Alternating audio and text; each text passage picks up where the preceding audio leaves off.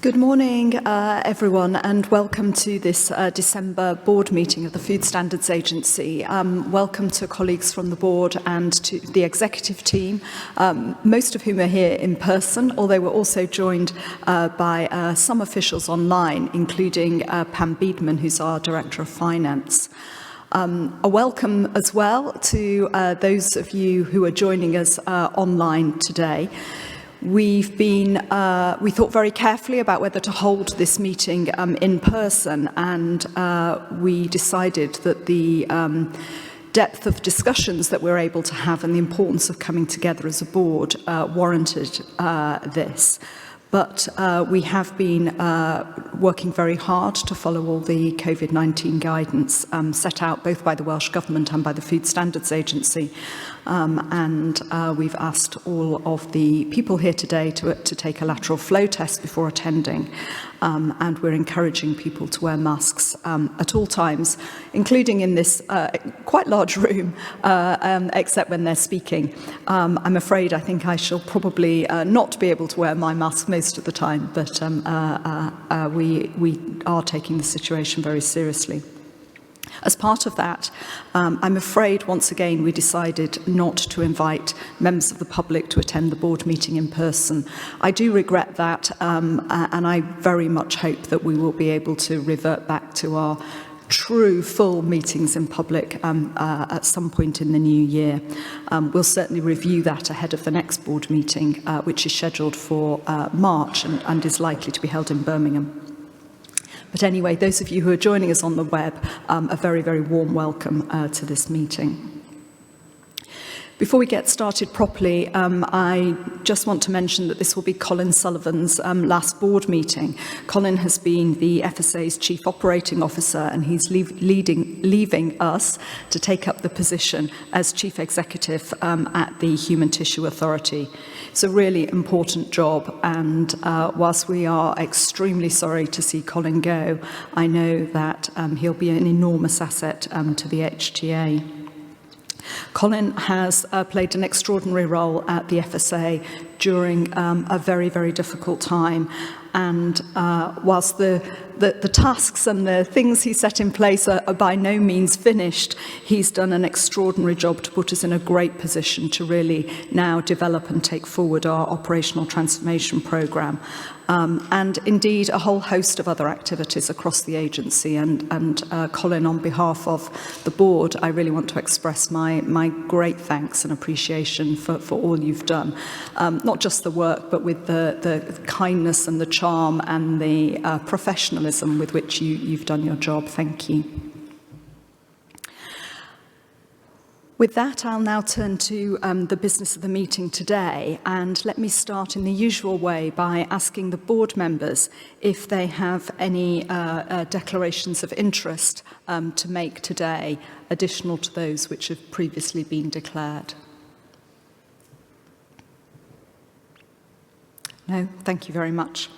And can I also ask whether any board members have any items that they would like us to consider in any other business? Just so we plan some time if need be. Okay, thank you very much. So in that case, we will make a start on the items. As regular watchers of this board will know, we have, during the pandemic, taken questions in advance from members of the public, and I'm going to invite Stephen Pollock, who's our Director of Communications, to read out the questions. I think on this occasion there is only one question which relates directly to the papers which we're going to discuss at the board meeting today, and a couple of other questions which have been submitted, which are about the work of the FSA but not directly related to the board meeting. We will treat as general correspondence and provide a written reply shortly. But Stephen, perhaps you can give us the question which relates to this morning's discussion. Yes, thank you, Chair, and good morning, everybody. There are three questions, actually four questions, within the submission from Catherine Gilbertson, who is a partner at the law firm Greenwood's GRM.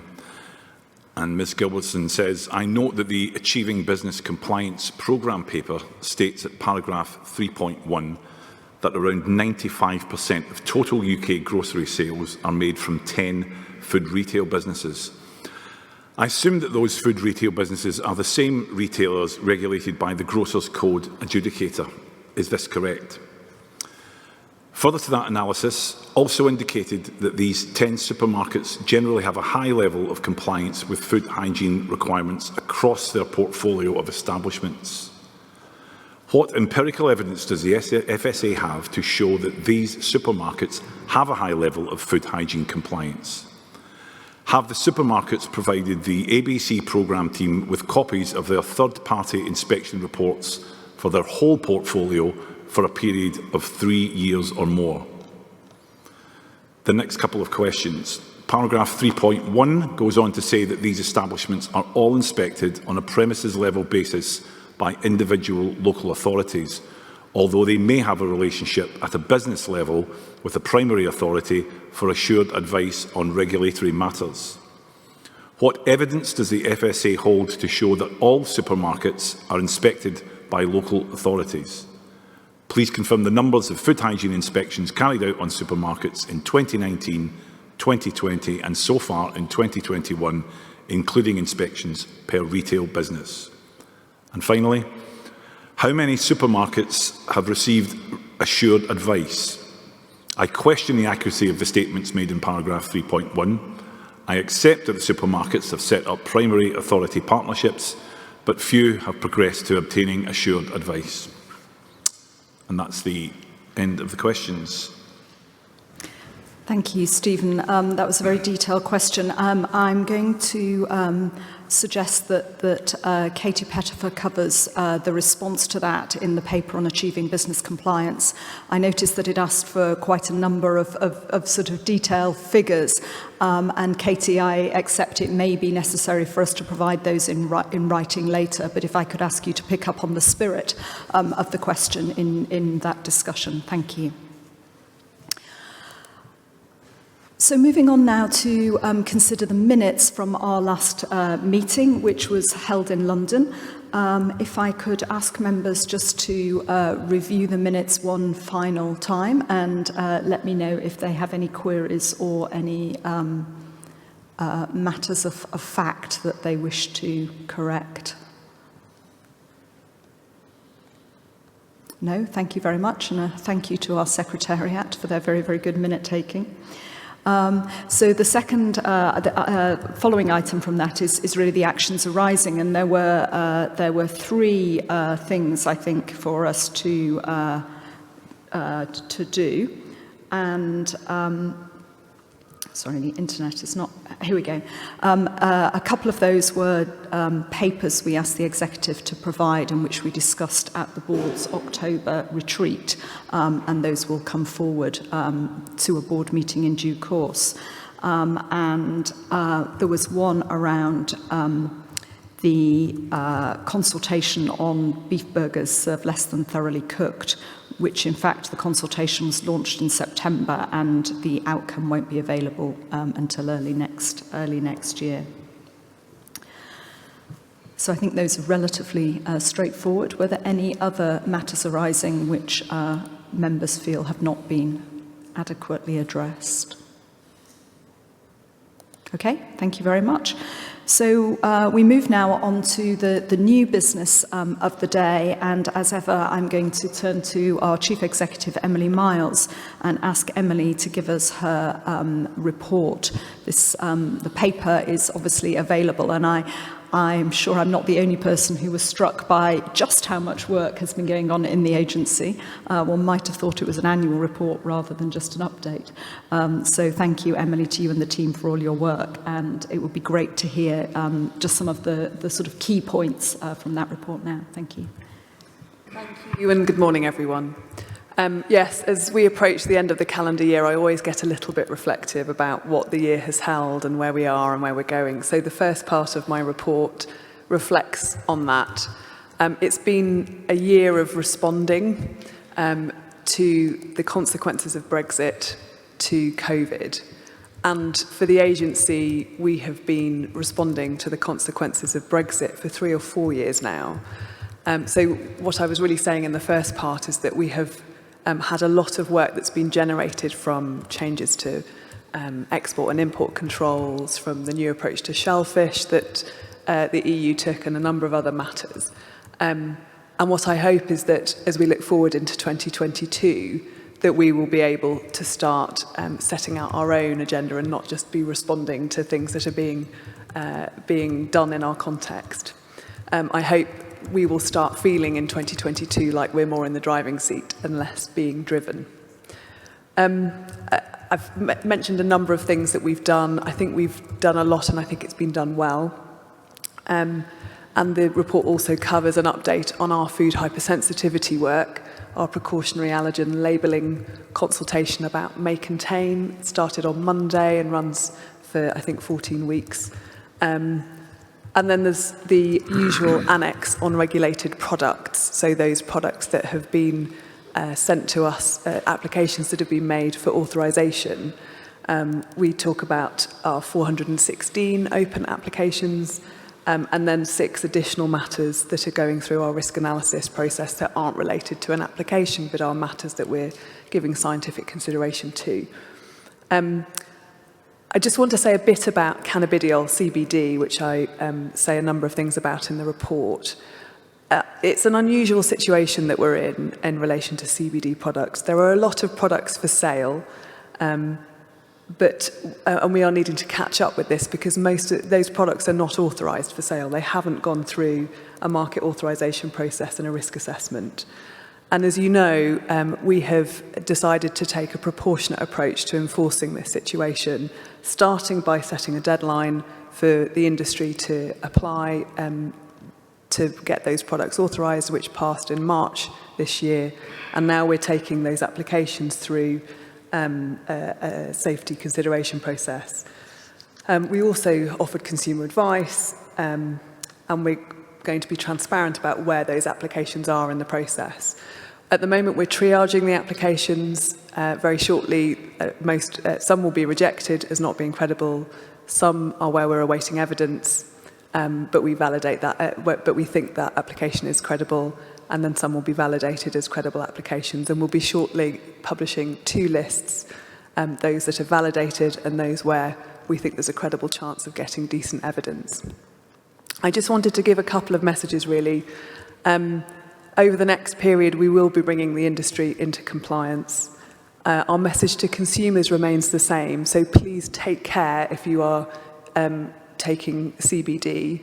We've suggested a maximum level of 70 milligrams per day for a healthy adult, and if you're a vulnerable consumer, we recommend on a precautionary basis that you don't take CBD, because, as I said, these safety assessments have not yet been completed. The message to the CBD industry and to retailers and producers is that you need to be responsible with the way that you're marketing and selling these products. And a message to local authorities, which is that in the next few months, you will need to step up your enforcement efforts on some of these products if they get rejected from our process. And we will work closely with you to support that. Just to mention at the end of my report, I mentioned the engagements that I've been doing, some of them with Susan, some alone. It's been a very busy quarter in that regard. I had one day where I met Prue Leith at lunchtime and Sarah Montague in the evening, which I thought was quite interesting. And last week I was able to give a speech to the Worshipful Company of Butchers, where I argued for the value of independent regulation with the meat industry.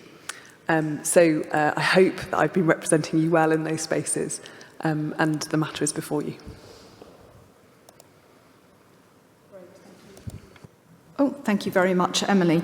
CBD is clearly a very, very important topic, and I think that it will be useful for us to be sort of kept closely updated in how that progresses. And I imagine that will probably need its own agenda item at the next board meeting. I think it's I appreciate the work that's gone on within the FSA on this. I know it has been a huge amount of work for the team, and it's perhaps I think it is important we get to that next stage of publishing the list very quickly, because it seems that almost every week there are more products appearing on the market. I think it's perhaps important to emphasise that if at any time any evidence does come to light that these products are unsafe, I think the public should, not have any, not worry that we won't hesitate to take immediate action to safeguard it. So whilst we have the process, I do think we also need to be very, very alert to any evidence of ongoing harms. I think there's two other things which I wanted to pick up on because they've been in the press. The first is that I understand that there is some evidence that some of these products are contaminated with THC, which is the sort of active component, and I think we are going to have to work very closely with the police and with the Home Office in relation to those products, which of course are drugs and not food. And I'm also worried about the health claims that are being associated with some of these products, and I assume the team are talking to DHSC and relevant people in relation to that. So I do think this is a slightly broader issue than just our regulated products process. And I know you're working on that, but I think it's important that people and the board should know that there is a wider perspective being taken in the agency around this.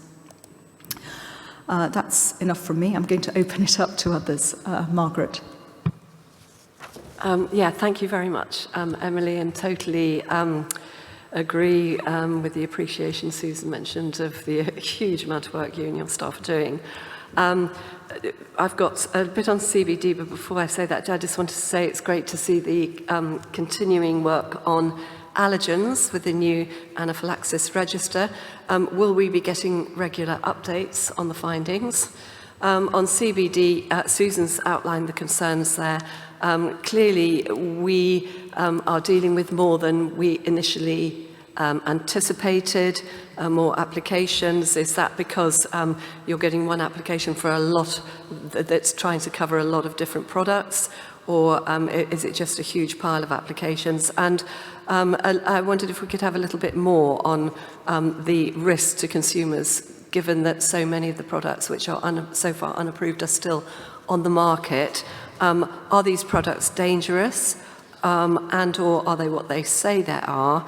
And what's the process for assessing the risk these products pose?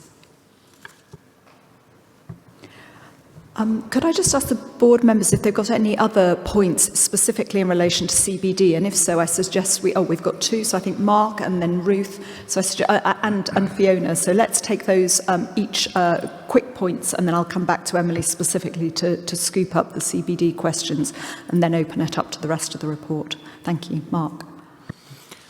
Thank you, Susan.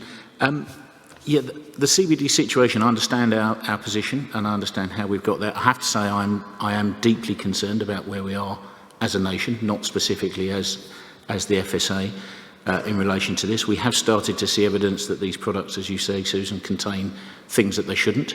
And we've also started to see some small-scale evidence that some of them don't contain CBD, so a more traditional problem. And I think that's indicative of the state of the market in these products. I would like to understand why people buy these products. Certainly some of the products that we've seen marketed are marketed in a way which suggests that they're marketed not perhaps for the legitimate purpose that we would like to hope people would attract these products to them. And I also would like to understand the help that we'll be providing to local authorities in terms of enforcement, how a local authority officer will know when faced with a gummy bear or a cookie or something on a shop shelf that it contains an approved version of CBD as opposed to one that we've rejected, and whether in fact those versions can be identified by testing or whether it's there needs to be a paper traceability exercise. Thank you, Mark. Lots of important points there. Ruth. Thank you. Just to come back to the harm question, I think at the moment we're in a situation where we would respond if harm came to our attention. I'd like to request that we formally ask the public health agencies and DHSC to look at what steps they've taken to monitor this rapidly growing lifestyle choice. There is precedent. We've had other types of products that have suddenly come onto the market. I can think of e-cigarettes as a recent example. They do monitor tobacco use, alcohol use, and so on. And I'm not sure I've seen enough evidence that this has now been incorporated into routine surveys or even special research questions on what are the health impacts of these products more generally in the population. So I think it's a request for us to ask other agencies to help us on this, because it's not our role to do the health monitoring. And the other point quickly was around information for the consumer at the point of sale. I know we have information on our website, but I do think it would be helpful if consumers actually had more information at that point. And is there anything that we can do as a regulator to ask the retailers to proactively give information about the general use of CBD at the point of sale? Really good points, thank you, Ruth, and just shows that we're just one part of a much more complicated government response to this. Fiona. Thank you, Susan. Yes, the request I wanted to make was that we have a very solid communications programme around this list, so that we're making it clear that there's a duty for retailers not to sell products that aren't on it, that there are lots of unknowns about the product, its safety, the risk to consumers, and also its contents. And I don't know whether we have sufficient sampling data to indicate that there is this risk of contamination with THC. I think that there's also a big unknown around how to manage this through online sales, because I believe that a lot of the sales will be going through that route. So it's making sure that people are aware that there's a list that is legal and that anything that isn't on the list is illegal. Emily, quite a batch of things, and as I said earlier, I suspect some of them may need to come back to a formal board paper, but any comments now? Thank you, everyone. So, Margaret's question, why are there more applications than expected? We didn't know how many applications we'd get. The 210 represent several thousands of products. And yes, so I hope that answers that question. What's the risk to consumers at the moment? They are unregulated. The products that are for sale have not gone through the market authorisation process that we think they should have gone through as novel foods. And so it does mean that there are some sharp actors out there who are potentially selling things where it's claimed to be CBD, but it's not, where there might be contamination with THC. That is why we're asking these products to go through the authorisation process and why we're telling consumers that they do need to take care. When our committee on toxicology, on toxicity, reviewed the evidence around CBD a couple of years ago, they said that there was not sufficient evidence to say whether CBD was or wasn't harmful to you. And it is exactly that that we are then asking those who've made these applications to provide, is the evidence that shows that it's not harmful. It is a principle of food law that businesses who are selling food need to prove that it's safe. So that is what our process is expecting. And when they go through the market authorisation process, it's quite prescriptive. It's a process we've inherited from the European Food Safety Authority. And the applicants need to provide a toxicology study. They need to provide a compositional bit of information about what's in the product, and that needs to have come from a reputable lab and so on. So there are standards that we've set about what evidence needs to be presented. Why do people buy them? We did do some consumer research in 2020, looking at the market as it was then, and it might be worth us repeating that. Lots of reasons people talk about it helping with sleep, anxiety, and so on. But as Susan said, some of those health claims, no health claim has been authorised or approved for these products. Mark, you asked about local authorities and what help we would offer. So one of the things we have required of the applications is not just what is the substance that they're applying for authorisation, but also what products are connected to it.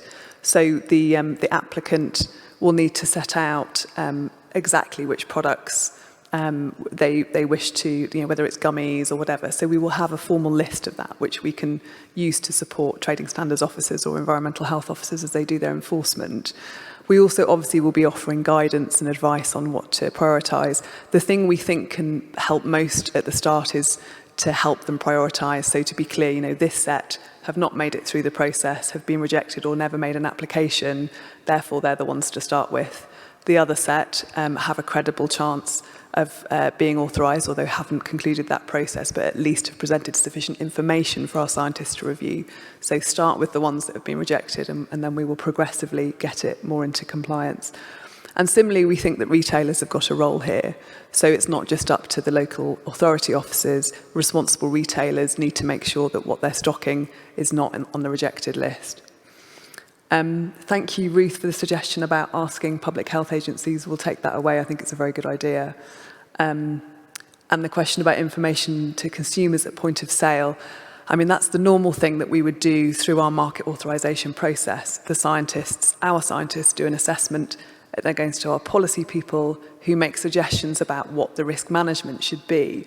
Should children not take this? Should the retailer make sure that additional information gets communicated at the point of sale? That's the point of the authorisation process.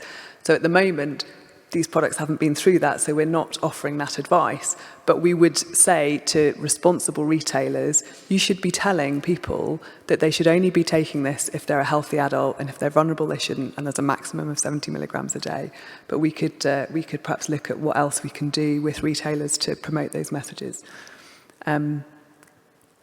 I think that answers most of the questions. Does Rebecca want to come in and say any more? I think there was additionally Fiona's point about online and whether we have any particular concerns or how we're going to deal with the online space. So when we get to having the two lists, so the list of validated applications and the list of applications where we think that there's a credible chance of providing sufficient information to be validated, we will absolutely be taking that to the online retailers.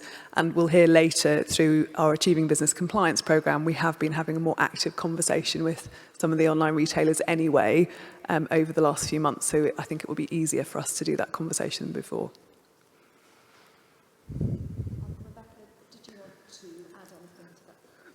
Yes, thank you, Chair.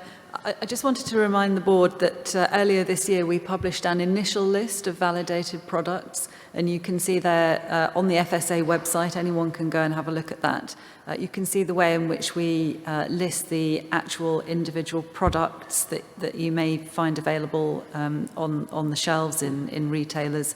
And local authorities are already using that, and local authority officers can contact us and do if they have concerns about particular CBD products and want to know more about the approach to enforcement. So we're already doing some work with local authorities, and obviously as we go forward and publish the main list, once we've completed our review of the applications, we'll be continuing to do that. Thank you. That's really helpful to hear where we are on this and look forward to hearing more. Can I ask if there are other points in Emily's report that people wanted to pick up on? Tim. Thank you. 2 points, but first just to congratulate Emily and the team on fantastic work around regulated products. I think a huge amount of ground's been covered and the team deserves congratulations, so well done. My 2 questions are slightly different. The first is around noting in Emily's report about shellfish imports. I was also interested in our work around home-produced shellfish, particularly with a growing number of reports where raw sewage has been emitted through some of the water companies, and I know there's consumer interest in this, and so perhaps our own scrutiny around home shellfish production will be of interest. So I'd just like to hear a little bit more about that, if that's possible, either now or later.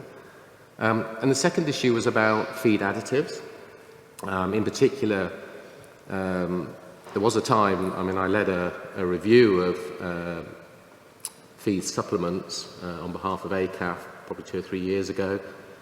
We hadn't envisaged at that time there would be additives to mitigate methane production through feed.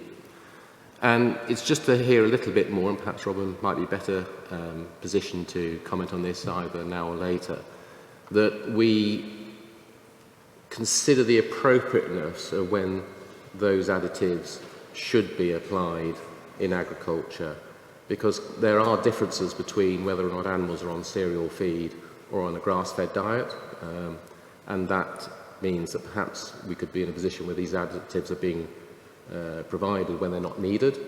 And so obviously the guidance that goes back out to farmers would be enormously helpful. So any comment on that would be enormously welcome. Thank you.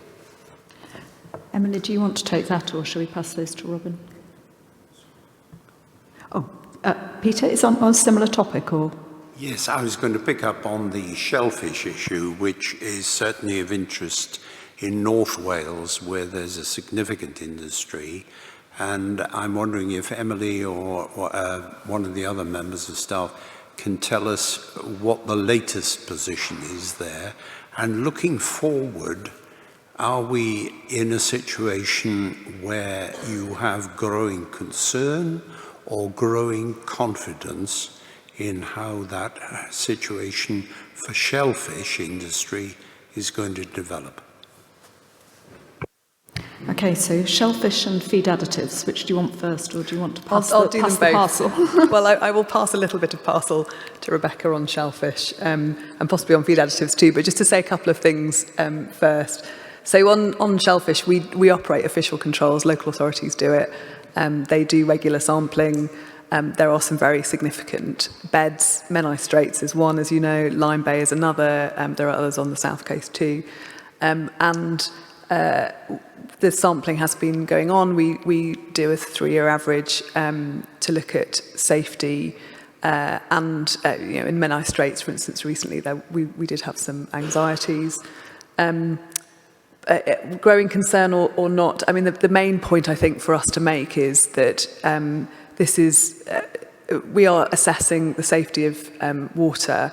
Responsibility for water quality sits with Natural Resources Wales and sits with the Environment Agency in England. And runoff and sewage and so on does make a substantial difference to this. We know that oysters are a risky food, that norovirus is something that you can easily get from oysters, and people should take care in cooking and eating them. Shellfish has always been something that we think needs particular attention, which is why these official controls exist. But Rebecca can say a little more about the actual situation of where we are. On feed additives, so the market authorisation process has deliberately factored in, and we've talked about this, what we call other legitimate factors to the consideration. So we're not just looking at the safety questions around feed. We would also want to consider what the implications were for agriculture, sustainability, and so on. And we would seek advice from DEFRA and others on that at that point in the process. And we would then present that advice to ministers as they approve the product. So, for example, we might say it's safe for the animal, but there are implications here for the environment, for sustainability, etc. And we would give ministers that information at the time. Thank you, Emily. Rebecca, do you want to follow up on that? And then I think I'm going to ask Robin just to add a little bit on the shellfish issue. Yes, of course. And just to say on shellfish, I'd be happy to come back to the board with an update on where we are. So as we've discussed before, we've been doing a lot of work with the shellfish industry. Obviously, we have excellent processes for ensuring that the shellfish that we produce are safe. It is a concern, obviously, when there's an increase in sewage outflows.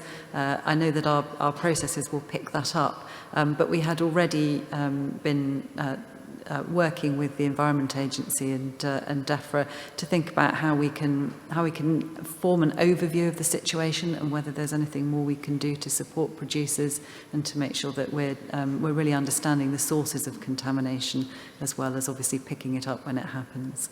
And just before we move on to Robin, once again, if I can just remind everybody that there is a full list of all of the regulated product applications available on the FSA website, including details of feed additives and of many different kinds. So we really do have a very transparent approach, and people can look there and see exactly what has been applied for and where it is in the process. And many of those are at the risk assessment stage. Some have moved on now to the risk management stage.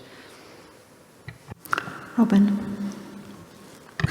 Thank you very much. Yes, just 2 points on both of those topics. So with regard to shellfish, I think it might be useful to the board to know that we have had a couple of meetings recently about more science we can do in this area. So one in particular with the Met Office, looking at better predictions of water runoff, storm, appropriately enough today, storm runoff, and the potential impact on estuaries. That's a long-running discussion, but I hope that in due course we'll have more accurate models that might help minimise the number of days where we have to change estuary regulations. And also, I've mentioned before at this meeting the PathSafe project, which is this cross-governmental genomic surveillance project that is just launching now.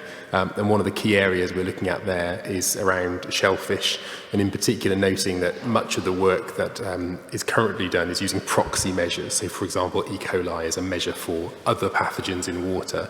That's for very good scientific reasons, but I think as we move forwards with whole genome sequencing technologies, we will be able to get a more refined look, and that will be something that will hopefully improve the situation in due course.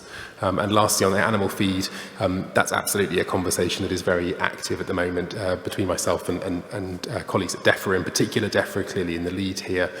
But I think that one of the things we would be very keen to see in due course is clear guidance about how things like food additives, food supplements, should interact with changes in diet that might result from things like the ELM initiative, for example, that obviously has been discussed just in recent days.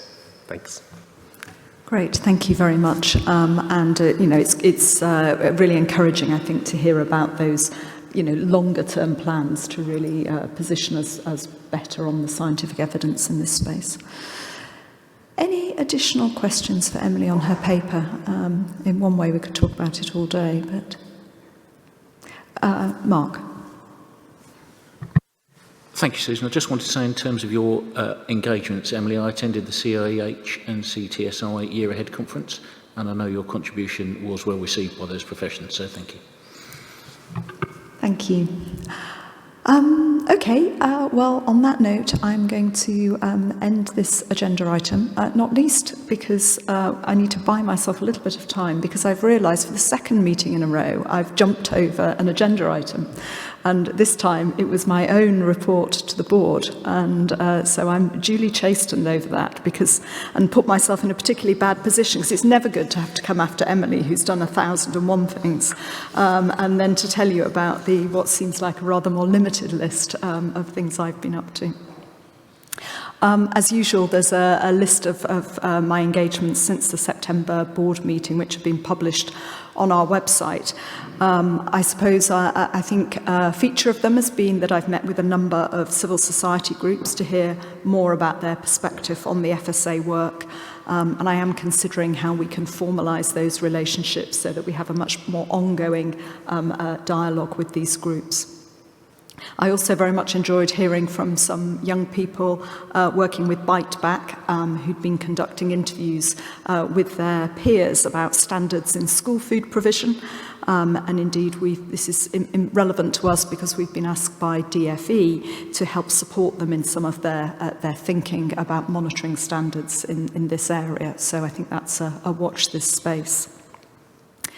We're here today in Cardiff, which is wonderful, but I also had in October a very productive visit to Northern Ireland and was able to meet with ministers, with the Chief Vet, the CMO, as well as the Northern Ireland Food Advisory Committee. And then yesterday here in Cardiff had some great visits, including I personally went to the Minton, Traherne and Davis laboratories to see some of the work they were doing. And then in the evening, the whole board were able to meet with members of the Welsh Food Advisory Committee. And that was a really important opportunities, I think, for the whole board to hear directly from people who live and work in Wales, who have their networks here. And for us to hear their views. And in particular, we talked about the Future Generations Act and tried to consider in a bit more detail how that might influence and shape some of the thinking we do more broadly in the FSA. So thank you to both NIFAC and to WFAC for the really valuable work they do in ensuring that the board absolutely hears views from the devolved nations. And I think finally, I just want to note the very successful conference we held together with Food Standards Scotland as part of COP26. It was a really lively day of presentations and discussions, and I think it was a tremendous stimulus to our thinking about the role of a regulator like FSA in responding and supporting the national ambitions to halt climate change. And I hope we'll be able to say more about that as we go forward. It's certainly something we're thinking very hard about as we look to develop the new FSA strategy, and that's something that will come up at the next board meeting. But I continue to really enjoy this role and hope to get out, meet more people, and really see the evidence of the fantastic work the FSA is doing out there in practice. Thank you. Peter, I can see you've got a question.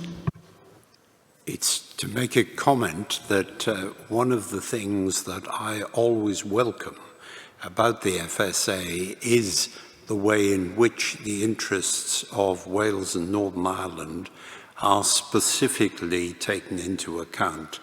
And in your abbreviated list of so many things that you have been doing in recent months, one might add a visit to North Wales on a fact-finding visit, and also you're coming to the two-day Blas Cymru event where the industry came together, and both of those were appreciated and underlined that involvement of the FSA in things in Wales.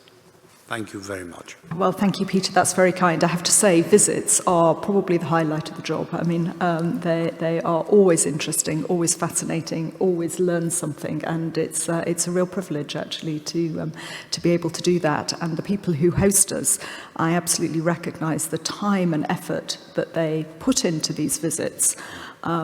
And so to all of them collectively, I say a huge thank you, because they are extremely helpful to us in our thinking. I also went to a couple of local authorities, to Chester and to Camden recently, and saw the work that the EHOs do there. And you know, I thought I knew what EHOs did, but I didn't know until I went out there and just saw not only the inspection work, but also the support that they provide to businesses to really help them to do the right thing. It was extremely impressive. David. Yes, Chair. It's just an additional point relating to your comments on COP26 in Glasgow. I hope you noticed, if you went round all the national pavilions, that the only way they could demonstrate what they were trying to do about reducing carbon was nature-based solutions, showing forestry, trees, animals and wildlife. Now, there's an even more important COP next year. It's called CBD 15, and that is the one on nature and biodiversity. Now, with enormous effort and money, governments can reverse climate change, but once species are lost, then it's totally irrecoverable. And I just want to flag up that as we look at how the FSA will pay attention to the COP26 and climate change, let's also keep at the back of our minds that species and biodiversity is an equally important, is an even more danger than climate change, and nature-based solutions are part of the solution in COP26. Message received, though I think you're preaching to the converted, certainly to me there, David, and with Robin sitting on my right-hand side championing this, it's not something we will forget in the agency.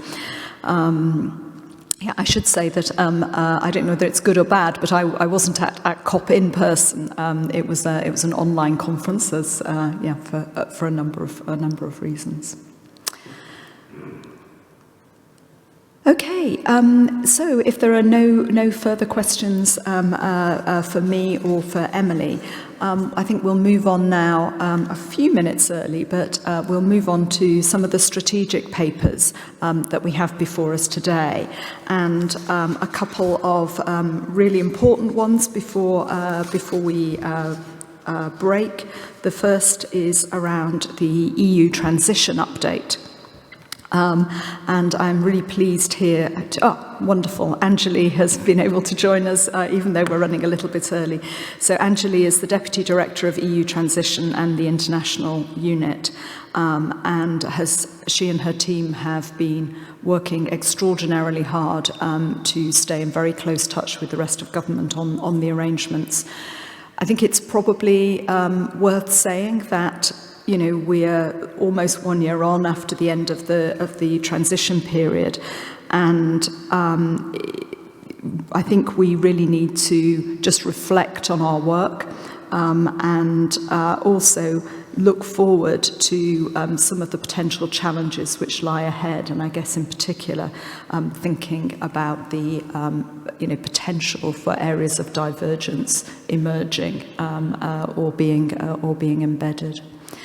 Anjali, why don't you present your paper to us, and then we'll have some more general discussion. Thank you.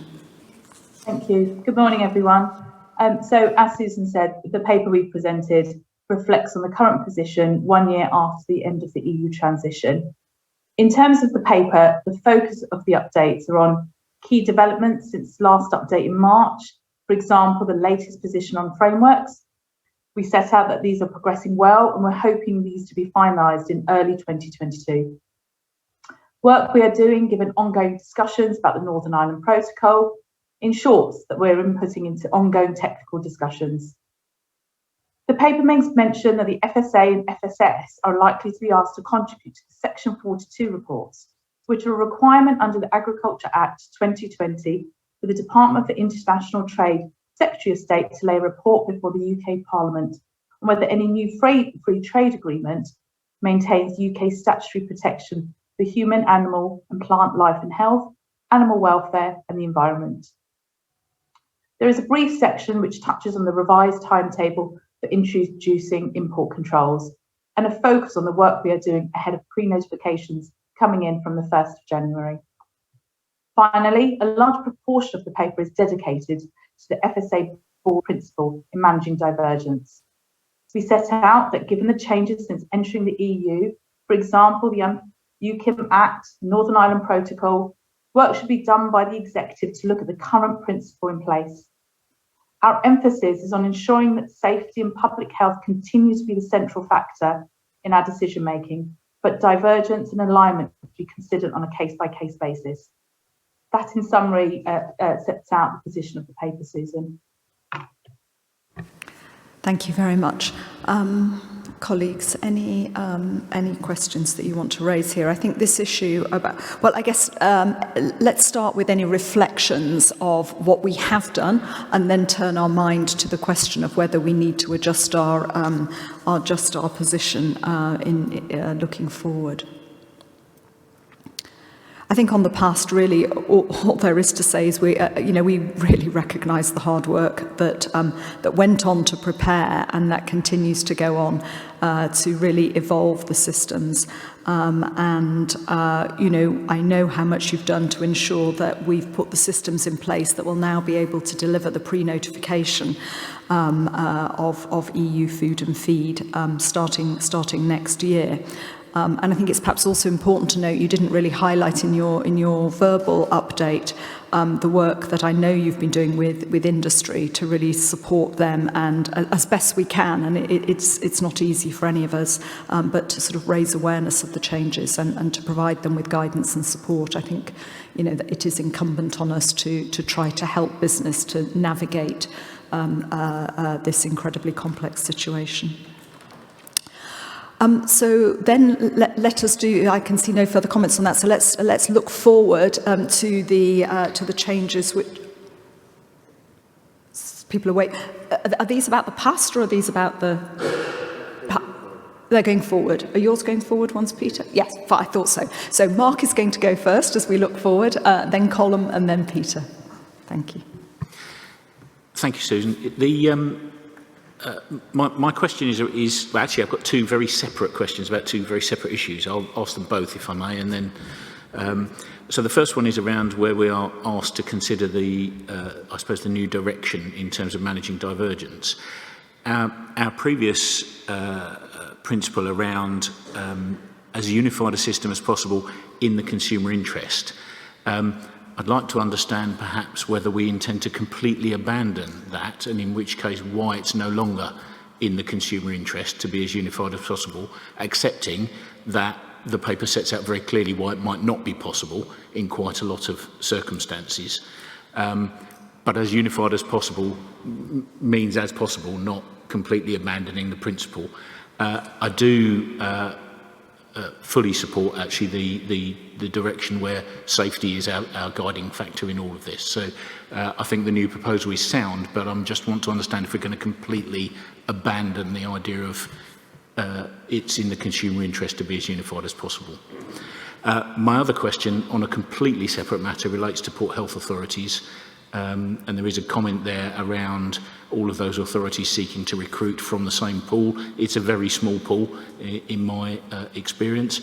My question is around what we can and indeed maybe are doing to help those professions to expand that pool and bring more people into those kind of specialist functions. I'm going to take these other two questions and I'll come back to the team. Colin. Chair, thank you, and Anthony, thank you very much for your presentation and indeed for the time you spent with NIFAC in discussion last week ahead of today.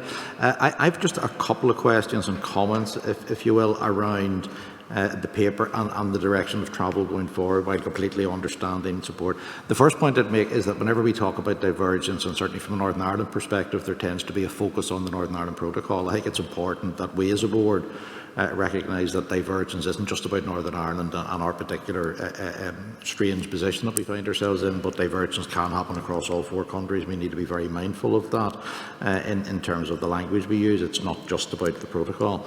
My question, I suppose, not a million miles from Mark's second question, is linked to the introduction of import controls right across the UK as we move into that, and we have, as I read the papers, probably about 6 months or thereabouts into the middle of 22 to get ready for that, which seems a long time, but isn't really.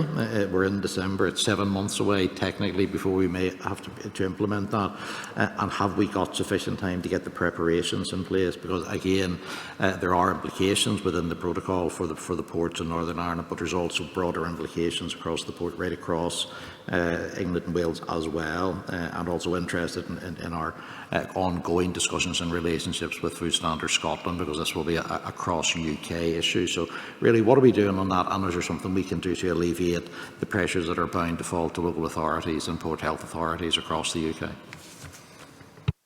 Thank you. Peter?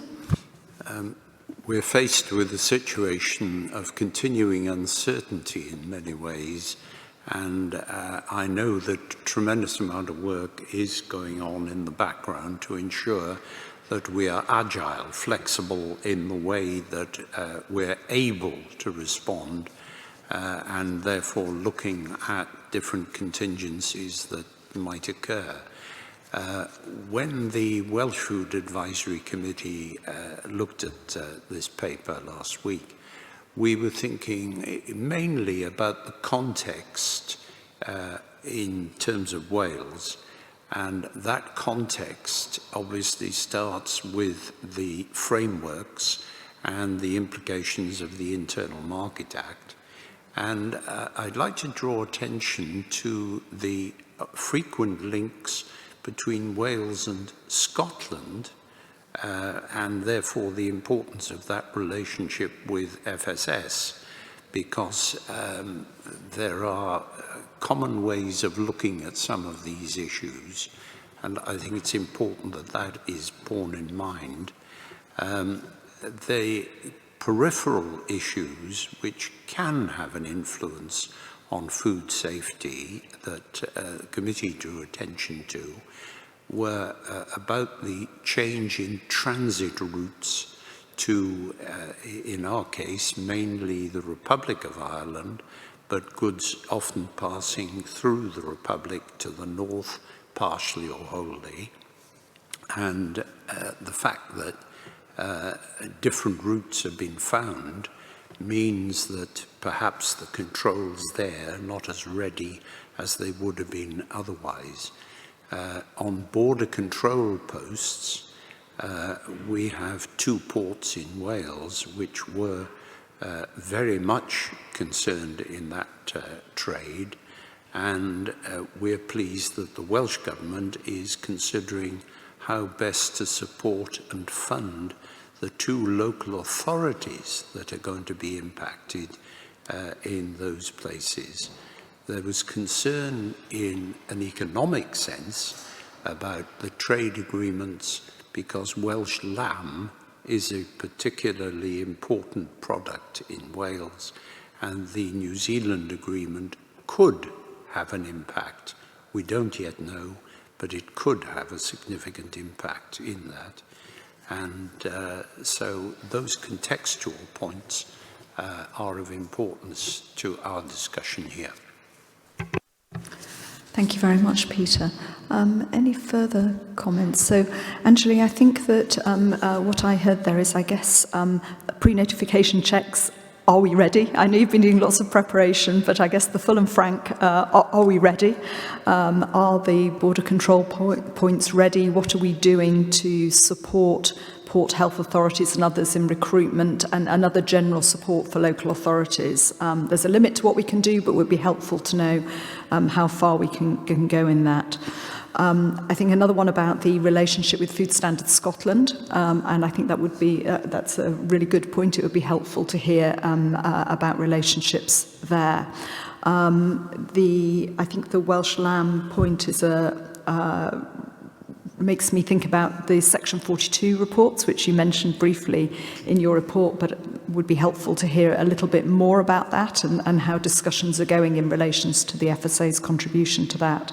And then finally, but by no means least, the quite very broad point that Mark made around the suggestions to the revisions of the principles and how we appropriately reflect consumer interest in that.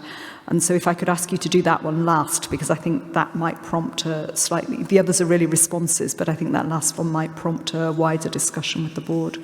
Thank you. Thanks, Susan. Thank you, everyone. So just starting with PHAs and this point about recruitment. We've been told the large majority of staff have been recruited. We have ongoing dialogue with PHAs. We provide them with support in terms of training. So hopefully I can provide the board with some reassurance on that. In terms of import controls more broadly and ongoing discussions with that. So I think for pre-notifications, we absolutely are confident that we're ready. And we've been, as Susan mentioned at the start, we've been working with industry through webinars, etc. So we are confident that we are ready, to the point that I think I make mention in the paper that some traders have already started on a voluntary basis to pre-notify, and we're hoping in the next few weeks we start to see some of that data. In terms of FSS, just to reassure the board, be it on frameworks, be it in relation to the risk analysis, be it with regards to import controls, we have very close working relationships with our colleagues in the FSS. We have it at working level all the way up to chief exec level, as you'll be aware. Emily, Rebecca meet regularly with their counterparts. So we have ongoing dialogue. We talk about issues affecting all the 4 nations. The framework set out the principles for doing that, although they're not confirmed. As you all know, we follow the principles in that. I know Peter mentioned around Wales and transits, etc. As you're aware, the Welsh Government, of course, is in charge of BCPs, but I know the team are always looking and feeding in input on those. I think that probably covers, apologies if I've missed anything on that, some of those questions around focusing on import controls. Anjali, could you just say a bit more about the Section 42 piece? Yes, Section 42. So as I set out, requirement from the Agriculture Act, and just highlight, these are to do with new free trade agreements. So we have some where we've had existing free trade agreements. The Section 42 process and requirement does not kick in. We're in discussions with the Department of International Trade on how the process will work. We've confirmed that the FSA and FSS have a role. The Trade and Agriculture Commission will not comment on human health. That sits firmly with the FSA and FSS. But now we're just working out, well, how will the Commission come about? How does the FSA and FSS feed in our views on any new free trade agreement? We've made clear our openness and transparency principles, and now we're just working through it. In terms of timescales, there's no clear timescales for any Commission around Section 42. reports. But what we do know is the Commission's not going to come and a turnaround required in 4 to 5 weeks. It's recognised this is a long process, so we will have time to consider our input. I hope, Susan, that answers those questions before I move to the managing divergence principle. Yes, thank you. Right. Yeah. Why don't you just make some quick comments on in relation to the paper, and then I think I might ask Emily just to comment more generally about this point, and then back to the board on it. Thank you. So Mark noted your point about saying why is it no longer relevant, the unified system as possible. I made mention of the changes we've had, the Northern Ireland Protocol, UKIM Act, and I think those things coming into place, we've got the frameworks, means by having a principle that sets out that our starting point is unified system as possible, it's not helpful to the organisation. We absolutely stand by the consumer interest, the food safety aspect being our starting point. But I wouldn't say it's so much abandoning. I would say what we're doing is tweaking in light of things that have happened and where we find ourselves today. So this is about neither alignment nor divergence. It's just saying that in every case we'll consider on a case-by-case basis, as opposed to having a starting principle of a unified system as possible. Emily, did you want to add to that? Yeah, just to supplement. So we're not at all ditching in the consumer interest, just to be clear, Mark. I couldn't do that on my watch. But I think the issue with the statement as it's phrased at the moment is it implies that alignment is an end in itself. And that's where our starting point. We actually think that safety and public health should be the starting point, and alignment might be something that comes after it. The issue that we've got, it's just no longer straightforward to aspire to alignment as a default because of the Northern Ireland Protocol, because of the Single Market Act, because Northern Ireland is aligned with the EU, and even, most days there are changes to detailed tertiary law around food that Northern Ireland has to follow that we're not keeping up with. That there are market authorisation applications that we've received that the EU haven't. It's just inevitable that there will be divergence even between GB and Northern Ireland. So to imply that alignment is something we should be aiming at is actually to slightly skew what we're up to. And what we think instead is that if you're giving us guidance, it should be that we should put safety and public health as the top issue, and that supplementary issues like alignment, like simplicity, we will consider, but the primary thing to guide us should be safety and public health. That's all we're asking for, is really just a recognition of the existing situation and to ensure that the previous guidance the board gave us is in keeping with the facts of the matter. Thank you. It's interesting. I totally support that general principle, Emily, but rereading, when it's extracted from the paper, just the exact wording, I suspect we could finesse that a little bit for the avoidance of doubt. So I think, we say that the central factor should be safety and public health. Absolutely. That's the foundation of everything that we do. But then we say other contextual factors will be considered secondarily on it. And I think that makes it sound more of a lower order priority than it actually is. In reality, it's right up there near the top, and we might just look again, I think, at the wording just to be clear to reduce the chances of it being misunderstood. Colin. Thank you, Chair. And just two quick questions on back of what Anjali and Emily have just said on that particular issue. Completely agree, we must keep the consumer interest front and centre in all of this. Just in relation to the Northern Ireland position and the need to continue to follow EU rules, I suppose my two questions or points are, number one, how do we keep up to date? We're not in the EU. How do we make sure we keep up to date with all of the changes if they're happening as rapidly as they appear to be? And secondly, which is really important as we move forward and accepting that there will be divergence, how do we make sure that we give consistent advice to government? It's up, if government choose to interpret that advice in the four nations differently, that's a matter for those governments. I think it's absolutely essential that we in the Food Standards Agency are seen to be given consistent consumer-based advice. I completely agree with that. I think the caveat is where, And I think it will be rare circumstances where the consumer interest operates differently in different countries. I mean, mostly, regardless of where you live, people want similar things. They have similar food values and so forth. But I can envisage there'll be situations where it just might differ occasionally. Emily? So how do we keep up to date? Angeli has a team, which she has grown, and they keep an eye on EU regulations and the changes. We also have a post that we fund at the UK mission to the EU, which keeps a close eye on things too. So we basically resource that function. The question of how we give consistent advice, our process for offering advice to ministers on public health and safety issues is done collectively with Food Standards Scotland, and we go through the risk assessment process with our scientists together, we go through the risk management consideration together, and we will advise ministers at the same time across the 4 nations about the approach, and we will be factoring in these what we call contextual factors as we do that. And if there is a reason to offer different advice in different nations, we would need to explain that. We also have said we will offer our advice transparently so that that can be reviewed.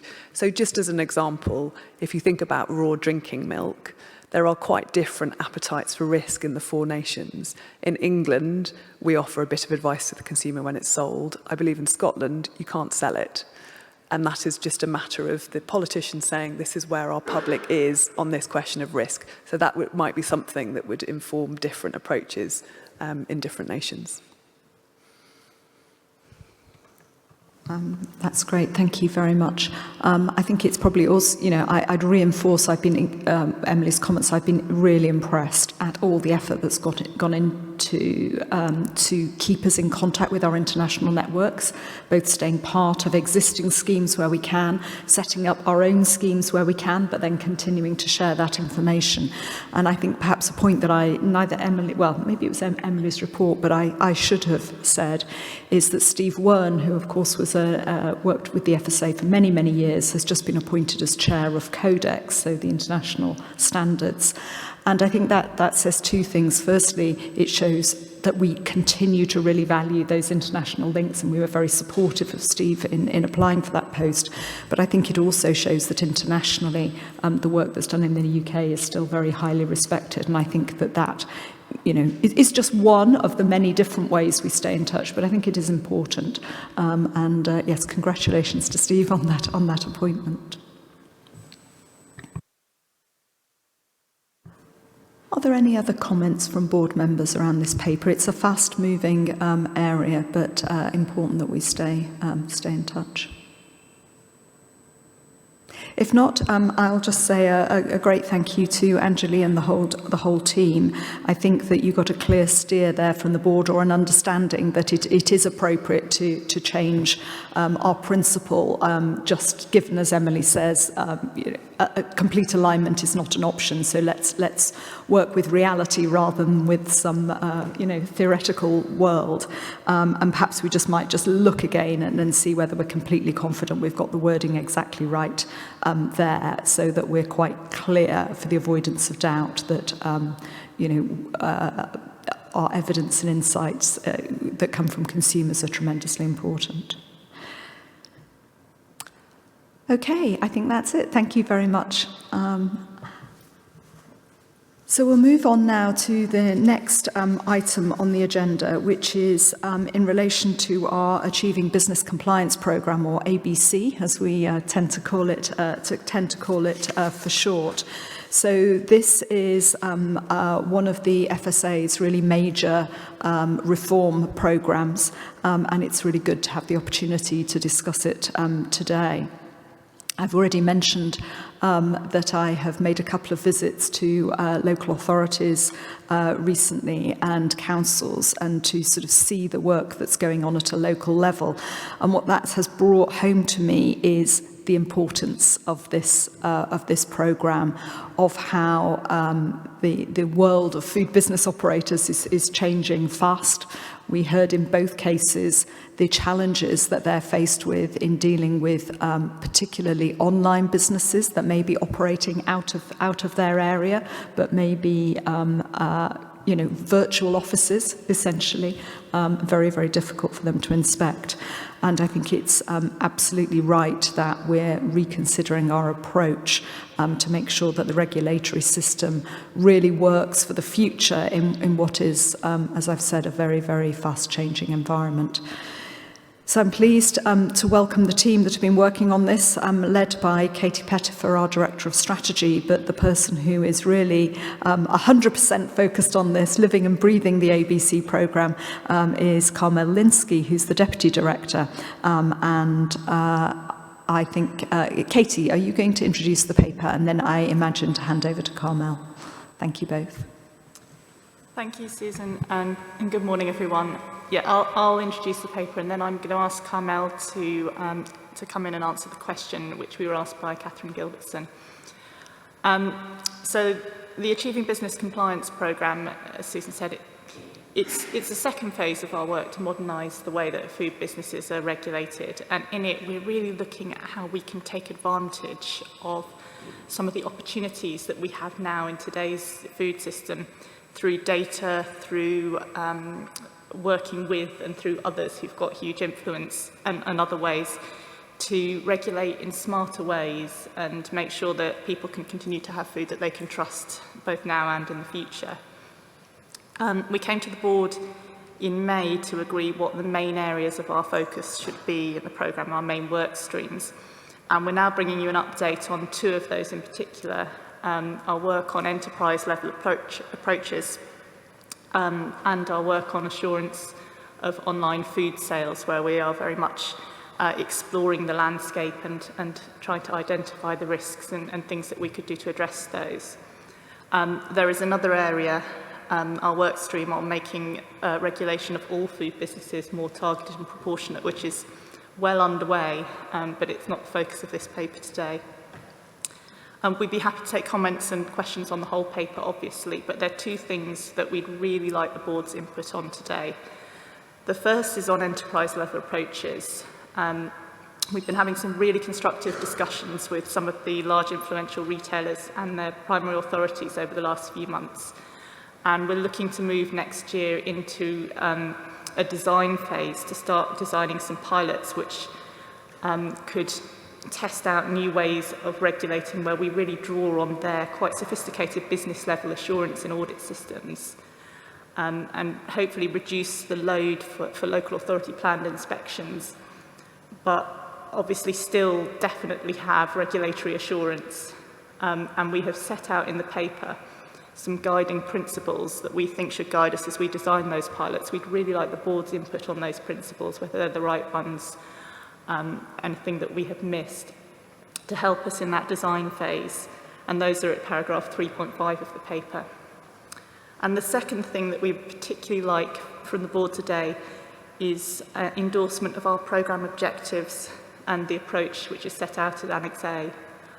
This is a programme which covers a really wide range of areas, and there are many different things that we might want to do and that other people and other stakeholders might want us to do. I think if we're going to succeed, we have got to be really clear what it is that we are trying to achieve and why we're trying to do it. As the paper mentions, we invited in an external team from the Infrastructure Projects Authority, so this is a team of really experienced programme managers and leaders to have a look at the programme at this early stage. And one of the pieces of advice they gave us was to take the time now to get really clear on what we're trying to achieve and why. So we've done that internally and with our senior team. We've set it out at Annex A, and we'd really like the board's endorsement of this, and that will then become our guide throughout the programme and through all our work with different stakeholders. So that would be extremely helpful today. I'm just going to ask Carmel if she could come in now and give us an answer to the questions that we have received, although I think we will also have to write on some of the detail as Susan suggested. Thank you, Katie.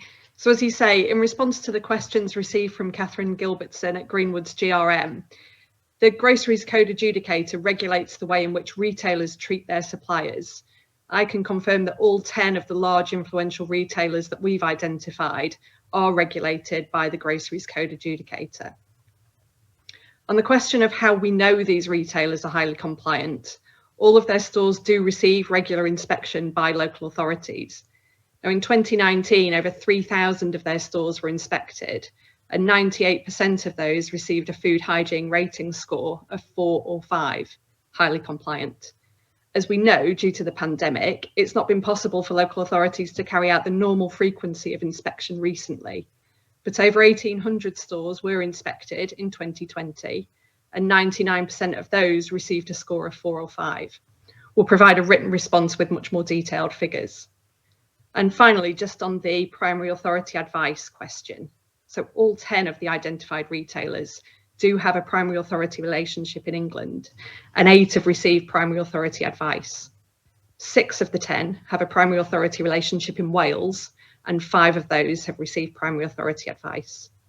So we'll provide further detail in writing, but hopefully that answers the questions.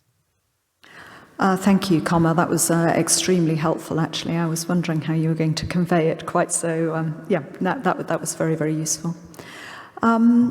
So I'll turn now to the board, really, on the substance of the paper. And I think Katie's given us a very clear steer about 2 things. First, for us to review the objectives for the overall programme. And then I think we'll come on to the sort of the guiding principles. So perhaps we can have a conversation about those 2 points first, and then obviously I'll open it up more widely for comments from the board on any other aspects. That's unless people feel there's something so pressing that they need to... Okay, fine.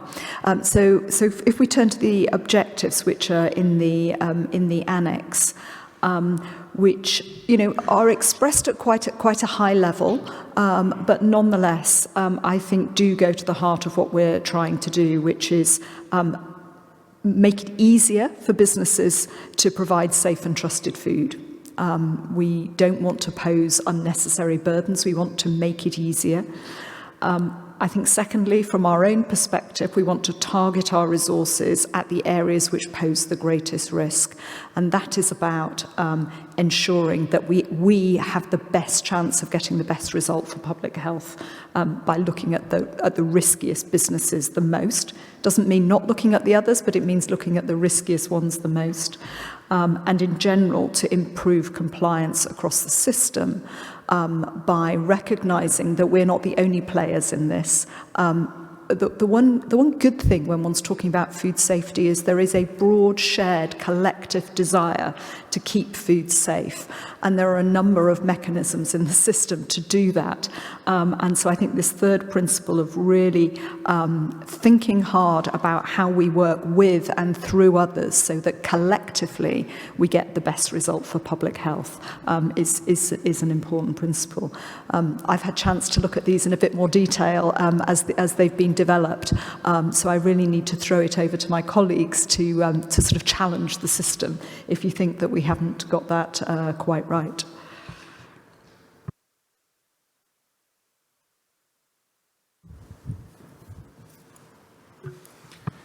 Thank you, Susan. So just focusing on the annex to start with then in those terms. A few comments, which probably include a couple of questions, if I may. We refer to in here the idea of a modernised food hygiene delivery model, but a new food standards delivery model. And I'm just wondering if that's an accident of wording and if we actually mean the same thing. Hopefully we do. There is a comment in here about compliance at premises level. And whilst I accept our desire with the influential retailers to perhaps look at enterprise level regulation, there is the impact of local management. So I don't think we can completely rule out compliance at premises level, and indeed I don't think we should. And I would just like to reflect the fact we mentioned primary authority in here in terms of assured advice, but primary authority also contains the ability to have inspection plans at that enterprise level, and that might be something we want to consider in terms of the premises level assurance that those businesses are compliant. And my last comment is perhaps a very minor comment, but at the very end it says, what does success look like? And success looks like all food is safe, and I'd like to think it also looks like all food is what it says it is. Thank you. Fair challenges there. Peter. Two thoughts. The first is something that is about the approach, and that is that it is risk-focused. And I think if one thinks of the way boards across this piece look at things, risk focus is very often something that a board considers. But in no field other than food is risk quite so important. And I think that risk focus is exactly right. And therefore I'm content with the broad approach. Something very specific, which the Welsh Committee picked up on, was this constant use of the term influential business. And we know what we're talking about. It's about market dominance, about the size, the influence on the market. But step back and you're the man in the street and you hear about influential businesses, that the FSA is very focused on influential businesses. Who's influencing the FSA, might that man in the street be saying? And the Welsh Food Committee picked up on that and wondered whether we ought to define it a bit differently, a bit more clearly, and put that across. And I thought afterwards, maybe really what we're talking about is simply the largest businesses, and maybe we can use a phrase, a slightly longer one would be the largest market impact businesses, which actually says what we mean. It's a longer phrase. Shorter one would just be the largest food businesses. But please, can we have a little look at that? Because it's capable of being misunderstood. Yes, I think that actually is a really good point, and we've slipped into using this, and we know what we mean, but actually I think you're absolutely right, that is open to misinterpretation. And for some consumers, the influential food businesses in their local area will not be the big retailers. They'll be the corner shop where they get most of their food from. So I think that's a good point. We should look at that again. David. Thank you, Chair. A few quick points. First of all, I entirely endorse the direction of this paper. I support the conclusions, and I hope we implement it. Secondly, this may be the only place in the agenda where one can raise it. At the excellent visit to Cardiff Metropolitan University yesterday, we saw some incredible technology. People could wear digital glasses, they can go around and inspect things. The video is fed straight back to the central computer. You could have someone there directing them what to look at. Could officials look seriously at that? Because I think it can really improve our efficiency, whether it's in meat hygiene inspection or whether it's for EHOs. But my main concern, the main point I wish to raise, is the assurance on online food sales. I'm deeply concerned about them for a variety of reasons. First, it's some of the big courier operators who have moved in, and quite frankly, my personal opinion is they've no concern about the quality of food. They're there to make money from their delivery systems. I'm therefore worried about the quality of food ready to eat, which may arrive at someone's home after spending 20, 30 minutes in an insulated bag on the back of a cycle courier. My other main concern is the prevalence, so the the sourcing of that food initially. We all know there is criminality in food. A lot of the food which may not be fit for human consumption ends up in the lower end of the catering trade. It's bad enough in some of the takeaway shops we see, but I do read, and I believe it's authoritative, that I may go online, order food from which I think is a proper legitimate restaurant we might all go to eat, but the food is not cooked there. It's cooked in some warehouse under the arches with 20 other restaurants, all with a whole variety of food, maybe from pizza to kebab to Italian to Mexican. And I think the quality, the food there is not what we think we're getting. So it's not food we can trust on the basis it may be contaminated. It's not food we can trust, and the sourcing comes from the proper restaurant. So please, as far as we possibly can, let's try and find the maximum resources to look at all aspects of online food sales, which I think are a threat. Thank you, David. I mean, I think that, as you know, online is a big part of this programme, but I think you also make a very good point, which goes to the heart of this, which is that we need to focus our resources on areas of greatest risk. I haven't seen the detailed breakdown on where these delivery companies fit, but I share your concern that it's a part of the food system that we probably know less about, simply because it's happened so fast, and of course that growth has been accelerated during the pandemic. But we certainly need to focus our resources on areas of greatest risk. Ruth? I know Colin wants to come in, but I just wanted to pick up that assessment of risk of online sales. And recognising with paper later on in the Business Committee about the pressure on local authorities, we also know how much pressure the public health agencies are under. The traditional model of investigating outbreaks and cases, it's very much premises-based, it's in the locality, maybe national. These are global companies, and I suppose I just want to be reassured that we're confident that we are thoroughly investigating cases in a way that would enable us to track this back to those sources, because it's a very different type of epidemiological investigation and probably more complex. So again, another plea that we draw in the resources of our public health agency colleagues in environmental health to make sure we do have the evidence of what is the level of risk that we're currently facing. Thank you, Ruth. I'm going to go to Com and then to Margaret and then Fiona, and then I will come back to Katie and Carmel and Com. Chair, thank you, and Carmel, thank you very much for the paper and the discussions both here and last week at NIFAC. Just a couple of questions, so, one around online, one around enterprise level. Enterprise level, first of all, I suppose my question, I note there are 10 detailed supermarkets in there, 7 of which operate in Northern Ireland. Unfortunately, of the 5 we've already been talking to, only 2 operate in Northern Ireland. And just a question, is there any reason, is it just scheduling, that we haven't got to the other 5, all of whom operate in Northern Ireland? Bear in mind, we don't have primary authority.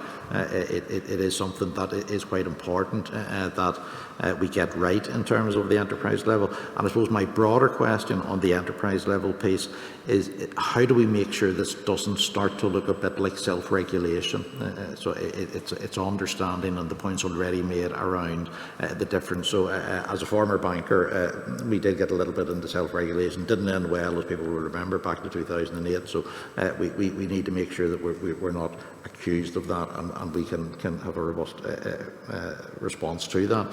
The other question around the online sales, this is something that we're dealing very largely with global companies. You know, it's not just the Uber Eats and so forth. There's stuff going on Amazon. There's stuff going on Facebook and so forth. And online activity is not just about food. I just wonder to what extent we are collaborating with other regulators within the UK who will have similar, not on the food side, but there could be great learning from the other regulators. So to what extent are we taking that learning and sharing ours with the other regulators? I think I've lost my order, but I think it was Margaret next. I will ensure everybody has a chance to say their piece. Yes, a lot of my points have been made, which is great. I agree with them. The online food, combined with what Mark mentioned about local managers not all being of the same standard necessarily, I think with targeting of risk in this type of way and the regulation on the enterprise level approach means that we are going to need to rely more heavily in future on intelligence on the ground. Thank goodness we are expanding the food crime unit. I think that's important to remember, that we will have to have that kind of intelligence, and also from local authorities. And the pressure here is to ensure that we've got compliance and we've got safe food, but without dropping our own standards. There are issues for us with staffing, with local authorities, with staffing. And as David has raised, that in future we are going to have to accept that there will be fewer physical approaches, fewer physical inspections, and therefore I would really emphasise that we need to start thinking much more about the future, about the way that we can do this remotely. And the fact is that we saw yesterday that the technology is already out there. And I think that's going to be helpful. And then finally, FHRS goes without saying, we want it mandatory in England. We mustn't lose sight of the way that even with it not being mandatory, it has changed behaviour and improved food safety. So my question is, how often is that something you and Emily are able to raise when you meet ministers? Okay, who was coming next? Fiona, were you going to make a comment? Yeah. Thank you, Susan. A couple of comments. One is about online, which is to what extent so far have we been able to establish whether there's an infrastructure within some of the larger online businesses who are increasingly looking at having a hybrid model, so they've got online sales as well as retail outlets, and that can go vice versa. Some of our retailers are doing online collaborations, and whether those infrastructures can help us to scope what we do with online systems. It won't be easy, but there may be some models there that we can look at. Do we have in-house resource who've got experience of working in online? Is that something that we can bring in to help us to build that process? And then the second point was about local authorities again. How are we going to avoid the risk of local authorities deprioritising keeping tabs on what's happening through the larger operators, so that they don't lose resource from the system, because we know that that's a problem already. If people's budgets and teams are stretched, we don't want inspection of these premises to fall off the list of things to do. Thank you, Fiona.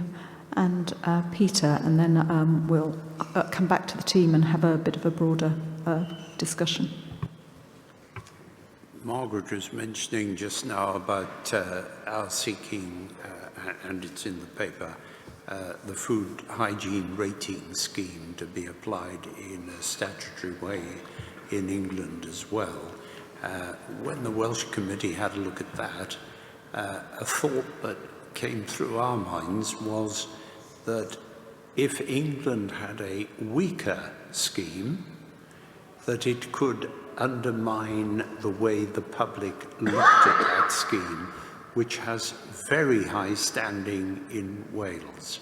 It's because of its statutory nature, because of its general nature, it's well understood and has a high standing. Please, in what we're advising, try and ensure that it doesn't get undermined through a back door. So thank you, colleagues, for a huge number of questions there. I mean, we've sort of drifted well beyond the objectives, but I think the first thing to note is I haven't heard anybody not broadly signing up to those objectives of the programme, so I think that is very helpful. I'll turn to the team to respond to some of the questions, but I'm going to take two off your list, which I think I can deal with. The first on FHRS. I think the board is wholly united in believing that we need statutory we need to put it on a statutory footing in England. We've seen the benefits of this in Wales and Northern Ireland. And I'm pleased to say, have very recently written to represent our case to the to Secretary of State. It previously went to his predecessor, and it seemed timely, given that both he and I are relatively new in our post, to revisit that and to represent it. And I have to say, I think the evidence case for doing so is overwhelming.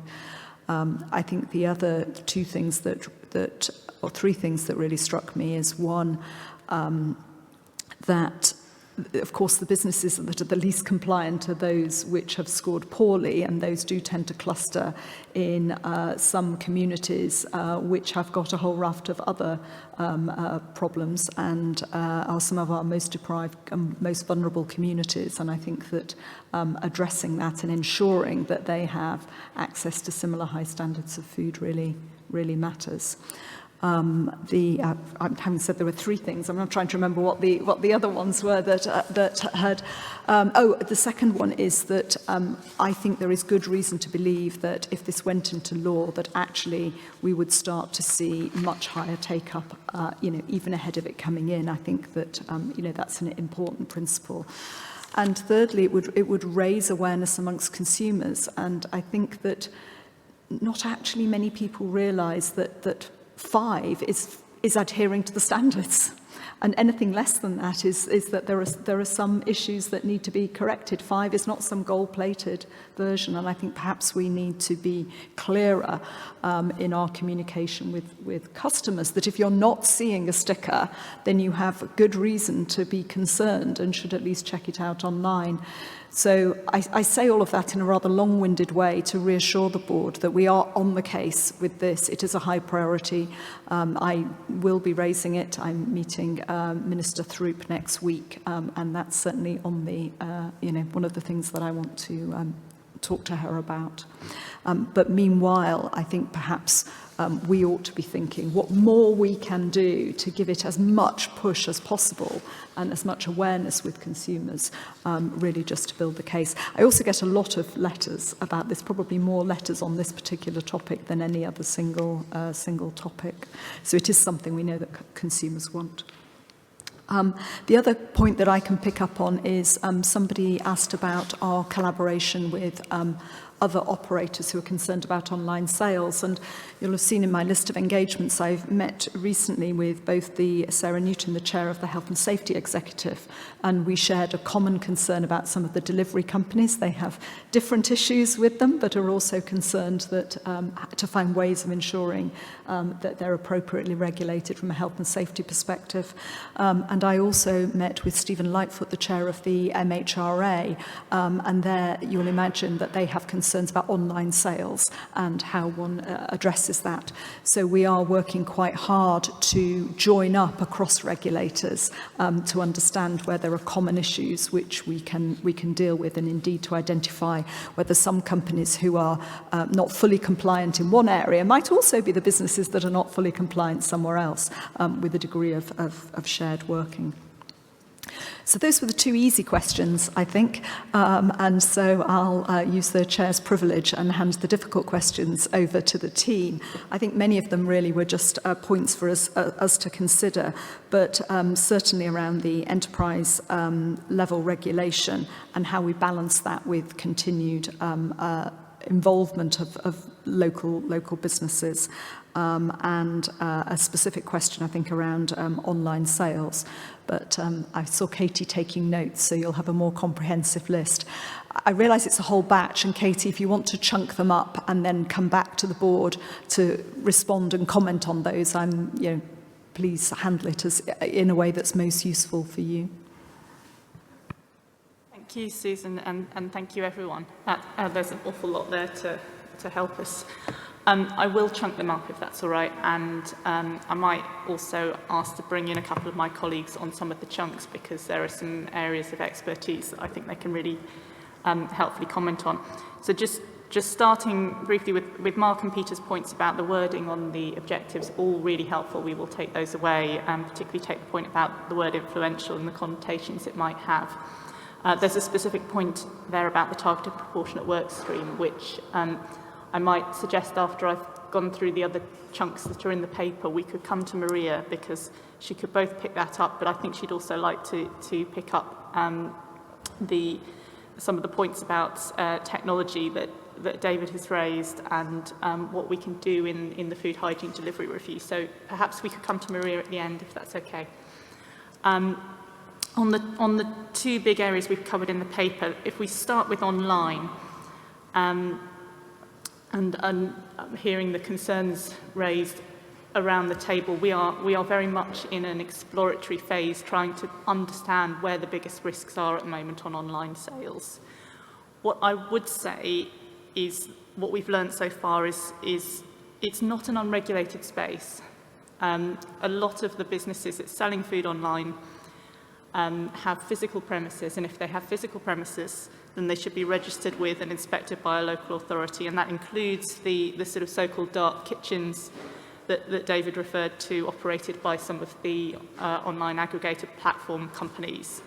So part of the question we've been trying to answer is, are they actually registered and being inspected? Because that gives us comfort, and in other parts of the programme we're then trying to enable local authorities to have the time and resources to make sure that they can focus their energy on the most risky spaces. So it's not an unregulated space, and the other thing is that the online aggregator platforms, and I hear David's concern about them, can be a really useful force for us for two reasons. One is that they have an awful lot of influence through the system over the businesses that they're letting onto their platforms. And we heard that, I mean, when Susan and I went to Camden and talked to the local authority, they were talking about the impact of the decisions that the online platforms are making about what food hygiene rating score you have to have in order to be on the platform. Many of them have a minimum of 2 or 3. They use our API to get data about the businesses that register with them. That is a potential tool and something that we can look to use further with them. And the second reason why they're very useful is because they're incredibly data-rich companies. And in a moment, I might suggest that we ask Julie to say a little bit about particularly Fiona's question on the infrastructure they have and whether it can be used for us, because that's one of the things we're very keen to explore in the online work stream. And the final point there is that we have specifically recognised in our programme objectives that we want to work with other regulators. There are a lot of regulators whose areas of responsibility cross over in the online space or join up, and so that is very important to us. But if I might bring Julie in on online, and then can I suggest we come back to talk about large influential retailers, which is the final chunk. Yes, thank you very much. Yes, I've been leading the online work stream for Katie, and we've been doing a lot of work in this area over the last year or so. And I think we've talked to the board before about our initial piece of work, which was to better understand the online space, because there are lots of different operating models within that space. So we've created that taxonomy to actually be able to understand, to be able to describe what we see, whether huge multinationals like the Amazon or Facebook, right the way down to tiny micro businesses. We've been looking at that world and observing how it's been behaving through the pandemic, because that was also quite interesting to see that world. So what we can see is that they start to follow a number of classic models, but we also can compare them to maybe the traditional sector, the more physical based sector, and what we can observe there is they're digital first, they're extremely data rich, as Katie says. They move very fast, they enter the market very fast, they sometimes leave quickly, they change the business. So we're starting to understand how they operate.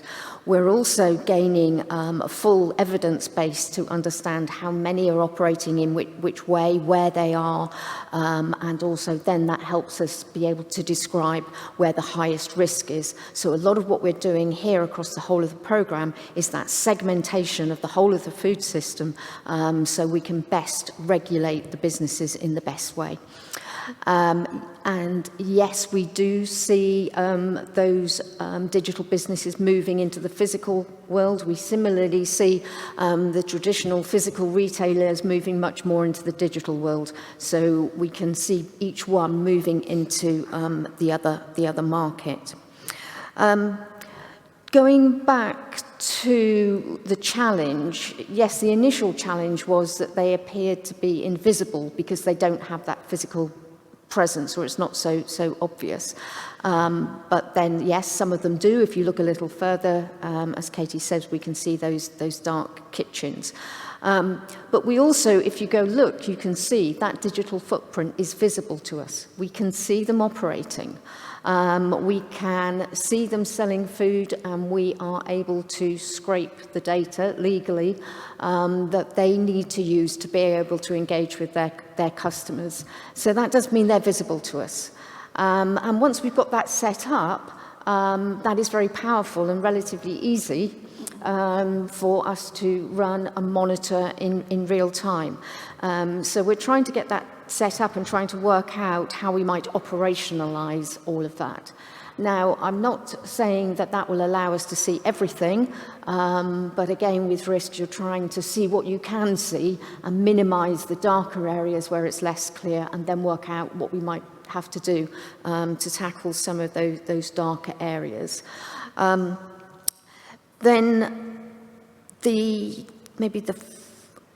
in doing that, we're creating maybe a number of sort of quite innovative tools to help us monitor what's going on, and also be able to offer them to local authorities to allow them to better communicate with these businesses that are classically quite hard to reach. They sort of hide behind that digital facade. So any way that we can help both ourselves and our local authority partners to communicate with them, I think that will be helpful.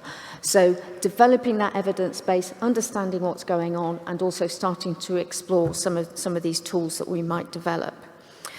Julie, could I just, I mean, it's fantastic to hear all of this, and I know a little bit more about some of the really innovative work you're doing. Perhaps it would be helpful just to clarify the board in talking about we can see this and we can do this and so on. Are you envisaging that we, the FSA, will take a greater role in monitoring these businesses, or are you simply suggesting that we will do this initial work prior to supporting local authorities to continue managing in the way that they do?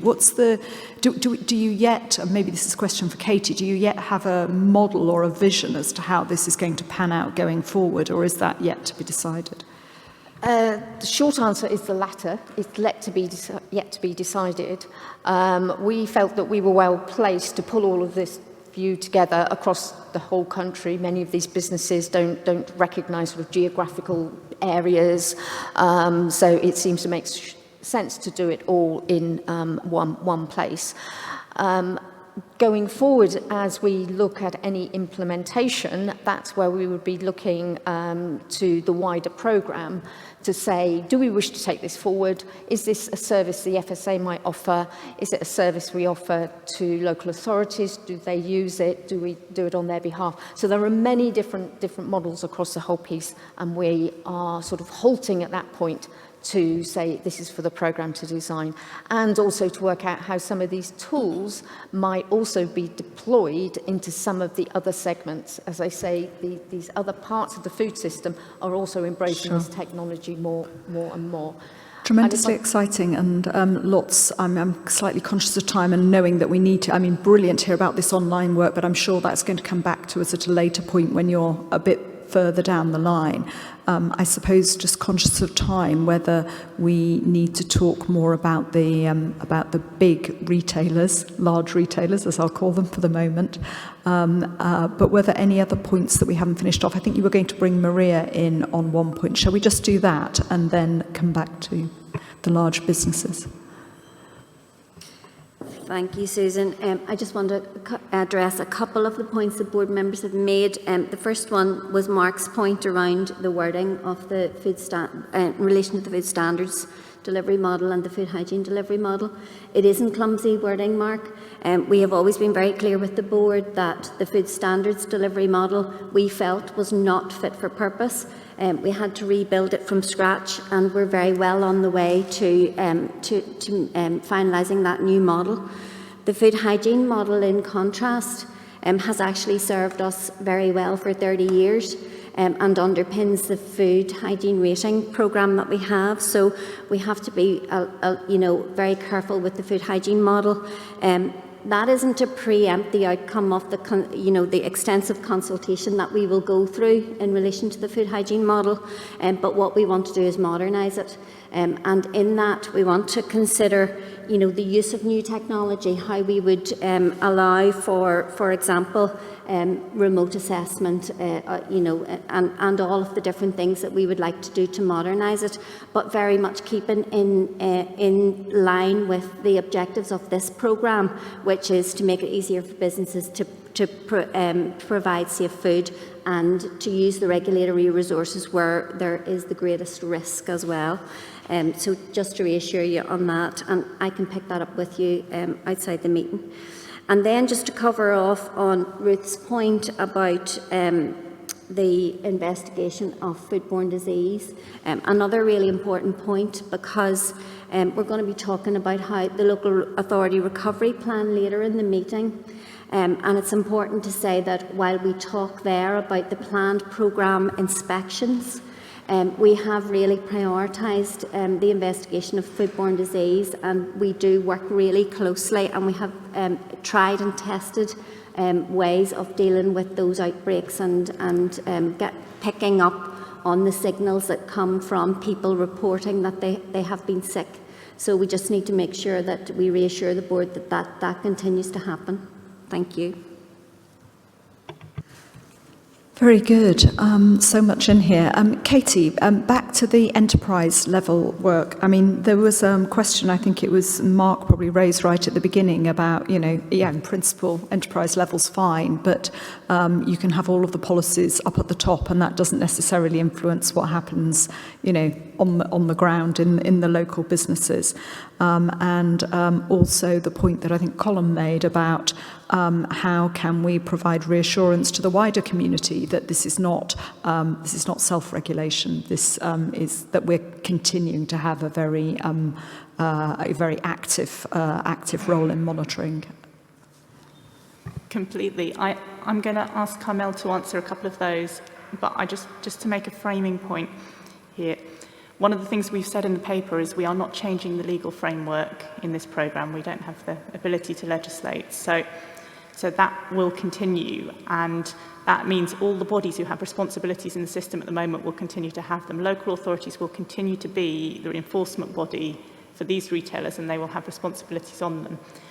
We are specifically trying to reduce the amount of resource they need to direct at planned inspections as part of this work, but they're always going to have a role in going in and enforcing, and that goes to the self-regulation point. I think one of the things we have to determine is how much assurance and checking is enough and what happens when things go wrong. But I do want Carmel to come in and answer particularly the points about engagement with local authorities and Northern Ireland, because I think that's going to be really critical as we go forward.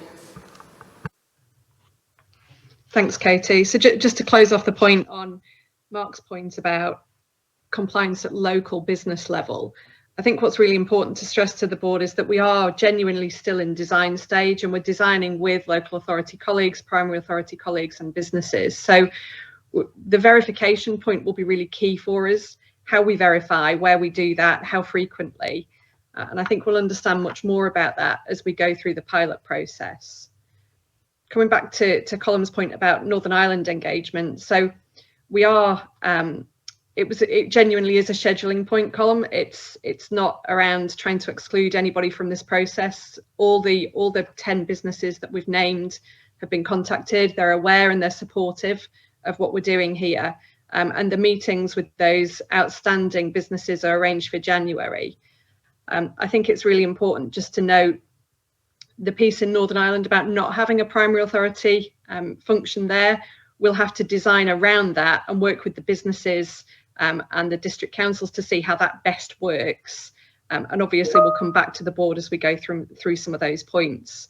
Finally, I'd just finish off by saying it's really important, the points that I think Margaret and Fiona have both made about not overburdening local authorities, but at the same time, to do this right and to design it correctly, we will have to work through some of the local authority existing functions in place to engage those colleagues with this process.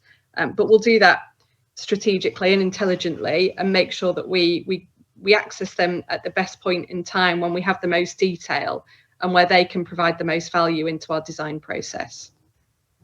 Thank you, Carmel. And, from the contacts that I've had with them, I know that some are extremely supportive of this work and I'd hope would be keen to engage with us and that we can sort of develop it with the sort of most enthusiastic and then perhaps roll it out more widely. Emily. I just wanted to spell out one point for the board just to make sure you've really clocked this. So there was one point, Mark, where you said food should be safe and is what it says it is in the vision. Just to be really clear, on the enterprise regulatory approaches, we are starting on the food hygiene questions, not the food standards questions, so the questions of authenticity. And we've started deliberately with the retailers in that space, and we're not yet looking at food to go or manufacturing. Those would be scope changes, which we would have to formally review and decide as the executive. But the reason why I want to be clear is because I think the previous phase of this regulatory reform work, regulating our future, never quite got that specific about what was being delivered. And I think there were different expectations between the board and the executive about what was on the table and what wasn't. So I just wanted to completely spell out, on enterprise regulatory approaches, we're going to be looking at food hygiene first, just with retailers first, and that's where our pilots will be. And then if we're going to change that scope, we will come back to you and let you know. And I think that's, yes, an important bit of understanding the scope of the objectives, I suppose. Board members, lots and lots of comments which I think will help shape the programme. As we've heard, it's still in a very developmental phase. We were also asked to very specifically look at the guiding principles, which are in paragraph 3.5. So if I could just ask you at least just to cast your eyes over those and point out any issues or concerns you have there. Mark, I think, is going to make a point, and then I think Ruth wants to come in as well. We're moving towards coffee, so if I could also then just ask board members to just think whether there are any final remarks that they just want to make on this paper before we close. Mark. Thank you, Susan. Just to say I'd support the principles that are here, but I would ask perhaps that we consider an additional one, which is that our activity in this space doesn't distort competition either nationally or locally. Thinking of what's the issue that you're trying to avoid there? What I'm trying to avoid is that we treat businesses perhaps operating on the same high street in a different way, and therefore distorting the competition that they face. Fair point. Emily? I just have a response to that, which is one of the intentions of focusing on the largest and most influential businesses is our belief that actually they kind of get off lightly at the moment. And we think there needs to be more parity between the regulatory approach. So, for example, Amazon's primary authority is Newham Borough Council. One small local authority is the primary authority for one of the biggest retailers in the country. It is a strategically significant relationship. And one of our hopes is that we will be able to bolster the primary authority role. So it's almost the opposite, that there will be more scrutiny, not less. But it doesn't harm having it in there as a principle, whichever direction it's working. Ruth. Thank you. I generally support the principles as they're set out. We've explored a bit, I think, about the trust question, the second bullet, about trust between local authorities and trusting the system. I do think it's really important that we understand the components of that trust, including clear information sharing. It's the issue that I've heard raised, is that complaints are fed in to the primary authority, they don't know what's happened. So clarity about the role of the local system, take this off, the local system and the primary authority, and obligations between the two of them, I think, is part of that trust. The point that isn't mentioned there, which I'm really concerned about, is the impact on the workforce. We know environmental health officers are scarce. We have to make sure that whatever we do attracts people into the profession and gives opportunities for people who may be working at local level to experience work at a primary authority level. These are going to end up being quite different sets of skills to do enterprise level regulation versus local. So I think it's really important that we think through that there's a workforce plan that underpins this, so that we actually create really fantastic job opportunities for professionals in this area, and we don't sort of segregate the profession more. Thank you, Ruth. That's a really good point. David. Thank you, Chair. Mark's comment has prompted me to make a point I think I've made before. That is, of course, the big retailers are usually meticulous in complying with food standards regulations because it's in their vested interest not to make mistakes. But also big companies like tough regulation because the sub-agenda is it can eliminate the little guy.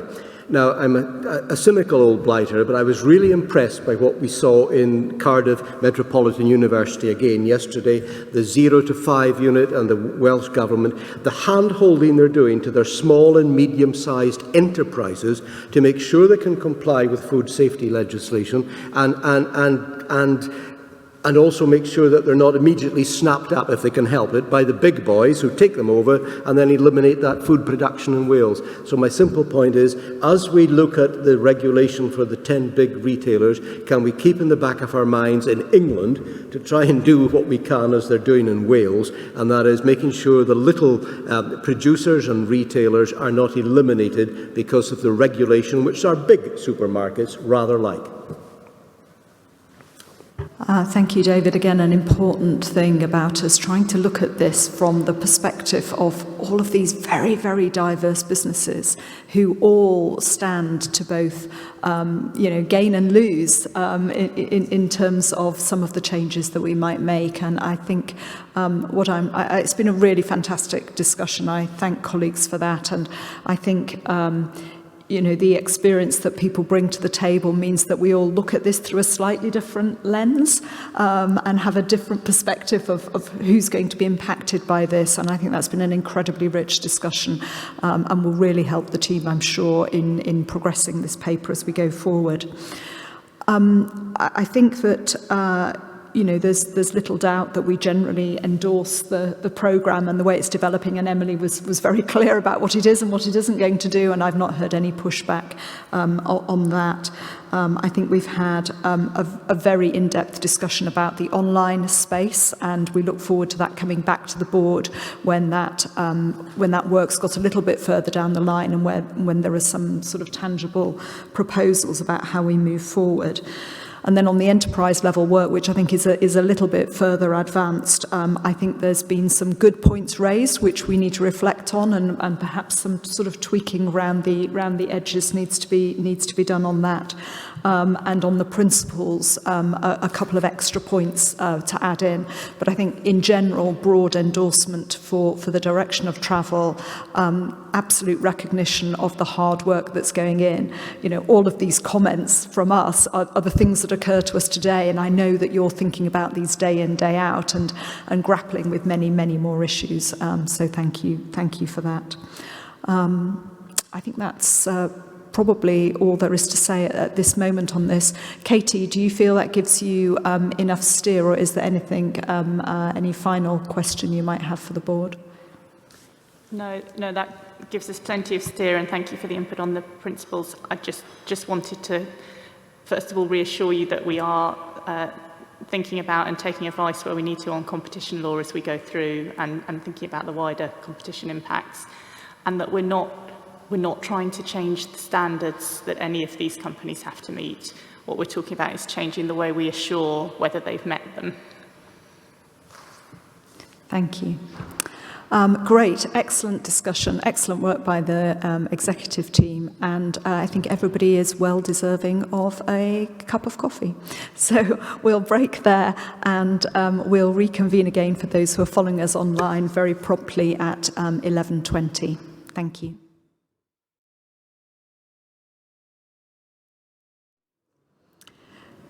Thank you and welcome back, everybody. We're now going into a piece of the agenda where we're going to hear a number of reports from various aspects of our scientific work, and that starts with the science update. So this is our annual update on science delivery within the FSA. Science and evidence, of course, is at the heart of what we do, but I just want to remind you that we need to consider this report, which is very much about delivery, in the light of all of our other science outputs, and not least, of course, the annual report from our chief scientist. But this gives a more specific update on what we've been doing, the progress really in building our science capability, and importantly summarises some of the future priorities that the team have identified, and where I hope we can have a moment really just to reflect on what we've learnt and what are the implications of that new evidence for some of the work that we do across the FSA. I'm really pleased to welcome Rick Mumford to join us, who's the Deputy Director of Science. And Rick, I think you're going to introduce the paper today. Thank you, Chair. Yes.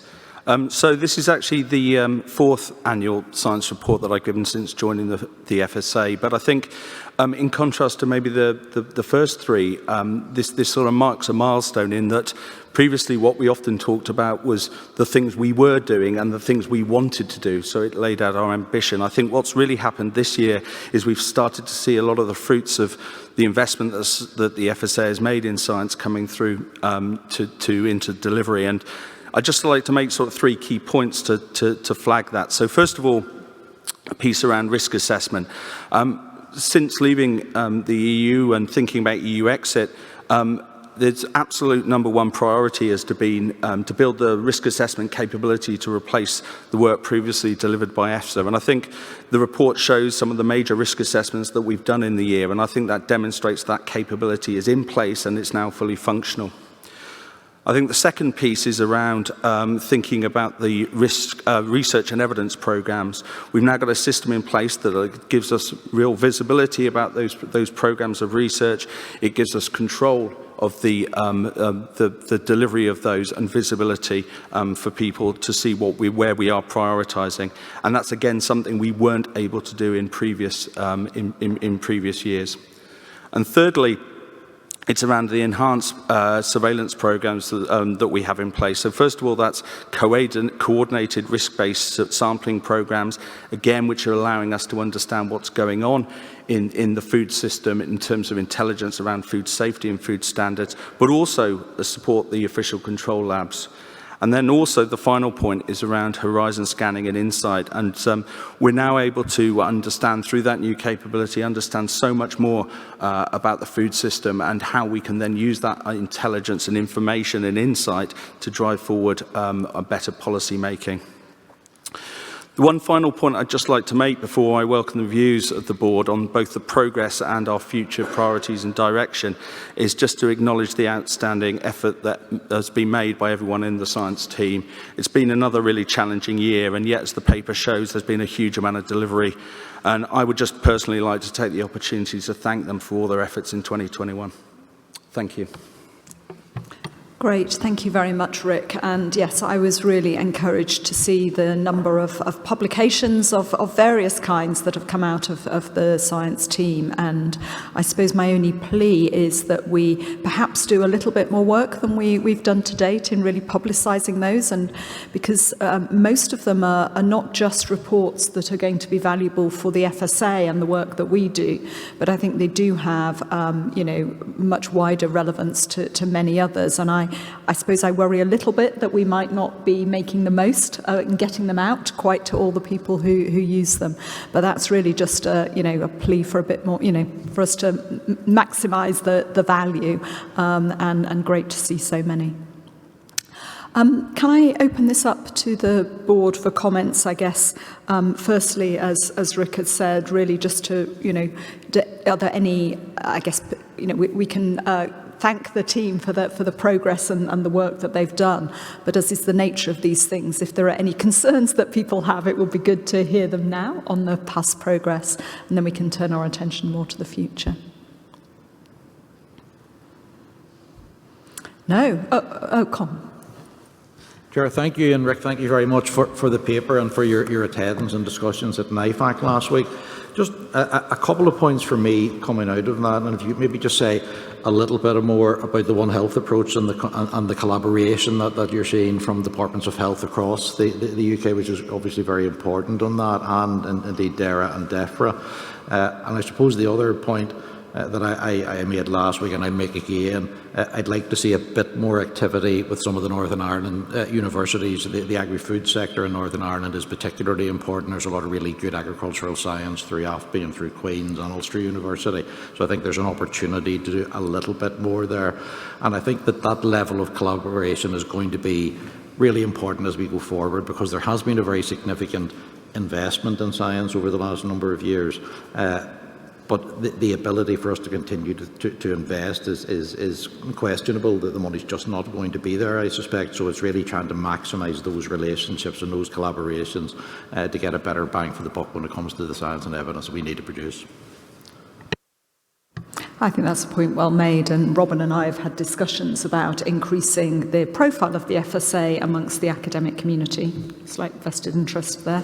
I guess the more I see of it, the more I wonder why I didn't know about some of these things before I became chair. And when I'm talking to colleagues within the university, I realise that they're perhaps not as aware as they might be, and hence really my comments about better dissemination. And I think what we want to get into then is that sort of virtuous circle where people know what we do, hear what we do, start coming to us with ideas, and we just generate a more lively interchange. And Robin and I have discussed this. Ruth and then Peter. Thank you. Well, I will echo the good progress that's been made and appreciation for the work of the team. There's a comment in there about developing the new science strategy going forward, and I think it's really important that it's strongly embedded in the overall strategy of the FSA, and it does reference that, but I just wanted to underscore that particular point. And just in terms of generating the research that we need going forward, I wonder whether we need to pay attention to the novel foods that are coming through and do more to drive the agenda in terms of what those novel food producers need to have to go through a regulated product process. The more we can get upstream of that, the easier it is for everybody then to know that they've looked at the right questions and they're coming forward with the right types of research. So perhaps we can be quite proactive in setting an agenda, if you like, around some of those new products coming forward, working with those producers. The particular point I wanted to make was around the work on the laboratories and the official control network and capability. There's emphasis there on capability. It may be implicit, but it's important that we also look at capacity and make sure that we've got a robust capacity going forward. It's on the list of short-term actions. I would like to see a timescale attached to that and some pace. We have referenced or talked about laboratories sometime, a few times over the last 2 or 3 years, and I do think we do need to learn from just what we needed to have in place as a surge capacity around the COVID response. We need to be thinking about those same things in terms of the food system. So I think having a robust network of capacity and capability and the skills, the workforce skills that we need, not just the machinery, I think is really important. So we'd like to see that built into the forward programme with some concrete timescales. Thank you. Thanks, Ruth. I think that's a really important point. And of course, you and I were visiting the labs here in just outside Cardiff yesterday and talked about this surge capacity a little bit. Robin, I know this is something that you've been discussing in the chief scientists groups across government. Do you want to comment on what is happening? And maybe on your future plans. I mean, I think Ruth's asked for a kind of more detailed plan rather than just an aspiration yeah. Yeah, I can, thank you very much. Yes, I can pick up on all three of those if you like. So just briefly before I turn to labs, on the novel foods, absolutely, I agree. And there's a lot of work that Stephen is leading on to engage, particularly around areas like alternative proteins, for example, early in the new year, to try and get that message out there about, you know, supporting businesses to do the right thing in terms of their applications. In terms of the point about dissemination to wider stakeholder groups, absolutely. Lots of the events I think that both Susan and I are doing with our kind of academic hats on, we sort of also fly the flag for FSA research more broadly. And in fact, early in the new year, I'm talking to a large group of sixth form science students that was an invitation in my academic hat, but will very much be focused around opportunities in kind of this area. Turning to lab capacity, absolutely, this is something that Rick and I and others have discussed at length and recently have undertaken a number of visits. Most recently, David Franklin and I visited the so-called COVID mega lab in Leamington, partly as an example of, you know, very large surge capacity, and partly to learn lessons from that about what we might be able to do on a kind of more business as usual route going forwards. I think there is a lot of opportunity. Ironically, one of the silver linings of the COVID cloud is this understanding and investment in lab infrastructure for public health more widely. We need to balance the kind of day-to-day commitments of sampling with that surge capacity. Really active programme. And lastly, on the kind of cross-government, this is clearly not unique to FSA. This is a problem that is shared by lots of both human and animal plant health agencies. There's a lot of discussion around that. We need to make decisions that are right for FSA, but very much with a mind that wherever possible, collaborating and sharing, particularly methods and data, is absolutely critical. So it's a really active conversation. I hope we'll be able to update more at the next board meeting in March. Peter, I think you had a comment. Yes, it was picking up on what you were saying earlier about the fact of diversity around the United Kingdom and the linkage with the diverse scientific community, and the Welsh Food Committee was very interested in the fact that some of the science posts are going to be located in Cardiff, and the opportunities that will arise as a result of that for contact with Welsh universities. Yesterday, some of us saw what was going on in 0 to 5 in Cardiff Met University, but there are so many other universities, some of which are mentioned even in this report, Swansea and so on. And so work's already going on. The opportunities will grow. Another observation was about the impacts on food safety of some of these peer-reviewed published reports. And the question, to what extent, having read these things, are they stored in the mind, or are you able to determine what impact they have, actually, potentially, or afterwards, the reality of impact? Good question, Peter. Now, I'll make a comment about impact in a moment, but can I just ask a very specific question? It's probably one to Rick, I guess. Really interesting, and I'm delighted to hear some of the science posts are going to be based out of the Wales office. Do we have a similar arrangement with Northern Ireland? Because, you know, that would pick up on Colin's point about links with the universities there, because there is something about proximity. There is something about those other, you know, informal networks. And also the other reason that I think that would be great is because I come back to, you know, science and evidence is the foundation of what we do. And whilst we may have a science team, actually I'd like everybody in FSA to feel they were part of the scientific endeavour. So Rick, do you want to, is that? Yeah, some interesting sort of facts and figures, I think, about how science at the FSA is diversified over the last few years. In 2018, when I came in, it was interesting. For example, I was the first person from science based in York. We were very much a London, South East England-based organisation. division.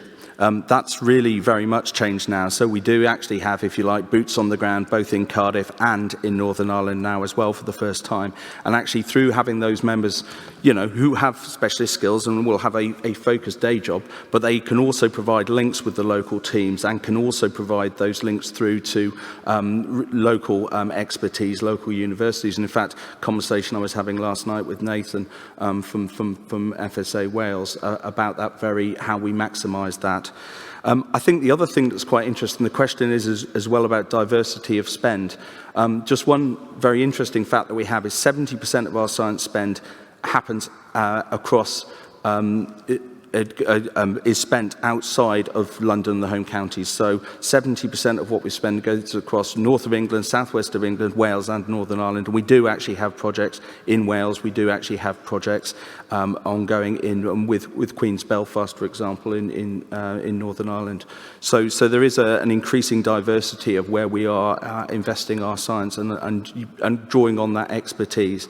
And my final example I'd really give of that as well is the new PathSafe project that started this year that Robin talks about. It's very much got a One Health approach. It's very much got a Four Nation approach. And actually there are pilots being formed now that will happen in England and Scotland, but also developing those in Wales. And we talked about the potential of how we tie this in with local needs, i.e. Shellfish, and local expertise. So, for example, conversations with people at Bangor University.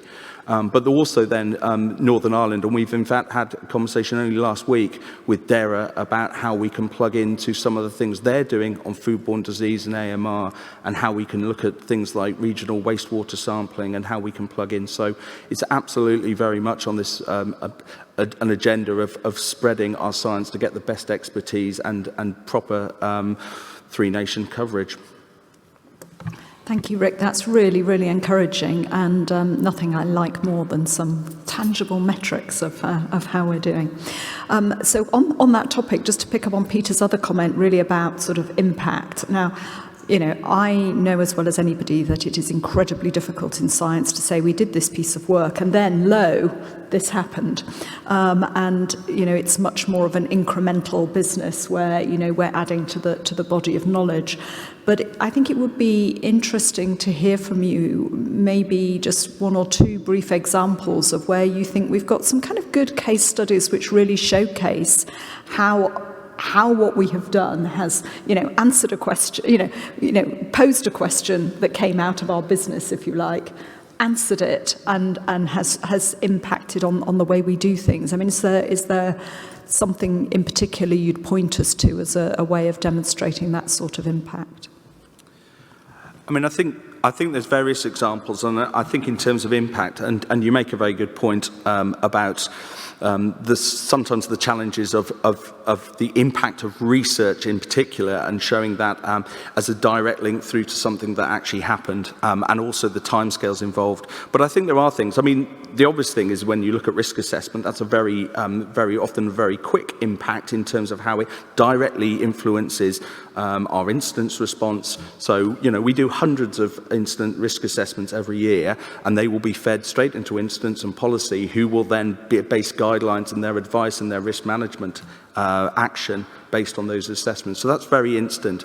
We talked about the big risk assessments in the paper that have been published this year. They will feed into policy making and risk management and looking at trade and imports. So those are again, you can draw a direct line.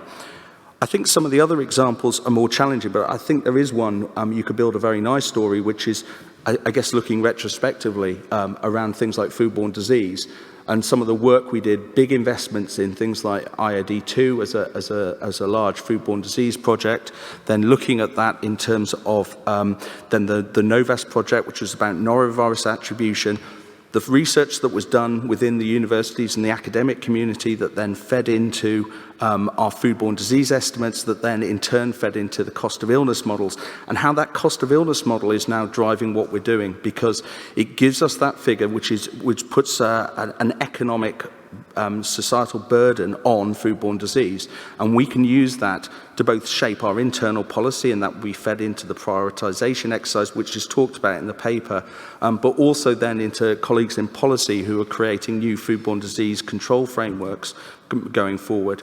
But also how that evidence is then used in a sort of indirect way. So we talk about PathSafe. In the first paragraph, we talk about the importance of foodborne disease and sell this as a concept to Treasury by actually proving that this has public health impact and it has a real cost. So again, the evidence is being directly used in approaches like that and other projects as well. So it is really important. But again, you can trace that back to 10-year-old research. Thank you. And those were brilliant examples, actually, really, really helpful. I mean, you know, money is the sort of common currency, and so we've all got used to making this sort of economic case. But I guess what I was really encouraged by is hearing about the work that had preceded that, which had enabled us to get the assumptions and the data better, because all of these economic models are only as good as the assumptions and the data that goes in. So that's really encouraging. Thank you. Tim. Thank you very much. Yeah, I'm really pleased to hear what Rick's just said. My question before he started speaking was about the cost of illness models and getting a substantial economic basis, both from a health, social and societal view, and to aggregate those. I mean, clearly, though, they can be focused because of the availability of data around specific issues and topics. But I was also interested to hear more about how we're aggregating that in terms of validating both the purpose and outcome of the agency more broadly, to make those compelling arguments about the good value that the agency provides. So it'd be quite nice to hear more about that in the context of the future. I had a slightly different point as well. At the last board in any other business, I did just pick up on animal feeds. I don't want to sound like a broken record on this, but it would be quite nice to hear within scientific advisory committees the work that's being undertaken and the progress there. I never forget what led to the Food Standards Agency being formed in the first place, and I don't think any sense of vigilance can be lost. The horizon scanning around looking critically at the science remains important. So it'd just be nice to hear a little bit more about that either now or in the future. Thank you. You never need to apologise for reminding us that animal feed is important, Tim. We rely on you to hold our feet to the fire over it. Robin, is that one for you to just pick up on, maybe? Thanks. Yes, just on both, well, Tim, and also slightly on Peter's point about the impact and spread of science. I think 3 points I would make. One is that we have different audiences, so the kind of scientific advice we might give to a company about, so for example, recently about vacuum-packed meats, that is very specific advice about shelf life to retailers and manufacturers versus advice about, washing fruit and vegetables in your kitchen for preparation. And it's really key, I think, that we get that messaging right for those different audiences. And there's a lot of work that we do, in particular, obviously, with the comms team to get the right level of messaging for the right audience. And the other point on that issue is I'm very pleased, and you'll see in the report, that we've recently co-funded with BBSRC these citizen science projects. And that is, I think, a really nice example of blending both aspects of that question. So these are science projects that will directly engage members of the public in a whole variety of things. The one that particularly sticks in my mind is looking at the microbiome of the chopping board, where we will be getting people to investigate what kind of things live, hopefully don't live, on their chopping boards in their kitchens. And a great way, I think, of doing really important science in a way that engages directly with people on the ground. On the point about animal feed, yeah, absolutely. The key there is scientific advice. You'll be aware that we've recently recruited to our joint expert group on animal feeds ahead of many of the changes that are coming in that space. I'm really pleased with the experts that we've got onto that group. There are ongoing discussions with DEFRA in particular about the organisation of that advisory committee between us. That's been moving very rapidly in recent weeks. I'm hoping that fairly soon we will have clarity on the kind of governance structure for that advisory group. But in a science perspective, I'm very reassured that we have the right people ready to give the right advice on all those topics.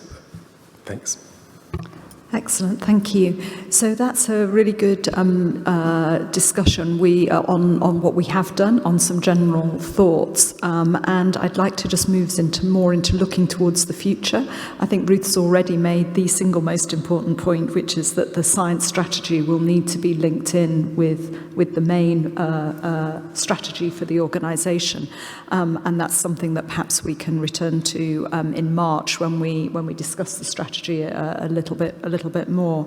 But if I could just turn the board's attention to the sort of latter part of the paper where we think about future priorities, and I wonder whether there are any comments people want to make, either a sort of yes, that's really, really important, put a bit of added emphasis on it, or any that you are questioning. Margaret.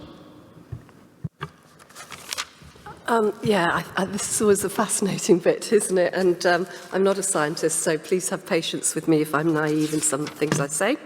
I do totally agree with what Ruth was saying, and it was one thing I wanted to say, which is this link between your strategy, which you're going to be putting together, and the overall strategy. But even more importantly is keeping ahead of our ambitions. And is there any way of doing that even more clearly? I mean, we've seen for ourselves here in Cardiff technologies that are providing real-time, accurate information, which could enable greater remote inspections, which so that we wouldn't have to have staff travelling so much. It could reduce our carbon footprint. It could help ease the problem with the lack of vets, etc., etc. What we need to know, though, is are these, with respect to Helen over there, who comes from the from 0 to 5 that we were visiting, are these technologies that may be affordable, that may be useful, that could help us, that may be useful even to some of our stakeholders. So it's kind of being ahead of the game when it comes to these things. I mean, for me, ops transformation is going to be very difficult for those very reasons. You've already mentioned that as something you want to support. I would say is support the right word. Should we not be actually doing something ahead of the game to see how we can actually feed in and make suggestions and maybe help in the direction of using better analysis, better data, digital solutions, whatever they may be on that front. Obviously, out of all of that will come economic considerations, but in a way, we're asking you to sort of do the horizon scanning for us and then give us a little bit of analysis on it. And then that leads me to the data gathering. And one of the things that I've taken out of a lot of the papers in this particular meeting is that we keep saying we don't have the data. We don't have the firm evidence. Are there ways of making a greater link, again, possibly through the strategic plan, the two strategic plans, to ensure that we're commissioning the right type of science to get that analysis in before we start trying to work on these projects, which, are our ambitions. And then finally, other questions could be things along the lines of, will our ambitions, or how will they impact on the lot of families who are more deprived, who don't have access to the food in the way others do? For example, if we're pushing a healthy agenda, will what we're planning to do actually help or hinder that particular section of society? And are there other ways of going about it? So I suppose it's talking about making sure that our science is ahead of our ambitions, or feeding back into as opposed to supporting, and also looking again at how we can use data. Well, those are great points, Margaret, and really about, yes, science being ahead of the curve and not running to catch up. I mean, I think, Rick made in his opening comments that actually this programme's come quite a long way over the last few years, and he was sounding very like we're on top of it now, and so I think that's a very useful challenge to say, okay, never mind being on top, let's get ahead. I don't know if there's anything either Rick or Robin you want to respond to on that, or just... Oh, Julie, were you? Sorry. Thank you very much. In my role with oversight responsibility for science, for horizon scanning, but also for data and digital, I bring those two worlds together. And as Rick was describing there, our new horizon scanning capability is looking out very much over the long term, what hasn't happened yet but is coming. We then take that insight and try to see what we would wish to do in maybe the trialling, piloting space, to see whether some of these things might actually work for us, the regulator, and for the industry at large. So very much looking at remote audits, both experience internationally as well as a local trial of using some technology that, be reassured, is relatively straightforward and not too expensive, right the way through to much more bigger, more ambitious endeavours. The point about the data, yes, we've got a whole raft of data services that we explore, whether it relates to techniques like machine learning, artificial intelligence. So we're exploring all of those and trying to see what they might offer for us, and then looking to deploy them into operation. Finally, the point about data, I would say I would always like more data. There are always gaps. Data is always imperfect. We're very aware of that. We don't see that as a reason not to start some of these initiatives. We're just very aware that one of the things we need to do maybe to understand the data, understand the gaps, and work out maybe more imaginative ways of filling those gaps. So that's very much part and parcel of all of these projects that we do undertake. Thank you. Thank you, Julie. That's really helpful. Oh, Rick, did you want... Yes, so thanks to Julie for dealing with the data questions. But in terms of this piece around thinking ahead and getting ahead of the curve, I think there are some really nice examples of things we're doing. So one example would be on, for example, culture and meat, where we're working internationally. We're engaging very heavily with colleagues in Singapore, for example, who've already gone through this process, and then working internationally. So we have experts on now a newly forming task and Finnish group that's looking at the regulatory to build for international regulatory frameworks on culture and meat. So again, that's an example of working internationally but trying to get ahead of the curve. We're also doing quite a lot of work on what's called sort of co-design of new technologies. So we're working, and we've had conversations, in fact, very recently with Innovate UK, who are the UK funder for innovation. They're funding small and medium-sized enterprise, develop things like new packaging, etc. And we're talking to them about how we can help them understand the regulatory challenges that are going to come at the point where they're getting near to market.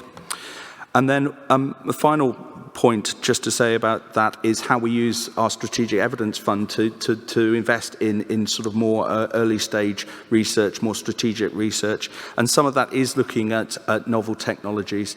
But I'll also give one specific example, because you did mention OTP as a program.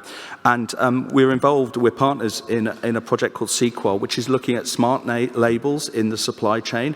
And they're looking at developing very high-tech, sort of cheap digital solutions for tracking materials through the supply chain. And we've got colleagues from OTP and Field Ops involved in that, mapping out what happens in abattoirs so people can try and design that technology. Now, that's not going to happen tomorrow, but it is where we're looking strategically at what's over the horizon and the new digital and technological advances that are coming towards us, so we can potentially deploy them.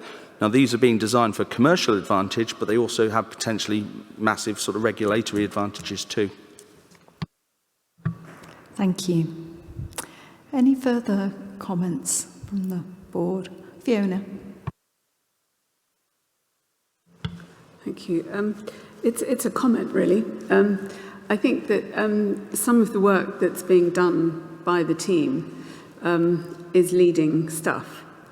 And so how do we use it to demonstrate that the FSA is leading? How do we embed that across other government departments? And I'm thinking like something like the cost of illness work that you've done. I mean, 9.1 billion is huge. It's bigger than obesity.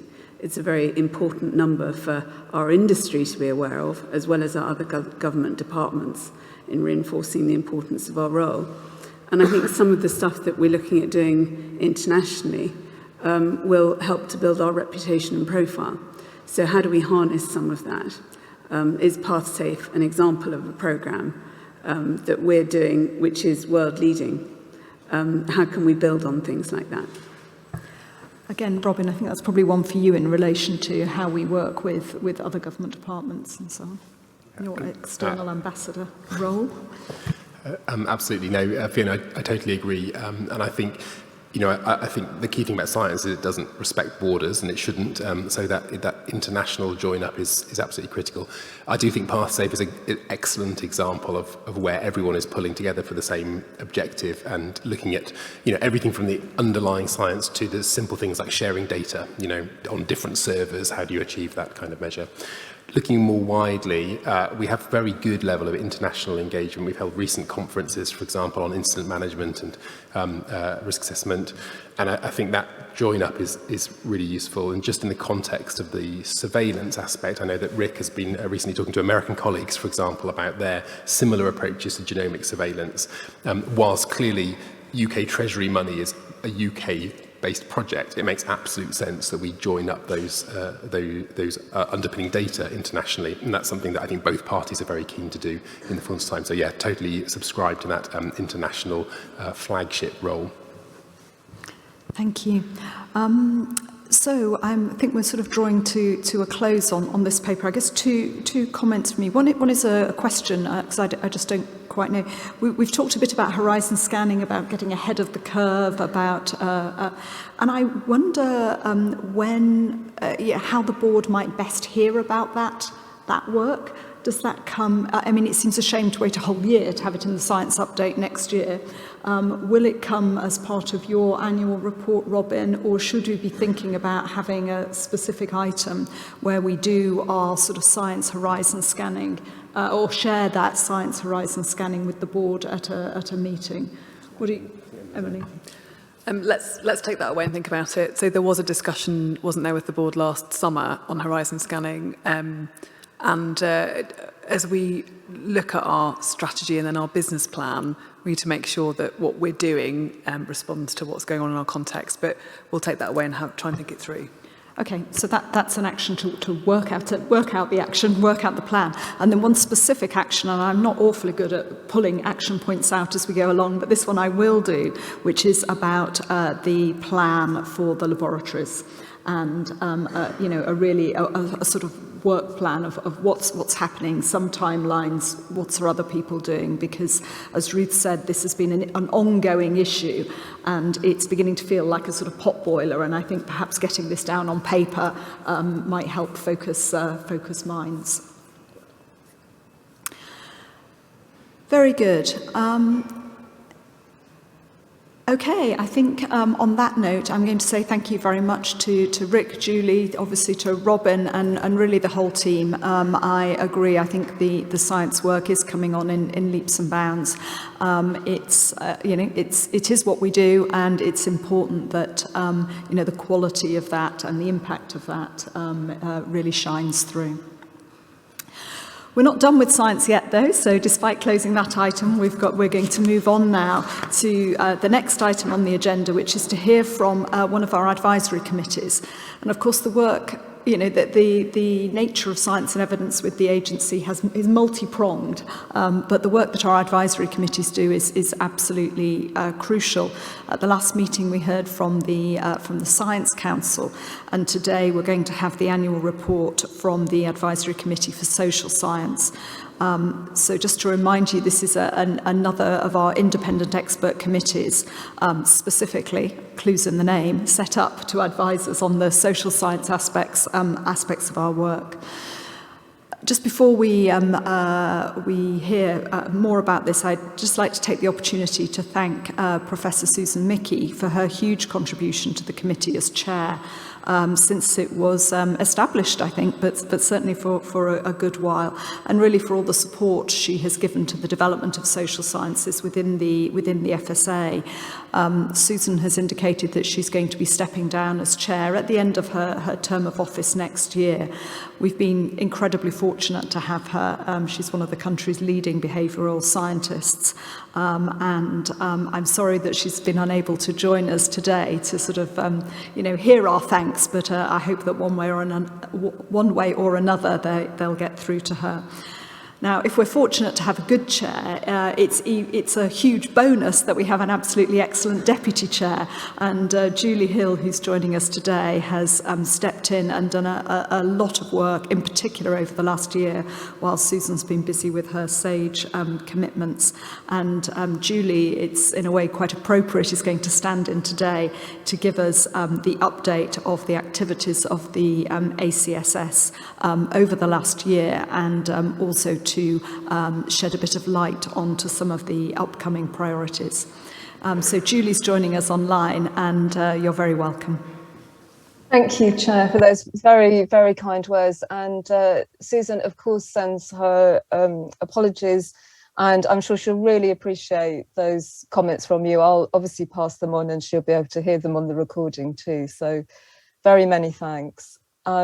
We have had a very good year. We have done, as you kindly said, Chair, a lot of work, and I hope it's been of value to the agency.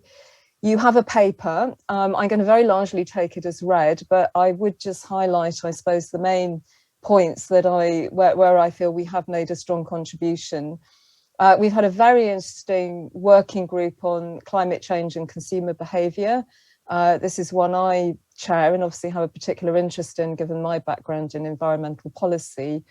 But we set out really to try and get a sense of where there might be emerging consumer trends, where people are responding. All of us are trying to respond to the challenge of climate change in some way, perhaps by looking at how our possible wastage of food, our diet, and a range of other activities. And we're really trying to get a sense of where those trends might impact on FSA priorities in terms of perhaps raising food safety concerns or issues of authenticity of food.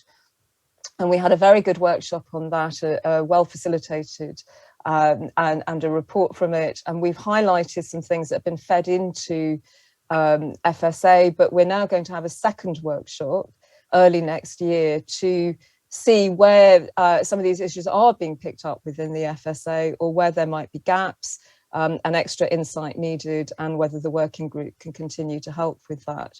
So quite a lot of work on that theme. And we've also tried very hard to mesh with what the Science Council is doing. I presented to a similar Science Council workshop last month, trying to also scope some impacts of climate change, but looking at that rather from the other end of primary production rather than the consumer end. So I hope together, Venus, we can get some real insights into where there might be issues for FSA future operations and strategy. So that's an important one. On the assurance working group, that work continues. We are working our way through a series of sort of actions that we really hope will help strengthen the procurement of social science and perhaps wider science within the agency. And we've recently commissioned what we call a kind of good science toolkit, which will help anyone within the FSA who's scoping, procuring, and then judging high quality research to help them to do that on a very thorough basis. And then another really interesting strand is we are not, it's not a working group in itself, but we are assisting where needed with Kitchen Life 2, which is one of those really special bits of research where we actually observe what people do. Because to me, one of the most interesting things in this field is the intention action gap. We can do a lot of asking citizens how they feel about food, how they behave in relation to food. That doesn't always exactly match up with how people behave. And Kitchen Life 2 is an example of where we're actually trying to observe behaviours and understand a little bit about that intention action gap. So those are three of the things I'd highlight from the paper. Looking forward, we are, of course, like everyone else, embedded in FSA emerging strategy and seeing where the social science portfolio of research might need any augmentation in relation to that. And we're also going to look a bit at whether we've got the right expertise to provide assurance around economic analysis within the FSA. And I'm sure we'll be very involved as discussions continue about things like meeting the climate change challenge. I was very pleased to present to the Global Conference for Food Safety Regulation and Sustainability that the FSA organised in conjunction with Food Standards Scotland. And that had obviously a huge theme of where regulators can help meet climate change challenge, whether that's about additional risks to food safety from climate change or the extent to which we see climate change in itself as a risk that consumers will want help to try to ameliorate through, for instance, more sustainability information, which may go into issues of labelling, for instance. That was a great discussion. The chair and the chief executive presented at it, and I think there are a lot of emerging themes from that we'll be helping to follow up. So I'll leave my sort of presentation bit there and welcome questions. Thank you. Julie, thank you very much indeed. I really want to thank the committee for the work that they've done. I think the assurance that you are able to give the board about our social sciences is incredibly important, and we're very grateful for it. I know it takes a lot of time. It's not just committee meetings; it's the time outside the meetings where I know you're working closely with the team, and we really appreciate that. I was also especially pleased to hear, I guess, following our general principles of not just assuring things, but also trying to help people to do the right thing in the first place. Delighted to hear about this toolkit, which I'm sure will be very useful across the agency. So thank you for doing that. And then I totally agree with you that as we look towards our new FSA strategy, I think there is likely to be more, not less, need for input from social sciences, behavioural sciences and economics. And it's a good moment to perhaps say, mostly to the people listening, I suspect, online rather than to the board, that we are advertising or just about to advertise for new members of the committee. We really welcome people engaging with us on that. So very, very exciting, and thank you. Board members, Tim. Thank you. Fantastic report. Thank you for that. I was really energised and enthused by your comments just now around an evidence base on issues of sustainability related to climate change. I think we all struggle with how we can move from the concerns that perhaps exist amongst us all to how we put those into practical steps in relation to the provenance of food and how that would have impact on consumers and how they would be reassured by us as an agency that supports improvement in standards and expectations perhaps as well. So I guess it's a point of endorsement. It's not particularly a question, but it's just I really want to encourage us as an organisation to try and integrate that evidence once we were assured by it into those practical steps and to provide, if you like, an enthusiasm and energy, as I was describing, I personally have more broadly. So thank you for that. Okay. Thank you. Thank you. Yes, well, I was going to say you can take that as an endorsement, I think, of your plans. Sorry, Julie. Thank you. No, that's okay. Are there other comments from the team? I suppose one of the points that, we'll come on to this a little bit more in the consumer insight paper, which follows this item.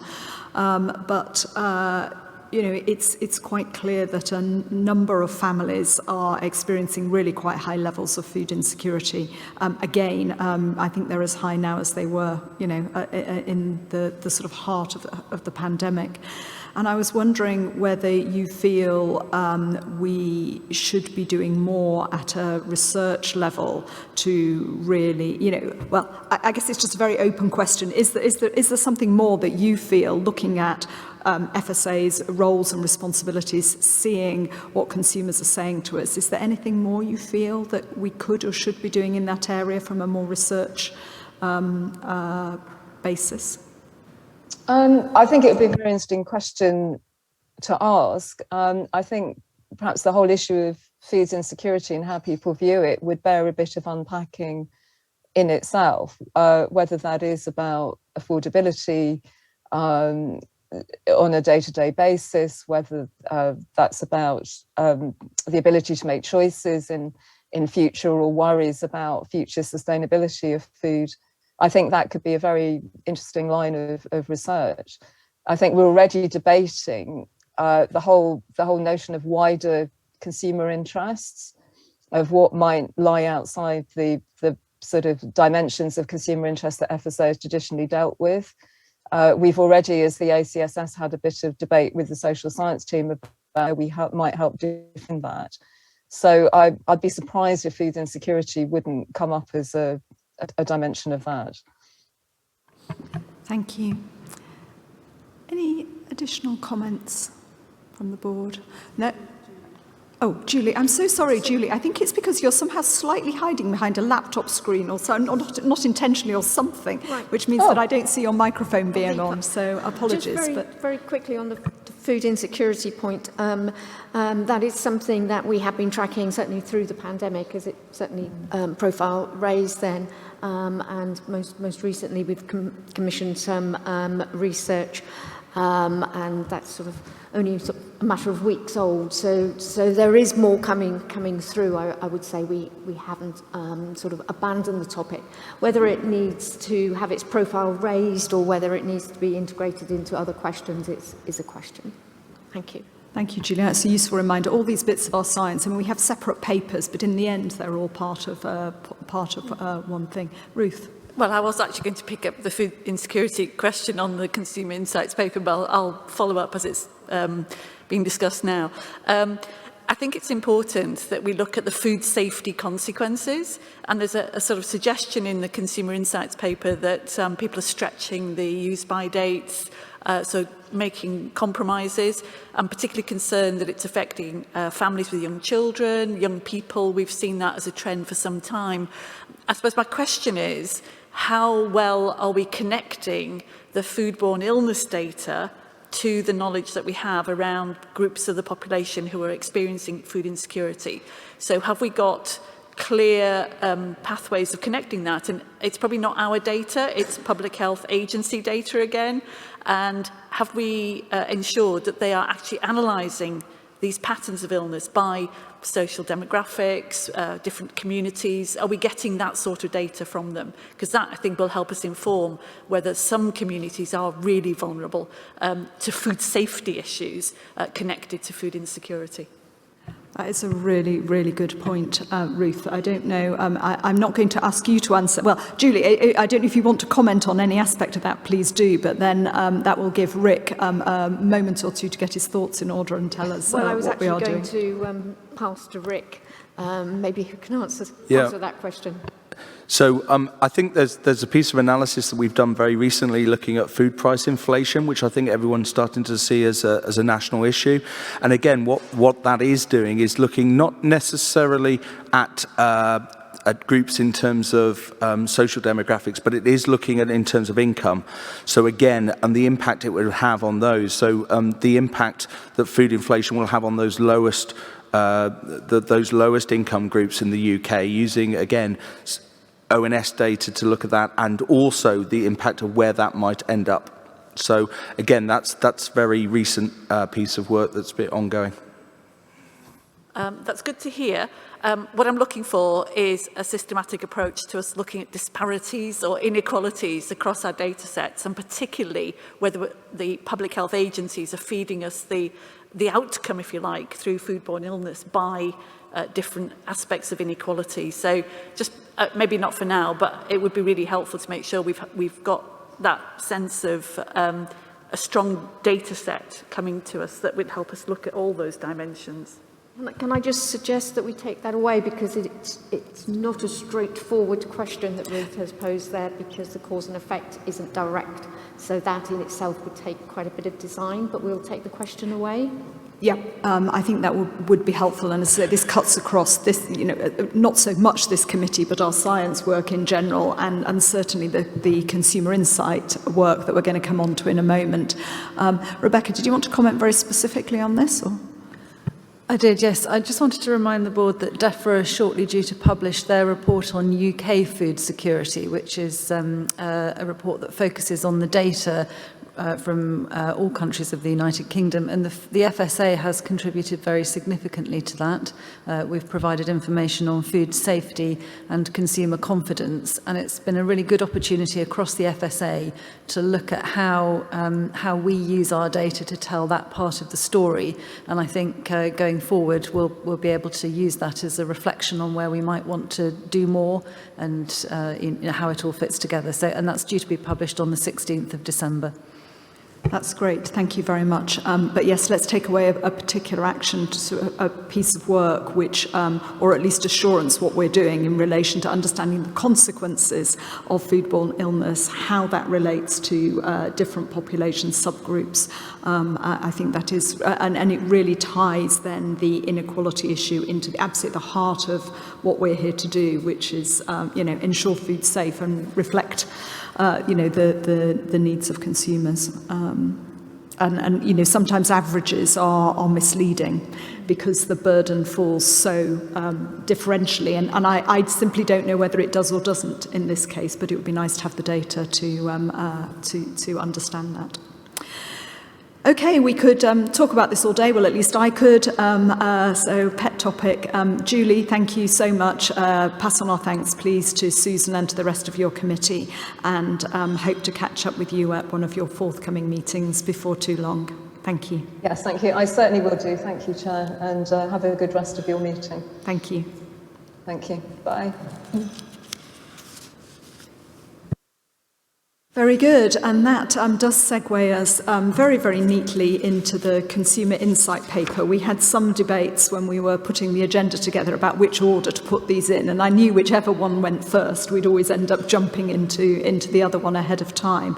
But I hope we can carry some of that conversation forward.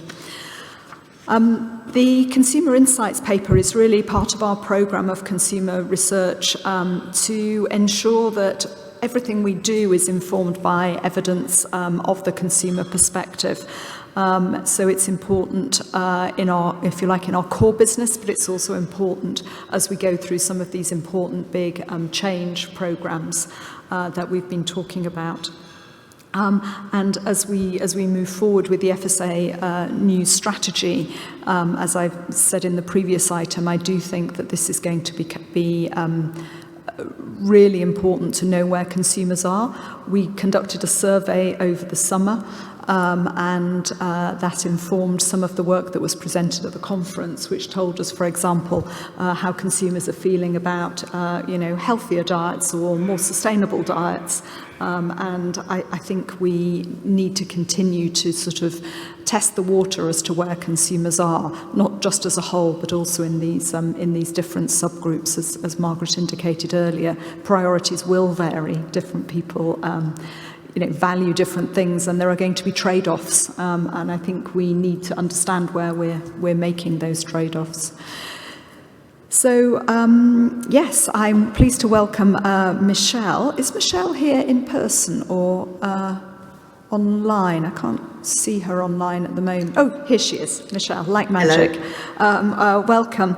And Michelle is going to just present a summary of the paper that has already been circulated. Thank you. Thank you very much, and my apologies for not being there with you in person. This paper sets out how our consumer data is informing the work that we do, as well as the work of other people in the policy-making community when it comes to food. So our consumer data is collected through various means and informs our major programs, but also a more holistic view of the consumer interest in the food system, which is of use to people outside our own policy communities in the FSA. Our work is very much used by DEFRA. It informed significantly the National Food Strategy this year. I won't go through every single bit of the paper because there is an awful lot of data in there, and that is just a top cut of some of the work that we've done and published this year.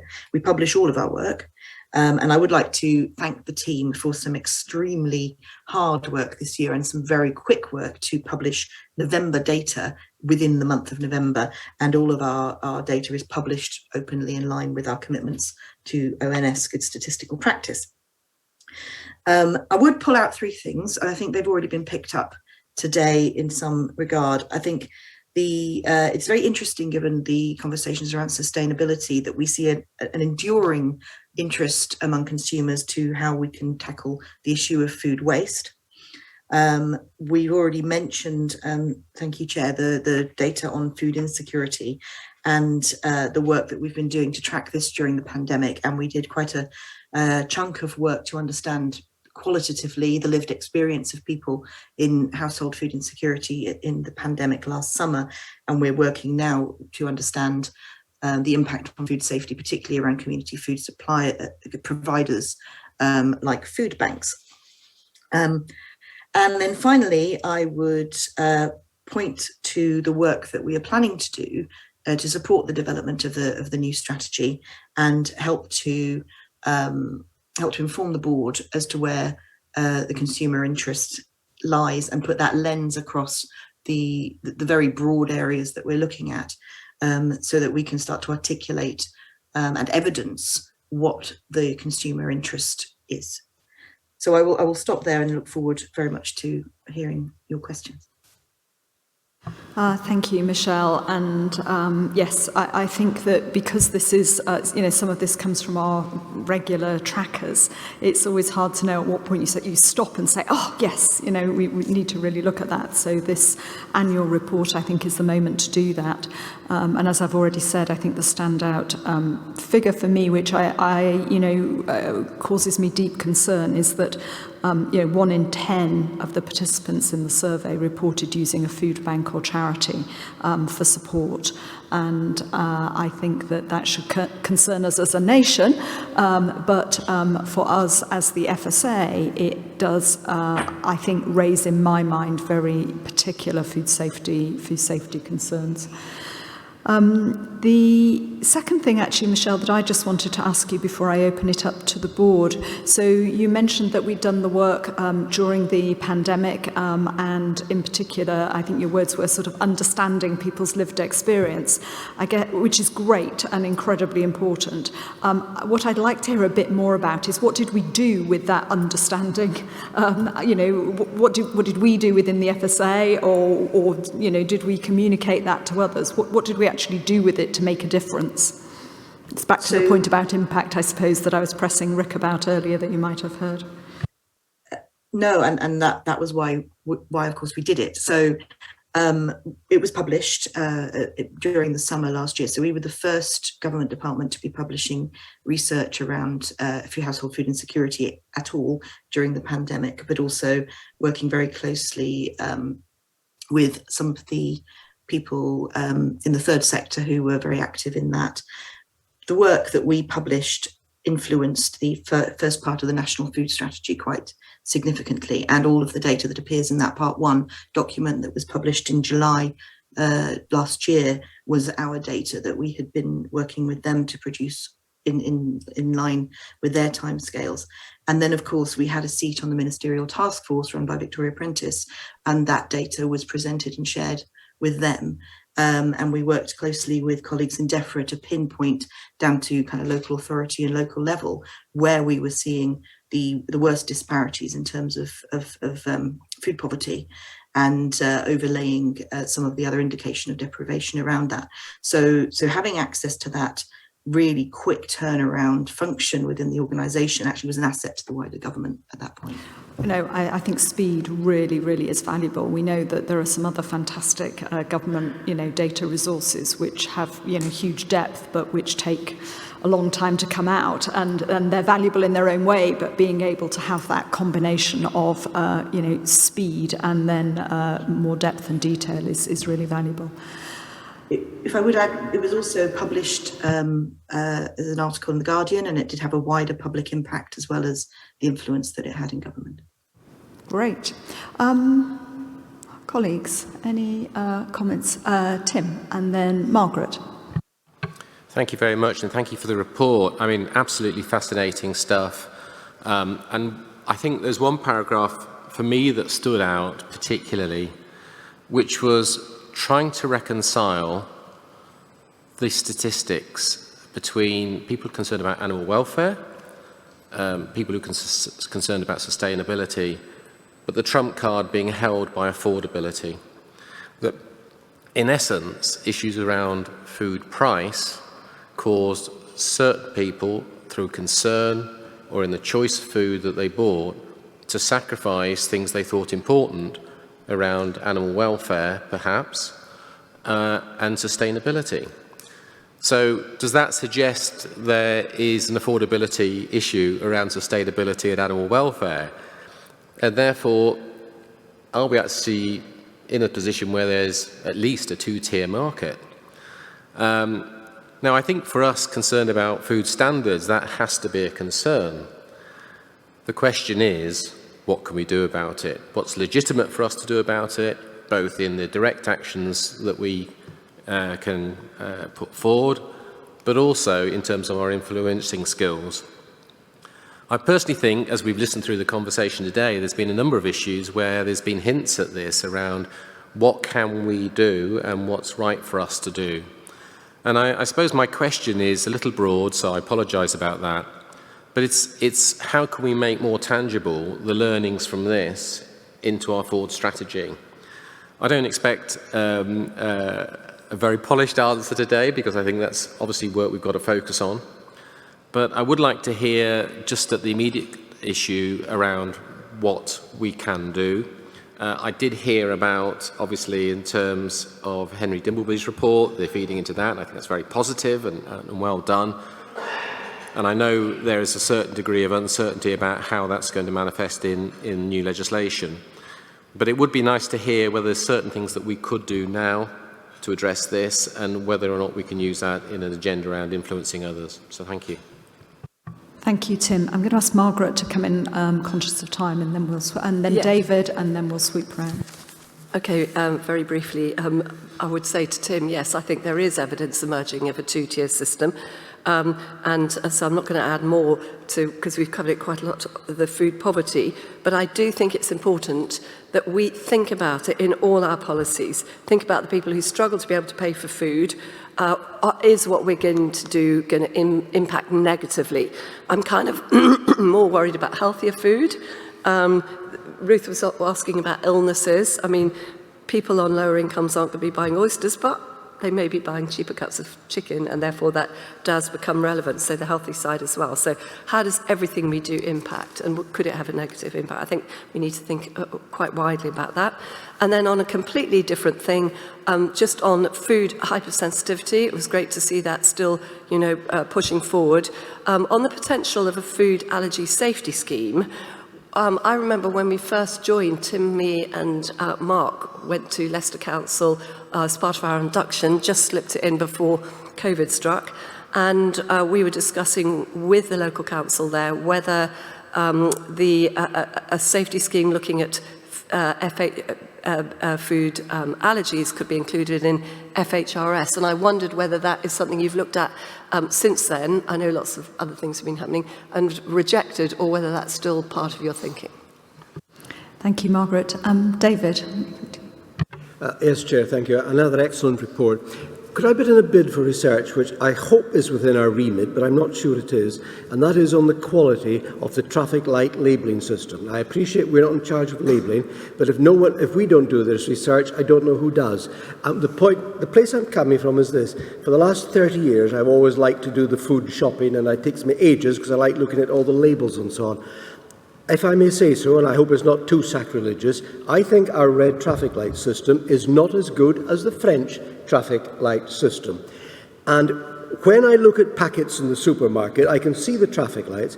When I buy online, then they're almost invisible, and the online suppliers highlight all the other benefits of the food and the qualities and its luxury or taste the difference type stuff, and you do not see our traffic light labelling. And I think we are possibly failing in getting the healthy message across, getting the message across to consumers on the benefits of the traffic light system, or what the food actually contains, particularly online. And if someone doesn't do this, if we don't do it, someone should. Peter? A specific on genome-edited food, the research that's been done here clearly is extremely useful. We're going on to a second phase, and it says simply that our second phase of consumer engagement is planned for next year. Can we have some idea how that's going to be taken forward now? What's the focus going to be? Okay, so I'm very conscious of time. So I think there are 4 things there, and I'm going to give forewarning that I'm going to hand them out to different people. I'm going to take on labelling in just a moment. Michelle, if I can ask you to answer the gene editing question and the FHS ones. And then Katie, I'll come to you last, because I think this comment about our future strategy and how we link up the research into our strategy, I want to actually take as a strategy question. I think that's, yeah. So on labelling, David, DHSC have had a recent consultation around front of pack labelling, so that, and which includes consideration of other forms of expression. So I think that the ball on that is in their court to some extent. DEFRA are keen to do a more general review of labelling, but absolutely, I completely agree with you that we have a very particular interest in labelling, because at the end of the day, the label is the way that businesses are communicating with consumers. And if consumers don't understand that, if it's not being presented in the best form for them, we absolutely have an interest. But I'm confident that colleagues within the agency are engaged in those conversations on nutrition, which is what you specifically talked to, but I know others will know that we're doing that in relation to animal welfare, farm assurance schemes, and Robin's been particularly proactive recently in the eco-labelling debate. So we're on the case. Okay, Michelle, gene editing and FHS. Thank you. So the first phase of the genome editing consumer engagement work looked at specifically questions to inform the DEFRA consultation, and specifically around whether consumers understood or perceived a difference between genome editing and more traditional gene modification techniques. Best practice in terms of risk communication is that you understand the kind of mental models of the people that you're communicating with and where they are on it before you even start to communicate anything really, so that you can make sure that the expert understanding of risk is can be better aligned with the understanding that the people that you're talking to. So the next phase is going to be around really more broadly understanding what consumers' risk perceptions are around genome edited food, going into some detail through, I hope, a more deliberative approach, probably through a public dialogues type approach, because it's complex, to understand what it is we would need to do to be able to give a consumer the information they need to be able to make the choice that's right for them. So it is a build on our previous piece of work, but very much more aligned to understanding where consumers are at, rather than necessarily at this point designing any communications approach, if that helps. On the question on FHS, I'm going to defer, if I may, to Rebecca on this one. Yeah, I can take this one, thanks. So the answer, Margaret, is no. We haven't ruled it out. We're completing our scoping and feasibility work at the moment, and we'll be coming back to the board with an update next year that will sort of set out where we are across a number of those work strands, including the food allergy safety scheme, and there'll be an opportunity then to get the board to steer on future directions. Thank you. And Katie, could I just ask you to pick up the future direction question? Yes, certainly. So as we mentioned a couple of times in these sessions, we're at the moment developing a new strategy for the FSA for the next few years. And we're starting with our remit given to us by Parliament. We've got two overriding objectives. One is to protect public health from risks in relation to the consumption of food, and the other is to otherwise protect the interests of consumers in relation to food. And the consumer insight work is really important for us in, first of all, understanding what those interests are. And we've talked about two big areas of consumer interest that are very much on our minds at the moment during this board session, health and the kind of sustainability of food. I think what we want to do during the course of developing the strategy and working closely with Michelle and her team is to think about how we develop that work further and understand what it is that we need to know in order to craft what we as an evidence-based regulator might do to support the work that's underway more widely on these areas. And these are areas where there are others who are leading government policy and who are contributing in various ways. So I think there's a particularly important role for us as a consumer-facing regulator to make sure that we really understand how consumers are acting and why, what's driving them, so that we can use that to inform policymakers and potentially think about where we might need to do more to inform consumers as well. So this is ongoing thinking at the moment, but it's very live, and we'll be coming back to the board next year with a proposed strategy. That's great. Thank you very much. So again, there's lots in here to discuss. I realise that in neither the ACSS paper or this one have we talked much about the Kitchen Life project, which I think is really exciting. It ties in a little bit to Robin's comments earlier about looking at the microbiome of chopping boards, so look forward to hearing more about that at a future date. But thank you very much indeed. Great work and incredibly important for what we do. I think the actions that we picked up around in the previous paper sort of in a way apply here as well. Okay, thank you very much, Michelle. Thank you. So that brings us to the sort of next item on the agenda, which is to hear the report from the meeting of our Audit and Risk Assurance Committee, which is very ably chaired by Colin, and which many members of the board sit on, but a really important opportunity for the rest of us to catch up with the news from ARAC. Thank you, Chair, and it's important to get to the exciting stuff at some part of the meeting. The Audit and Risk Assurance Committee met on just a fortnight ago on the 23rd of November, and the paper's there for everybody to see. I'm not going to go through it in detail. The minutes, unfortunately, aren't ready just yet. They'll be out in the next week or so, and members will see those by correspondence. But the information security update was very, very useful, and it advises board members of what's expected of members of boards in this particular space. It's a growing area. It's particularly concerning, and we do have some concerns around the resourcing and staffing, and that it's a tough area, not just for FSA but across the board to get staff. It's very understaffed generally. We're in a good place, and I think that we have a strong team, and we get that update, and there's an annual update goes through to the board, and the next one is probably due. Well, we had one back in the summer, yes. Yeah, so it's probably next summer we'll get the next security update. The risk management update, where we considered the corporate risk register, is exactly what we expected, and I think we're now, it reflects the position that ARAC would expect to see the risks. So the risks are adequately represented within the corporate risk register, and mitigations are in place, being worked through by the executive team. On the financial accounts, I think we were delighted to see that the accounts have been laid before par, should have been laid before par on the 25th of November, and members will remember at our last board meeting we were being delayed by a pensions issue, very small impact on the FSA, but it was delayed public sector accounts across the piece. I would have been quite happy to get them laid any time before Christmas, so tremendous work by the team to get it done a month in advance of that, so well done to them and our colleagues in Mazars and National Audit Office. We did hear from the NAO on their planning as they move forward to the 21-2, and the change for FSA this year is we're working directly with the National Audit Office rather than through Mazars, so our relationship there has come to an end.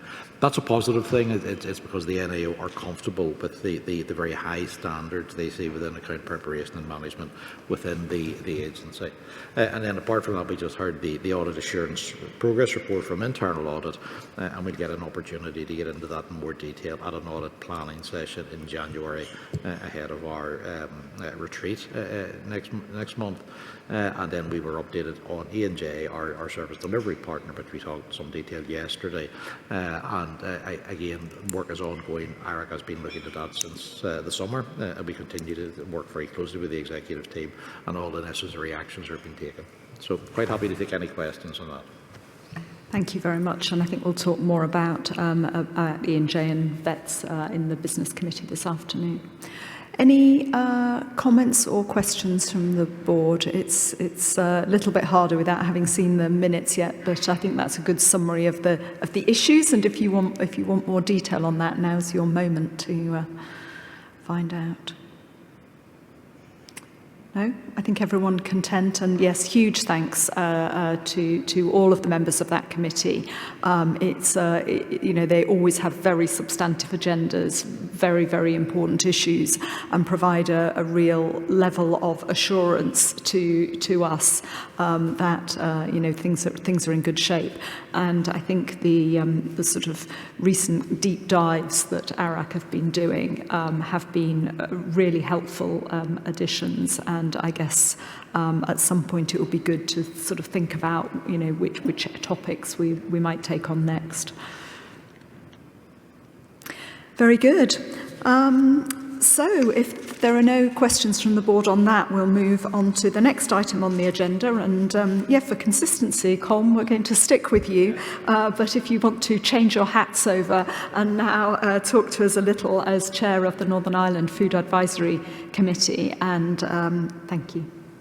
Thank you, Susan. The NIFAC, since our last board meeting, our last update, we've been quite busy. We had very pleased to see Emily and Susan come across to Northern Ireland to meet with the Northern Ireland Food Advisory Committee at our meeting on the 20th of October, and also had the opportunity to have a number of important stakeholder visits for both the Chair and Chief Executive, with both Minister Poots, the Minister for Environment and Agriculture, and our Health Minister, Minister Swan, and indeed, as Susan said earlier, with the CMO and the Chief Veterinary Officer, and a number of other important stakeholders. And a really good discussion at our NIFAC open meeting around some early thinking in terms of the FSA strategy development and the implications of that from a Northern Ireland perspective. NIFAC met again last week on the 1st of December to consider today's board papers and to give the inputs into that and to give some thought on our agenda as we move forward into 2022. And then finally, the next open meeting for NIFAC is planned for the 26th of January, and we'll spend the time there to consider the emerging FSA strategy and the implications in that on Northern Ireland and how we can feed in from a Northern Ireland perspective to improve that. We'll also hear from our public affairs partner, Stratagem, who will give us an overview of their take on the implication of the forthcoming Northern Ireland Assembly elections, which are currently scheduled, if nobody falls out with each other, for May of next year. So we will have some changes to the relevant ministers, I suspect, at that time. So it'll be interesting just to hear the take from Stratagem on that particular issue. So happy to take any questions. Thank you very much. Any questions from the team about things in Northern Ireland? When I was over there was much discussion about the DERA strategy, and one of the points we were making was that there were so many opportunities where the FSA was identified as a sort of potential partner. We were a little bit concerned as to how that would match up with resourcing, and I was wondering whether there was any further updates on that and whether we'd been able to crystallise a little bit more where FSA might best contribute. I think it's one that we keep an eye on. There's a number of strategy activities moving through at the minute. The food strategy through DARE is very important. That is linked into the economic strategy and agri-food strategy through the Department of the Economy, and indeed the Green Growth Strategy, which sits between the Department of the Economy and DARE. So there's quite a bit going on. I think maybe Maria may want to comment on in terms of the resourcing, but I was a little bit just concerned at the level of input potentially expected from the FSA, because in 6 of the various themes, I think the FSA appear in at least 4 of them. So there are resourcing implications, but it's not a surprise. Maria has been working closely with DARE for some time on this strategy. So Maria, I'd like to maybe comment on that. I mean, I should, before handing to Maria, I should just say none of them were inappropriate. They were all things that I would love us to be able to help and support, and I think would add huge value. It is simply a question of resourcing, and we just need to be careful that we don't overcommit. I'm keen that we do them well, and really maintain that reputation for quality, rather than getting stretched too thin. But I'm sure that's a thought on Maria's mind as well. So, Maria, do you want to add? Yeah, I think certainly one of the key objectives for us going into those conversations with DARE is that we align to the FSA's strategy and the conversations that are emerging for the FSA. And of course, I'll be well supported by my director colleagues on resourcing, so I'm not too worried about that. Thank you very much. Any further questions? Emily? I just wanted to add, really, I mean, it is incredibly important that we contribute to the Northern Ireland Executive's efforts on food, and I would hope that we would play a significant part in their strategy. I mean, my reflection on having had the conversation with the Northern Ireland Food Advisory Committee was that they were clear, the Northern Ireland Executive was clear about the overall aspirations, but the specifics were not yet clear. And I think it's when they crystallise it into some specifics that we can really think about how we support. But I hope that we will be leaning in and supporting. That's great news. Thank you. Good. Well, thank you again. And I'm going to hand over to Peter to give us the update from the Welsh Food Advisory Committee. Well, first of all, we've had an update on the committee membership. Phil Hollington, who's been a member for some time, has had his term of office renewed last week. And also last week, we were glad that Jessica Evans-Williams was appointed to the committee. And she brings a lot of experience, including at the sharp end of agriculture. The meetings of the committee, apart from looking at board papers, the previous open meeting looked at food hypersensitivities, and on that occasion we were able to get a really good spectrum, including people who were affected, and I think committee members found it particularly valuable to hear the real difficulties that families face with hypersensitivities. And the difficulties, for example, of having a hypersensitivity which is not one of the 14 which are identified, and yet can have a significant impact. That was very informative, and in looking at that field, we now are much better informed. Looking ahead at our next open meeting, we're going to be looking at genome editing, and we think the timing of that is going to be opposite, because the debate will be boiling, I think, in mid-February or early February, when we're going to be considering it. And so what we're trying to do is to catch the mood, but before we've got to the point of outcomes, and so we may be in a position to have some influence on that subject.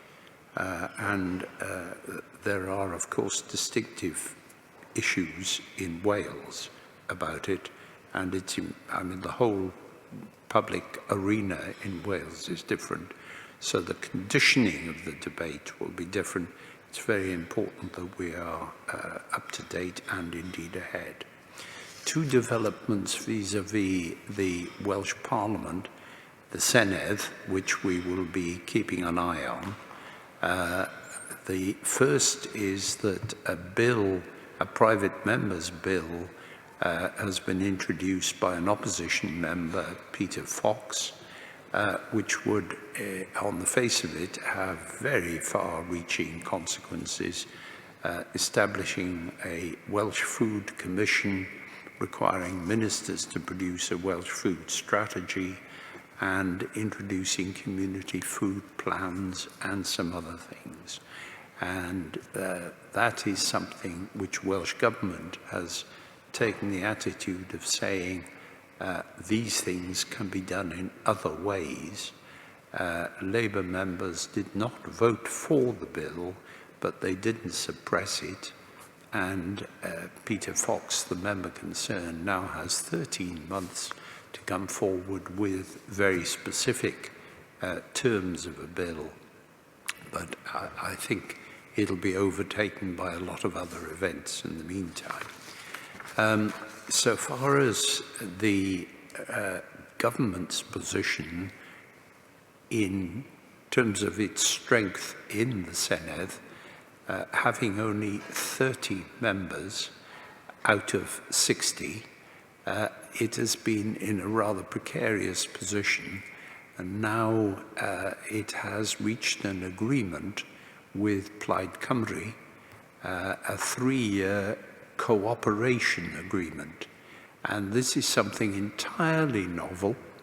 It means that it's not a coalition, it's a cooperation agreement with a whole lot of ambitions. Some are rather precise. Many, many more are about exploring the possibilities of doing this and that. And in all of this, the involvement, rather than a coalition having ministers, there are a couple of Plaid members who are designated to work with Welsh Government on the development of these policies, and 2 special advisors also who are going to be closely involved with the work. This is something that is totally new in the United Kingdom, and so we watch this space with interest. Indeed, thank you. A lively time, and it was really good to hear from the WFAC members yesterday, sort of in person about their own reflections, well, their own, and also from their networks on some of these issues. And clearly, the private members' bill is touches on the whole of our interests, and so keen to stay in contact with how that develops, but also very aware that there are, as you say, a number of initiatives in which FSA is already working extremely closely with the Welsh Government, which will take forward some of those aspects. On the gene editing, I'm assuming, Peter, that the FSA team are already providing you plenty of support, so that in terms of briefing the WFAC members, and it would be I mean, Robin, I guess. If we might ask you to sort of lean in a bit on that would be helpful. Thank you.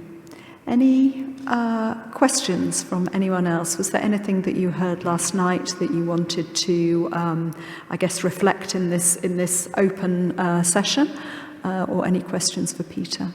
David. It's just to flag up, Chair, that you mentioned today the Welfare of Future Generations Wales Bill. We had a briefing on it last night.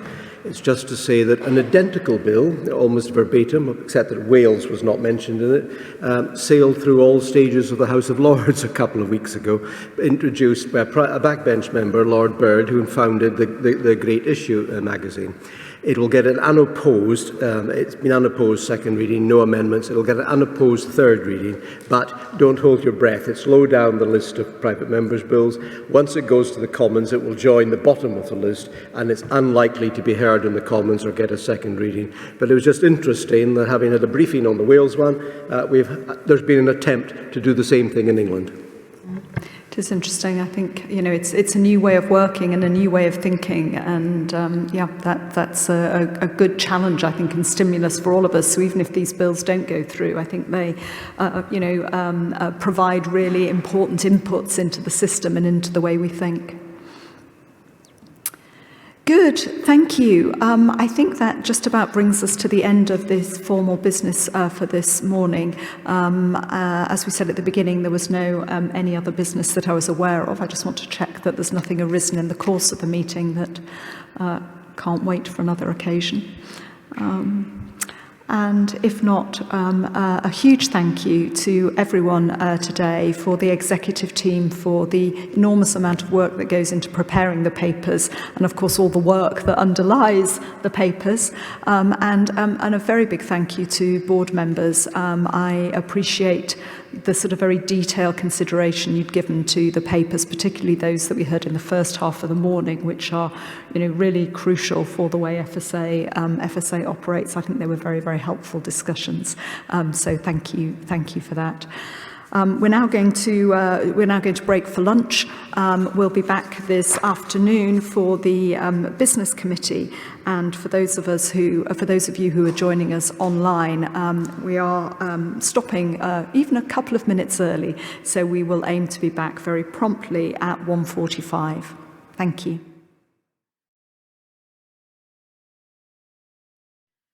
Good afternoon, everybody, and welcome to the Business Committee meeting for the Food Standards Agency, and a particular welcome to those people who've just joined us this afternoon, and welcome back to the rest.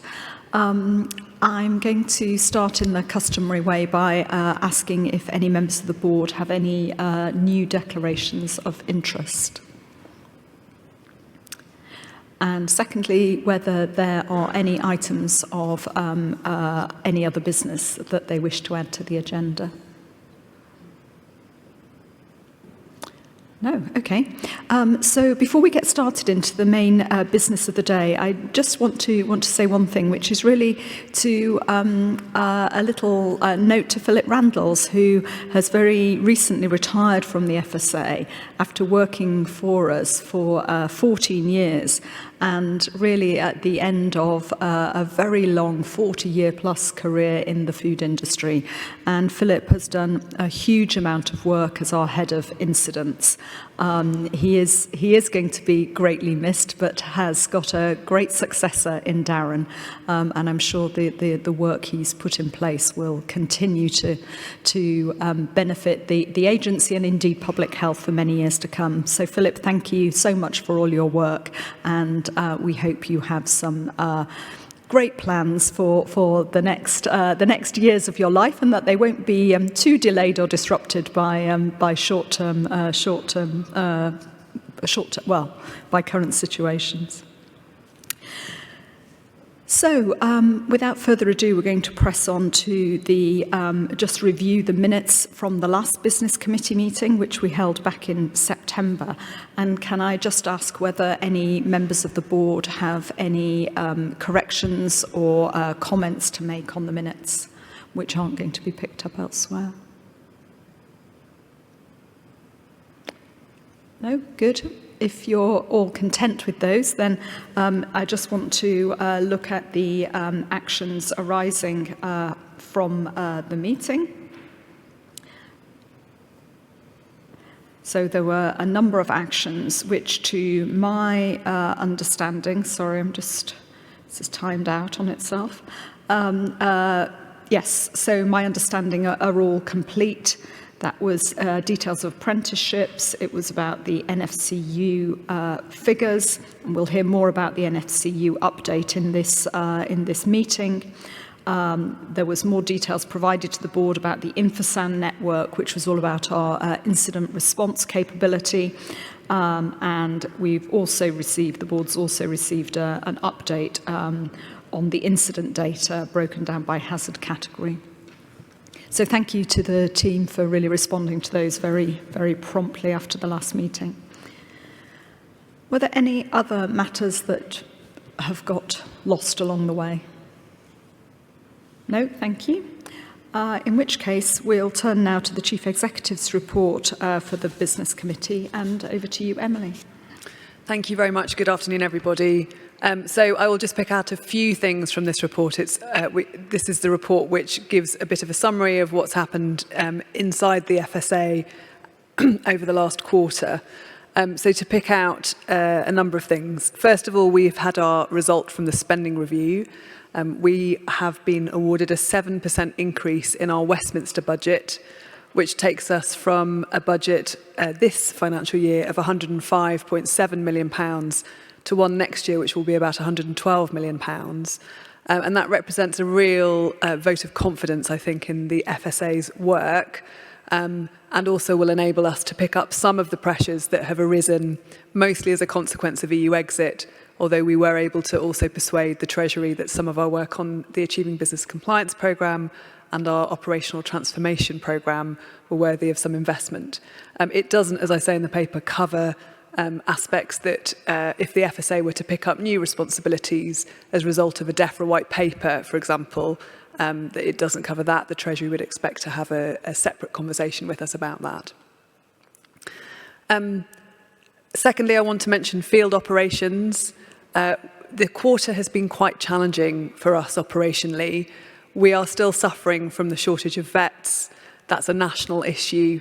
It's caused in part by additional responsibilities that vets have post-Brexit, and in part by labour shortages caused by COVID and foreign nationals returning home. As a consequence of our service delivery partners struggling to recruit, they are under capacity, and we have been covering inspection positions using our FSA contingencies.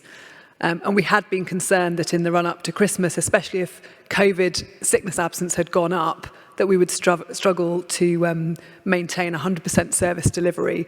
In fact, we've managed to maintain that so far, so I'm pleased we've done that, but it has been it's been a significant effort from field operations to deliver that. You've got our usual incidents update, mentioning particularly one on feeder mice, which goes to snakes and other things, and one on oysters. A mention of the National Food Crime Unit, which we'll pick up later. We are very pleased that we've had our first end-to-end result, where we've gone from detection to evidence collection to presenting the case to the Crown Prosecution Service, to charge, and now to a guilty plea. And I think that reflects that we now really have that investigation capability inside our National Food Crime Unit. 2 to 3 years ago, it was an intelligence function. Now it is a crime investigation function. And then just to turn to staffing matters, we are really sad to bid farewell to Philip Randalls, and also very sad to bid farewell to Colin Sullivan. So Philip, our ex-head of incidents, and Colin, our soon-to-be ex-director of chief operating officer. I just want to put on record my gratitude and appreciation for everything they've done in their time at the FSA. We have good successors for them who are covering, but that doesn't mean you're not going to be missed enormously. And then just to mention Steve Wern again. So Steve will continue to be funded in part by the Food Standards Agency and also by DEFRA, but he is now elected as the chair of Codex Alimentarius, which is the international standard setting body for food safety. This is a fantastic accolade to Steve and his prowess and expertise on food safety. And he mounted a very good campaign which got a lot of votes in support, but I think it's also a real credit to the Food Standards Agency and our reputation abroad, so I think it's an accolade to all of us. And then just to finish on diversity and inclusion, we've done a more of a deep dive on this issue for this report, and it's a passion of mine. I very much want the FSA to be a place where you can be your whole self and you can feel like it's yours and you belong to it and you feel included however you are and whoever you are. And that goes for people with any protected characteristics, but also those who don't have protected characteristics, who just want to properly be themselves. And we've been leading a lot of work over the last 2 years, particularly to try and improve our performance on race and ethnicity representation. We've still got some way to go, particularly at the top of the organisation, but we're starting to see some progress in the more junior grades. We have got a much stronger race and ethnicity network. We've got significant senior sponsorship going on. We've offered some tailored support to individuals to improve their chances at applications and interview, and we're starting to see some results. We do want to go beyond the representation question to make sure inclusion is the objective, but representation is a first step. And we can see that our next focus for us is going to be about disability and making sure particularly that the declaration rates improve. We've seen a fall in that, so we've just started a campaign this week to try and promote that. And our FSA Accelerate programme, which is for SEOs, has a number of people on it. We've seen a lot of them at our executive management team because part of it is to come and shadow EMT. But they're also getting other tailored support, and the feedback so far is very good. So that's really important to all of us around the EMT table, that we're doing that work to try and bring on talent through the organisation from people with all protected characteristics and none. Thank you. That's great. Thank you, Emily. And incredibly important. We had some fantastic work that the agency was doing in its sort of more outward looking, but actually really great that that's underpinned by really solid processes and procedures. I'm sure that the other board members will also want to comment on the sort of vet issue. Well, the first thing to say is I think it is quite extraordinary that you have maintained 100% service delivery over the whole of this pandemic. It was sort of ironic that we had to signal that we thought we were coming into the highest risk period at the moment, and we're not through that yet. I don't want anybody to feel complacent, but I do think it is quite an extraordinary achievement, and I want to pay huge thanks to everybody who's done the strategic planning, but particularly to all of our vets within the agency and all of our meat hygiene inspectors, people who normally do the assurance, who've been out there on the front line in very erratic, irregular working arrangements. And I do not underestimate the stress and strain that puts on them, and I'm exceedingly grateful to them for their efforts. It's been a real, national contribution. But the problem underlying all of this is a chronic shortage of vets, and the options we have to deal with that are severely constrained. I know that there is some work ongoing with the Royal College looking about this, but that's going to be a long term. That's a sort of slow burn approach. It takes a long time to train a vet. So yes, I can see that's a tricky one. Open really for comments from others. Colin, why don't you go first? I've just a couple of questions there, and a lot of them are around finance, and it may be better if you to leave that until we come to the performance report with Pam. I was going to say, why don't you do that Pam is online, so if you felt they were particularly relevant, I'm content to leave until Pam's report. Let's hold them over to the finance. The other specific question was just around the service delivery partner and some of the concerns that you expressed, Emily, previously at ARAC and previous to ARAC around getting through Christmas. I mean, where are we on that, and what's going to change that will make the picture improve by the end of January? Colin, you haven't really had much of a speaking part, so this is your moment. Hello, everybody. Thanks, Colin. I think that's a really key question. So our projections at the moment are that by the end of December, we will have sufficient MHIs to not rely upon contingency. And indeed today, as in Wednesday, we're not using any MHIs. We are using one OV from our contingency reserve, so that's quite positive. The picture in terms of OVs is that we should be in a better place by the end of January. These are projections, of course, and they come with a caveat. One of those caveats is that these projections have been made prior to the recent new variant of COVID and the red list arrangements and travel and the MHIs that our service delivery partner has been calling upon have been coming from West Africa, and they're on red list countries. The OVs have been coming in the main from Turkey. They're not yet in that space. So it is subject to the possibility of being buffeted around, but it's certainly going in the right direction. Margaret. Thank you. Colin has just answered one question. Two other very short questions. One is, you mentioned the significant impact on morale in field ops due to the resourcing challenges, and you imply we're on top of this. I just wondered if you could tell us a bit more about how you're managing that and what the issues are, where you can. And then on the other thing, diversion and inclusion, it's really important. It's great that you're working on that.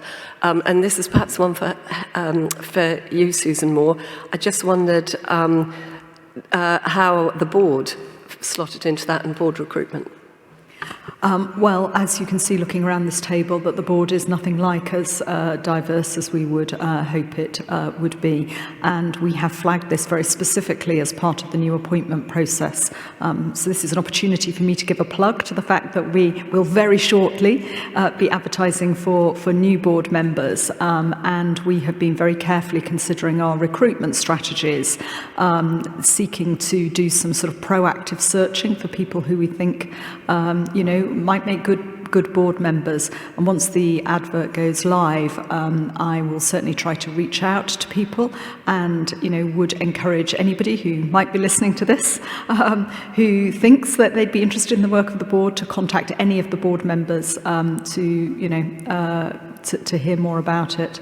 Ruth, you've been particularly focusing on this. Do you want to add anything? Only that it's really important that we make every effort to attract a wide range of candidates. We had a recruitment some months ago, and we explored various ways of reaching out to make sure we had a wide field, but I think we can always do better. And if there are any other government departments who've been successful in that regard, we should learn from them as much as we can to make sure that we are continuing to make progress at senior levels as well as middle and more junior levels. Thank you. Ruth, did you have a question as well? Whilst I was speaking, I was just going to say how much we value seeing the results of the staff survey, the people survey. And I just noted that our response rate this year is 10 percentage points down on previous year. Obviously, we'll wait and see what the results show. But any early thoughts on why that might be? Are we going to look at that by different parts of the business to understand whether there's anything that we need to be aware of? As I say, it's hugely important to get feedback, and I know how much we value that, and you value it as the executive to continue to make the FSA such a great place to work. We've had fantastic feedback from frontline staff at every virtual call that we've had with them, so it's important we continue to get their feedback. Shall I come in on a couple of those? It may be that Maria has a comment on the detail of the staff survey response rate. I think it's a reflection of the morale issues. I think people have been feeling very pressed. I think in field operations where they've been not really having a lot of spare time, actually sitting down at a laptop to do the staff survey has been a challenge. And we sort of waiting with bated breath to see what the results of it will be, and we will be looking at it very, very closely when it comes out. On diversity and inclusion, particularly at the board, it is a matter that has been raised with me by members of the Race and Ethnicity Network, which is that they feel the board doesn't reflect society. And I think there's a request I could make to each of you, which is to think about who it is you might want to encourage to apply to be a board member and reach out to them, because I do think those personal contacts do make quite a difference. And if you're someone who has a little bit of imposter syndrome at the best of times, if someone's coming to you saying, actually, we really think you could add value, I think it does make quite a difference. And then on the morale question, I'll ask Colin to comment on that. The MHIs are finding it hard. They've got lots of new official vets coming in. The MHIs are often more experienced at the work and are having to support OVs in that space. They're doing extra shifts. I think there is a sense of they're really holding it together for the agency, and we're incredibly grateful to them, and we try and express that as much as we can, but even getting them together to say that is time they don't have because they're on shifts. We recently paid overtime for one of our evening calls that we do with them, but Colin, you can perhaps say a little more. Yes, I think that's a really important question, Margaret, and thank you, Susan and Emily, for the recognition that you've given to MHIs and OVs. I know that will be important. There's a range of things we're trying to do, but we're dealing with a difficult situation. I suppose the first thing is the messaging around there's light at the end of the tunnel, and we have a bit more to do, but we're getting there. But it has been long, it's been a long journey, and people are tired. And I think one of the things they find most frustrating is the fact that they can't engage in some other activities that other members of staff are able to do, such as join training opportunities because they're so busy on the line. So that is very frustrating. We have tried to deal with the pressures in terms of reward and recognition using that as a way of, and it's not the value of the money, it's the recognition, I think, that they really get. There's been little things like thank you letters from myself. There's been tea and coffee hampers in plants just to try and bolster morale. They're very small, low-cost things, but they're emblematic of the fact that we care and that we want to share that journey with them. And I think the other thing is the fact that they work during the day on the line. They're not able to join the all-staff calls, so we have a series of separate staff calls. We have one this evening, and we'll be dialing in just to talk through where we are, to hear what the pressures are, and to get their feedback. So morale has been a challenge. We're trying to deal with it as best we can. I think we're getting through, but people are tired, and come the new year with additional resources, with more staff available, the ability for people to do things that they've had to put off for so long, I think should help the picture to improve. And to add one more thing, it's not helped by the pay freeze that's going on this year from government. That feels like a bit of a kick in the face for some of them.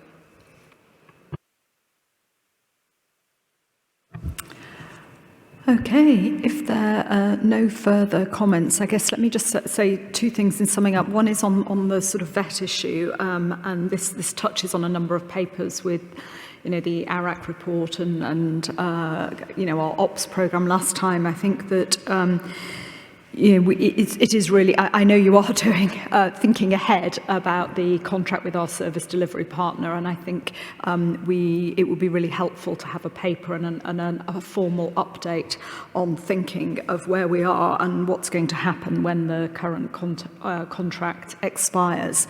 Given all the pressures that we're under, I think it's, that's a decision for the executive, but I think it would be really helpful if the board were fully cited on that. And then the final thing is really just to say, I don't think we can let it go by without saying what a fantastic result in the spending review. We all know, just from reading the press, how very tight it was this year. And I think that, the uplift we've got is recognition, not only of how important the work is, but also that the case that was put together was incredibly carefully argued. And, we could have gone in asking for a great deal more than that. But in fact, I think, Emily, you'd really led a pretty ruthless process within the agency of people having to justify and defend those increases. And, in the end, it was a very, very tight, well-argued bid. So well done. And I guess it's incumbent on all of us now to make sure that we fully deliver on that, because money given to us is money that hasn't gone to somebody else. And therefore, it's absolutely our responsibility to make the very best of it. Fiona. Thank you. One small point, it's to congratulate you on the success of the Global Food Security Incidents Conference. It's a very large number of candidates you managed to attract. And the question is, what learnings did you glean from what other countries are doing in this space that can help inform our strategy going forward?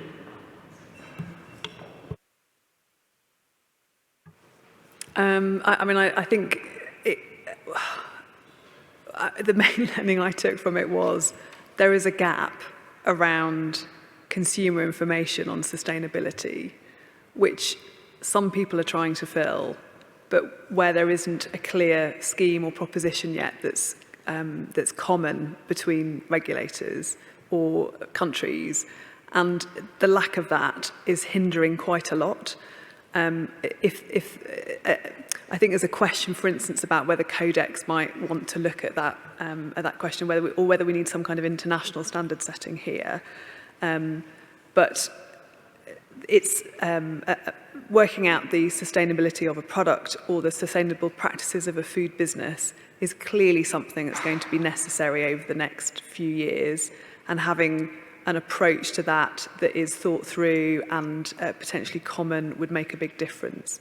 I think in the UK, it begs a question about who does what in the government space, which is not resolved at all, but that's probably the biggest thing I took away. Susan will have reflections as well, I suspect. Well, I think nothing specific really to add. I think the high level of interest, the fact that people were engaged there, really high level of interest, some extraordinary work going on, but it's very patchwork all over the place.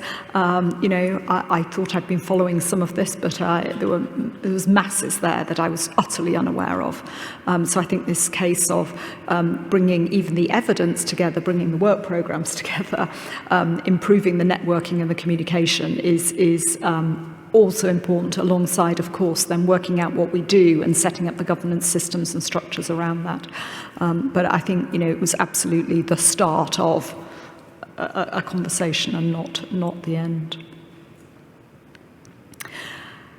Okay, on that note, thank you very much, Emily. Busy as ever, and I am really grateful for your paper and all that you do. So, moving on, we're turning now to the Performance and Resources paper, and we're joined for this by Pam Beedman, who's joining us online today. As ever, this is a packed report, though it's been slightly restructured, and I'd just like to say that I, for one, found it a great deal clearer and easier to access, so thank you to the team for all the work on that. Pam. Thank you, Chair. Thank you. And good afternoon. I'm sorry I can't join you in person, but I am self-isolating at the moment. So some of the aspects of the report we've already touched on, but I would like to highlight a few areas in particular.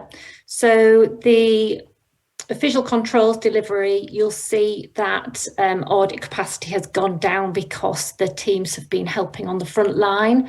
So that's in line with what we've already heard with the pressure on field ops. Hopefully after Christmas, they should be able to recover as well. However, they have actually found from the work that they've done that compliance has improved. So that's a good sign. We also see some positive changes in terms of food hygiene rating scheme. We are seeing that the amount of businesses awaiting inspection has gone down generally, and that I think we'll be talking about that later on in the agenda. We've got a local authority item on that. We have spoken about the diversity statistics already, so I won't repeat that. And then finances, resources, just wanted to introduce this. I know Colin's got some questions. The underspend has gone down since the Q1 report. It was then 5.4. It's now gone to 4.2. And actually, because that is the position at the end of September, excuse me, it's gone down further at the end of October, as you'll be able to see in the annex, to 3.9 million for FSA. So it's going in the right direction. We will be monitoring that to make sure it doesn't hopefully go too much of an underspend, but obviously we need to make sure that we're still spending money on value for money priority areas. So that's all I was going to say on introducing the report, but very happy to take any questions. Thank you very much, Pam, and I'll come to Colin in a moment. There was also the note in here about the FHRS, and I think that data really just backs up why we want to move this onto a statutory footing, which is a conversation we had this morning.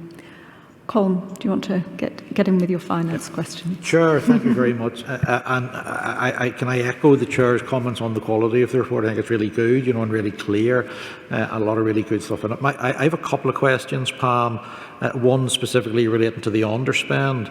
And if we go back to the start of the year as a board, we did alter our risk appetite in regards to finance to be a little bit more open and not quite hungry, but a little bit more open in terms of spend. So probably a little disappointed to see that we're still forecasting an underspend.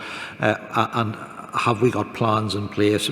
Good to hear it back down another 300,000 by the end of October. We have 5 months to go, and I'd be interested to see if are there any opportunities that we can bring, particularly, and it's got to be value for money, and it's got to be relevant to what it is we're doing. I completely get that, and it would strike me that there must be some opportunities around science and evidence gathering, particularly as we look through our strategy development and that third leg of the strategy development. There might be some opportunities there. And then my other question is going back to Emily's report. Tremendous work in getting the 7% uplift in terms of the agreement with Treasury. My concern is really more about years 2 and 3. So great to get that settlement, but I do notice we appear to be getting flat cash in year 2 and year 3 as we start to try and grow business. So just keen to understand how we plan to manage the year 2 and 3 implications of that settlement review, particularly given that will have responsibility around salary increases and things like that whenever the salary cap gets lifted. Pam, over to you. Thanks. So the underspend, we are continuing to work with the business on what we can do in this space. We are looking at bringing forward spend, because of course that would help us next year if possible. Certainly in the research evidence space, we have a few levers where we can do that. And I know Julie is working with her team to do whatever we can. A lot of the underspend has come about by recruitment pressures. So the various teams, and it's not just HR do this. This requires time across the business to interview, prepare job specs, etc.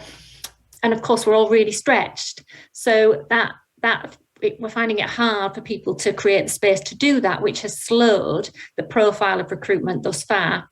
And that's been compounded by the issues in the labour market for certain key staff that we're trying to recruit. So we're trying to look at ways of countering that by doing more general pooled recruitment, creating a bank of reserve candidates that we can go to quite quickly and we don't have to repeat the process. We are also looking to prioritise recruitment, and where we can't prioritise the recruitment, we are looking for temporary staff. Now, I know that we don't like to spend a lot of money on contractors and temporary staff, but in this respect, I think a mixed economy is what we need to look at, just to try and get the work done that we need to be done whilst we're having these recruitment issues. So that's what we're trying to do in the current space. We're also maintaining the investment board, which bi-weekly looks at possible areas of work that we can bring forward, and other business proposals as well. Again, we have to have those approved. We talk through the business cases to ensure that they are value for money and they work towards our priorities. So that's the current year. Future years, we do still have a spending gap. We have a spending gap for the 22-23.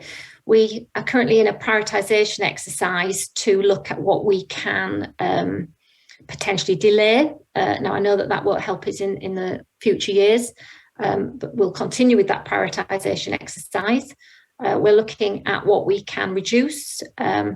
We are looking at the profile of the spend, what we bid for in the SR, whether or not that we need to rebase some of those assumptions, given what we know now about how long it takes to recruit. Some of the assumptions did reflect employees from day one. Clearly, that's not going to happen. So we are looking at what impact that has as well. We are very mindful of the FTE number, however, because clearly where we take on permanent staff, that is going to have a knock-on impact for the future years.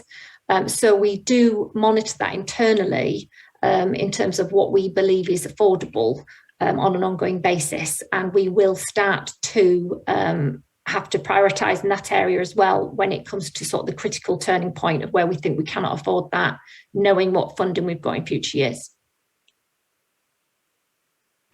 And just to add, so I heard your disappointment, Colin, about the underspend. I can assure you it would have been a lot worse if there hadn't been a significant amount of action by the executive through the summer. So, for instance, for the first time ever, we allocated out more money than we normally would. That was as a consequence of the steer of the board. We over-programmed in science. We went fast on some recruitment early in the year, and we have recruited posts that we didn't know we had funding for beyond this financial year, even before we got the SR result. So these are all actions that actually the FSA wouldn't have done a year or two ago, and that was the consequence of the board's steer. We also have done things like offer local authorities support. So that £900,000 that we gave to local authorities to help them triage their backlog, that was from our underspend, and we were like, we've got this money, we want to help our partners do this. And then just to reinforce Pam's point about years 2 and 3, we're just now working out the allocation for year 1. We are wanting to reprioritise a little so that we can reflect the board's steers that we've had recently around priorities. Once we've worked that through, we will have to start thinking about the consequences for years 2 and 3. I feel relatively confident at the moment about next year. I think, yeah, so we'll see. We'll be coming back to you in March on those questions. Emily, go on. No, I've just come back. And I should have prefaced my point, but I think what the FSA team have delivered in the current year is phenomenal. And the fact that they have done that for less than they expected to spend is to be commended. Appreciate that's not necessarily how the public sector always look at things, but I would encourage to continue looking at the sort of innovative ways, Emily, that you have looked at things and try to get that underspend down a little bit more.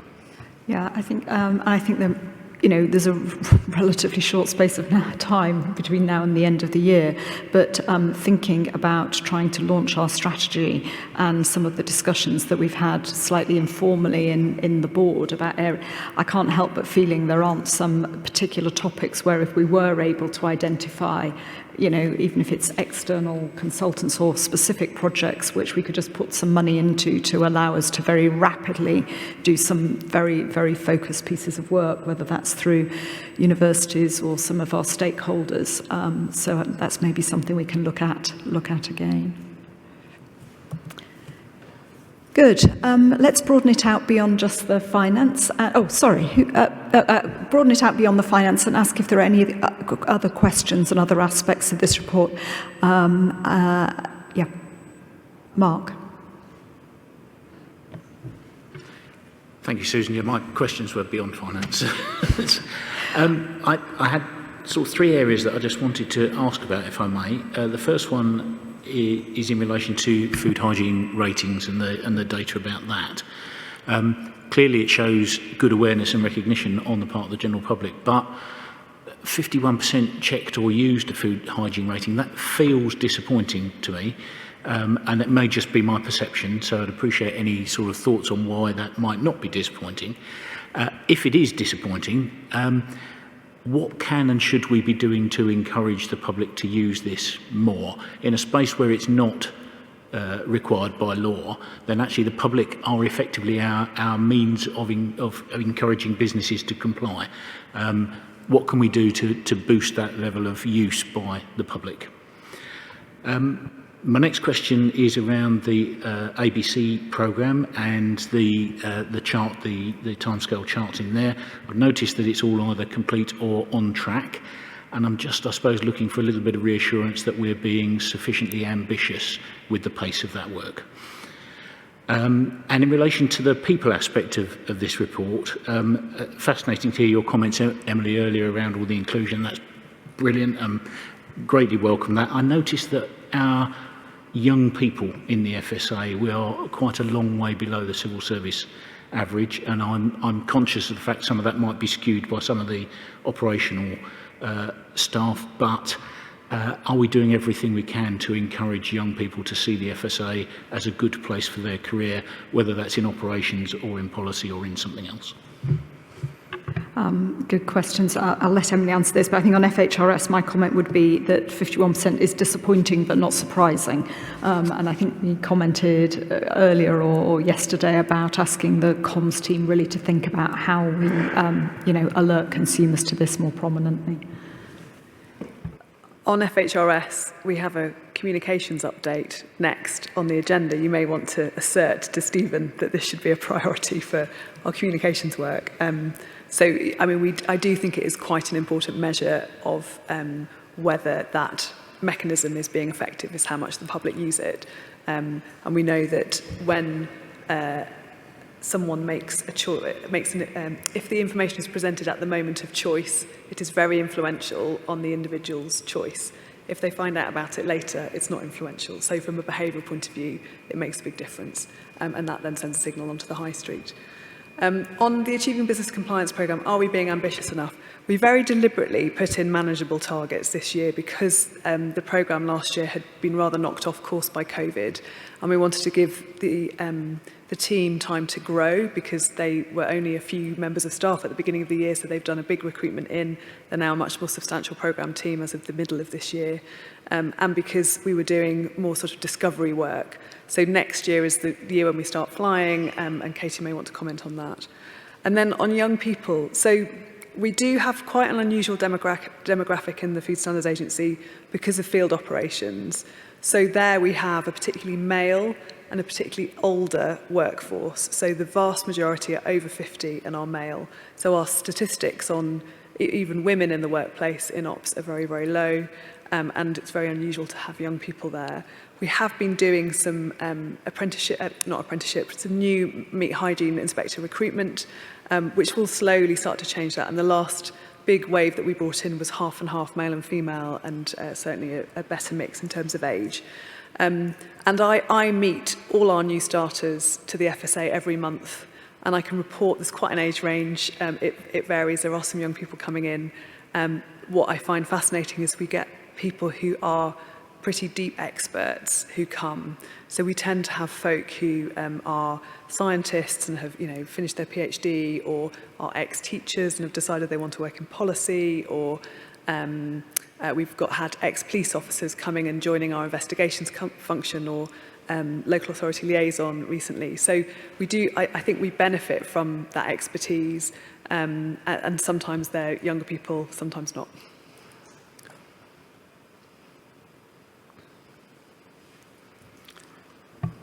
David. May I ask a little quick one on the food hygiene rating system? I've been looking at slides 5 and 6. I see there's 67,000 places outstanding. Now, we heard earlier that some of these big cycle courier delivery firms say they will not deliver food from restaurants which have a low score.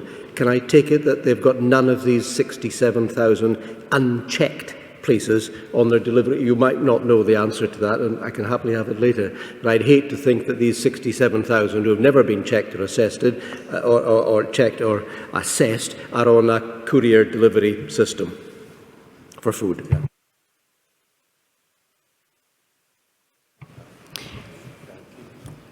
Do you want to pick up now, Susan? Yes, that is the case, David. The companies can't use the businesses until they have been assessed. Unfortunately, it puts pressure on local authorities because businesses are coming to local authorities looking for their food hygiene rating, and obviously, local authorities are assessing businesses in relation to risk. So it is causing a problem for local authorities, and there is a bit of a bottleneck there. Well, that's good and it's reassuring. Thank you. Okay, so lots to discuss in here. I'm sure we'll talk more about local authorities, which I feel like we've slightly skipped over here, but we have got a whole paper on that coming. So if there are no other questions, we'll thank Pam and all the team. I know there's lots of people involved in pulling all of this data together, so thank you very much indeed. Oh, I turned that off then, thinking it was the end of my thing, but I probably should move us on to the next item on the agenda. So the next item is the annual report from the National Food Crime Unit. And we've heard mention of the NFCU a couple of times already in this meeting. And I think this is a great opportunity to hear in a more extended version what they've been up to. They've made huge progress, I think, in the last 12 months, which you'll see reflected in this paper. I was especially pleased to note that recent successful prosecution, and that was one associated with the illegal sale of 2,4-dinitrophenol. You know, I'm very pleased at that, but I'm very sad that this comes too late to save lives which have already been lost. But I do hope that the work that the NFCU are doing, I'm confident that that is going to save lives into the future. And perhaps this prosecution will also help to highlight to people just how very dangerous DNP can be. I suppose specifically, before we get into this report, I'll just give you fair warning. I'd like us to think in particularly about the upcoming external review of the NFCU and to think about the timing of that and to think about the terms of reference. So please keep that in the forefront of your mind as you're listening to the report. And now I'm going to hand over, I hope, I'm going to find that Darren Davis is going to, oh, Darren's here. I'm so sorry, I've not got my glasses on, I can't see that end of the table, and with you behind your mask as well. But Darren, welcome, great to have you here with us. And I think you have probably prepared most of this paper, and I think you and perhaps Colin are going to do a bit of a double act, I think, on introducing this. But either way, over to the two of you. Thanks. Thank you very much, Susan. Yes, I'll just say a few words by way of introduction, but it is, as you quite rightly say, it is the work of my NFCU colleagues, not least Darren. So I think the paper is fairly self-explanatory, so a fairly short introduction from me, but just a few points to draw out. And one is, I think that I think we've now got to a point, if we look at the genesis of the unit, started in 2015 as an intel gathering function, and then in 2018 the board agreed that it would be expanded into a phase 2 activity, so it become an end-to-end intelligence gathering to investigation unit. We feel now that we've completed most of the 9 recommendations in the Saville review, that's the internal review that we presented to the board this time last year, that we think the agency really, the unit really has come of age. And I think that's evidenced by the fact that we have now had our first successful prosecution, which you made reference to. And that's a really important milestone for the unit. On top of that, there's still some work to do, not least the fact that it would be really helpful to have access to pace powers. We can function without them, but to be a truly independent, efficient unit that doesn't need to rely on other parts of law enforcement, which makes us more efficient and more effective.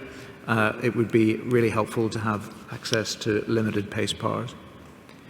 And then on top of that, within the paper you will see the breakdown of work that has been pursued, and that falls into a number of different categories. Some of it is pursue activity, which is investigations, and then there's the other supporting activity, the non-pursue activity, which is really helping to protect and to prevent crime and prepare,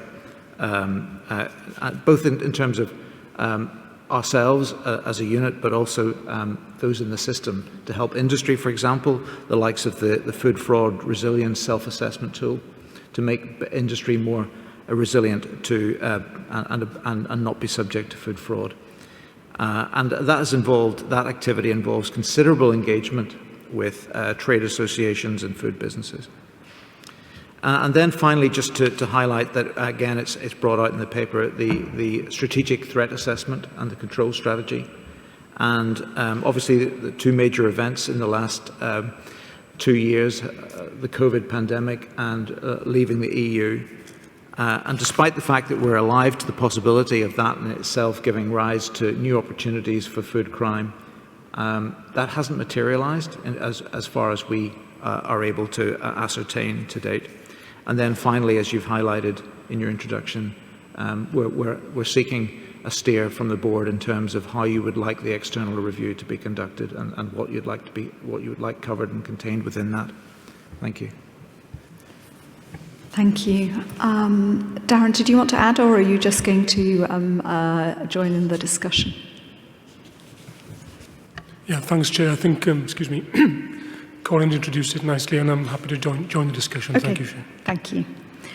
So, David, you're the board member I know who's been taking a particular interest in this one of late. I wondered if you had any comments or reflections on this paper. Yes, thank you, Chair, and I wish to thank Colin and Darren for an excellent briefing we had online last week on all aspects of the activity. We all agree entirely on the PACE powers, and I hope that one can progress that with the Sajid David review and consultation as soon as we possibly can. That will be important. And then we need to cleverly see if the review concludes, I hope it will, that we need the PACE powers, when we can find a bill to attach them to from any department in government. The main thing I wish to comment on is this external review. And now, I understand some people think that the National Food Crime Unit doesn't fit perfectly within the Food Standards Agency. Well, I can say from my 40 years in Parliament and many years in government, there's always departments where something doesn't fit perfectly. And then you get prime ministers and others who think, we'll move it to another department. University education has been back and forth with the education department and business, industry and skills. Stuff has been moved into DEFRA, back into transport. It's never perfect. What matters is cross-government cooperation and links to external bodies. And I would hope that any external review would not, I can't prejudice what they say, but I hope whatever else they review, they don't spend too much time looking, can we move the food crime unit to somewhere else? I was a police minister, I have great respect for the police, but this would not be their speciality. It's the only other place it could go in any common sense, and they would not make it a priority, and we would suffer. All the food crime unit needs is more money, more staff and more powers. Well, David, we obviously can't conclude that, and that's why we have an external review, but we can then discuss and interpret that. That would be one of the inputs. But I suppose what does matter is that we get the terms of reference right. And if I might ask you to sort of, perhaps pay particular attention to what those are, and then we can ensure that we're going to get the best value out of this, because I think it is about refining its operation. It's not about throwing it up again and, imagining it will settle somewhere better. Any other comments from others? Fiona, and then I know Mark, you have yeah. Thank you. It's just to pick up on what David's just said. I think the bit that's missing in the terms of reference is actually how this is going to contribute to the work of the Food Standards Agency, and particularly with regard to the strategic changes that are going on in the organisation. And I think if those terms of reference could incorporate something along those lines, it will help to do what David's highlighted as a potential risk of this being segmented out. So Fiona, can I just ask you to expand on that a little bit? So what were you thinking of in particular, the sort of investigative stuff that we were talking about earlier in relation to online businesses, for example, and that kind of intelligence gathering, or was there something else that you had in mind that where we're missing a trick to join up enough with the NFCU?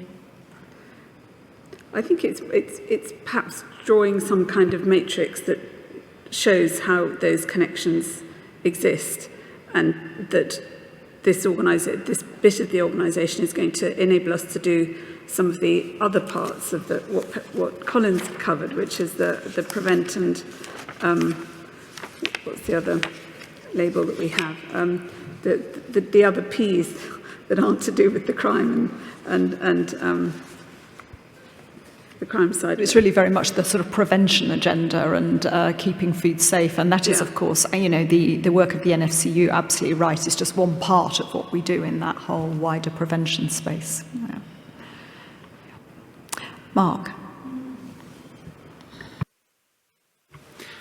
Thanks, Susan. Just two comments from me. One will relate to the review, which I'll come back to. My first one actually relates to paragraph 5.2 in the report, which talks about the National Crime Agency standards and refers to the fact that most of the unit's disruptions are only able to be attributed minor or moderate impact. And I wonder if actually we're really saying that those disruptions are only having a minor or moderate impact, or whether we're perhaps doing the unit a disservice by trying to pitch them against those NCA standards, and whether that's the right standard to apply to the outcomes that the unit are achieving. That might be something which sits within the review, possibly. But well, that's a really interesting point, and maybe Darren, I'll ask you to comment on that in a moment. But Mark, why don't you do your second? Thank you. So my second comment is around the review. Generally, I think the terms of reference that are set out in here are in the right kind of place. I do wonder if in the fourth one, where we mention an alternative arrangement, we're sort of inviting a conclusion within the terms of reference, and we might want to just talk about the most suitable governance arrangements without being more specific than that. And also, in terms of the membership of the review team, I'd perhaps like to see something in there around some independence, so that we make sure that we're not using people who are too familiar with the space, perhaps. Those are really good points, Mark. Thank you. Darren, did you want to comment on whether we're setting ourselves too high a bar? Yeah, certainly, Chair. So colleagues will be aware a couple of years ago, the National Audit Office conducted some work to review the FSA, including the food crime unit, and in particular, they were focused on the performance measures and outcomes that the unit could deliver, and recommended that we seek some best practice from others, including the National Crime Agency, specifically around non-criminal justice outcomes, in essence, and the impacts that are defined under the process the National Crime Agency have adopted, and indeed policing nationally has adopted, are those that we're trying to align ourselves with. So there are some strict criteria around them, and clearly the more harder-edged the intervention, often the greater the impacts. So it does kind of go hand in glove a little bit with the powers discussion we were just having, and also when cases do get to a court process and there are greater interventions placed on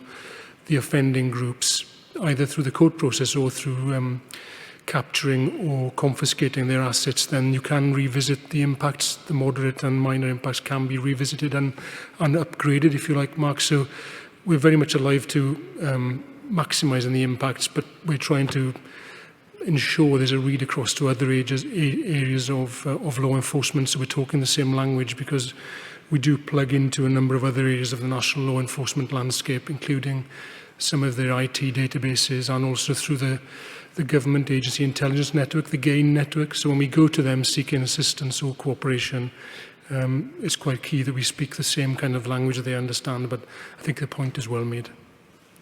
Thank you. Colin, I wonder if I could ask you just to pick up on this comment about membership of the review panel. What's the process for agreeing that? Will we identify the chair and then work with the chair on the committee, or is there some more external arrangement? I think it's in your gift as chair to choose how you do it. We can obviously give you recommendations. I suppose we were thinking as we were drafting the paper in terms of there not just being a single person, but it being a team, and that it would include someone with a law enforcement background, but it would also include someone with a food background, and perhaps also look not just at criminal issues, but the interface between criminal and regulatory.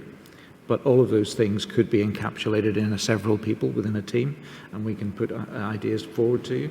I certainly wasn't implying any one person. I was imagining whether we were going to find the person to chair it and then involve them in identifying who would be, what skills and so on, or whether we wanted to decide the whole shebang up front and, appoint.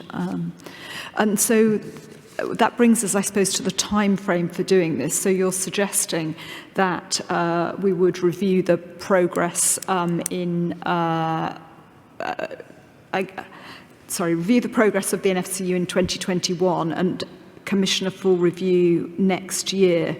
So early next year. So we're going to have to make some pretty speedy progress on appointing that review team if we're going to stick to that timetable. That's just a reflection. So, I think the time frame we were thinking of was that in the first quarter of next year, choose the team and get them mobilised, and then over the next 6 months conduct the review, and then have the conclusions ready for the board paper this time next year. Okay. Margaret. I just wondered whether in the terms of reference there would be merit in having asking the review to assess the effect that the pace powers, which the FSA is calling for, might have on the impact of the work of the unit.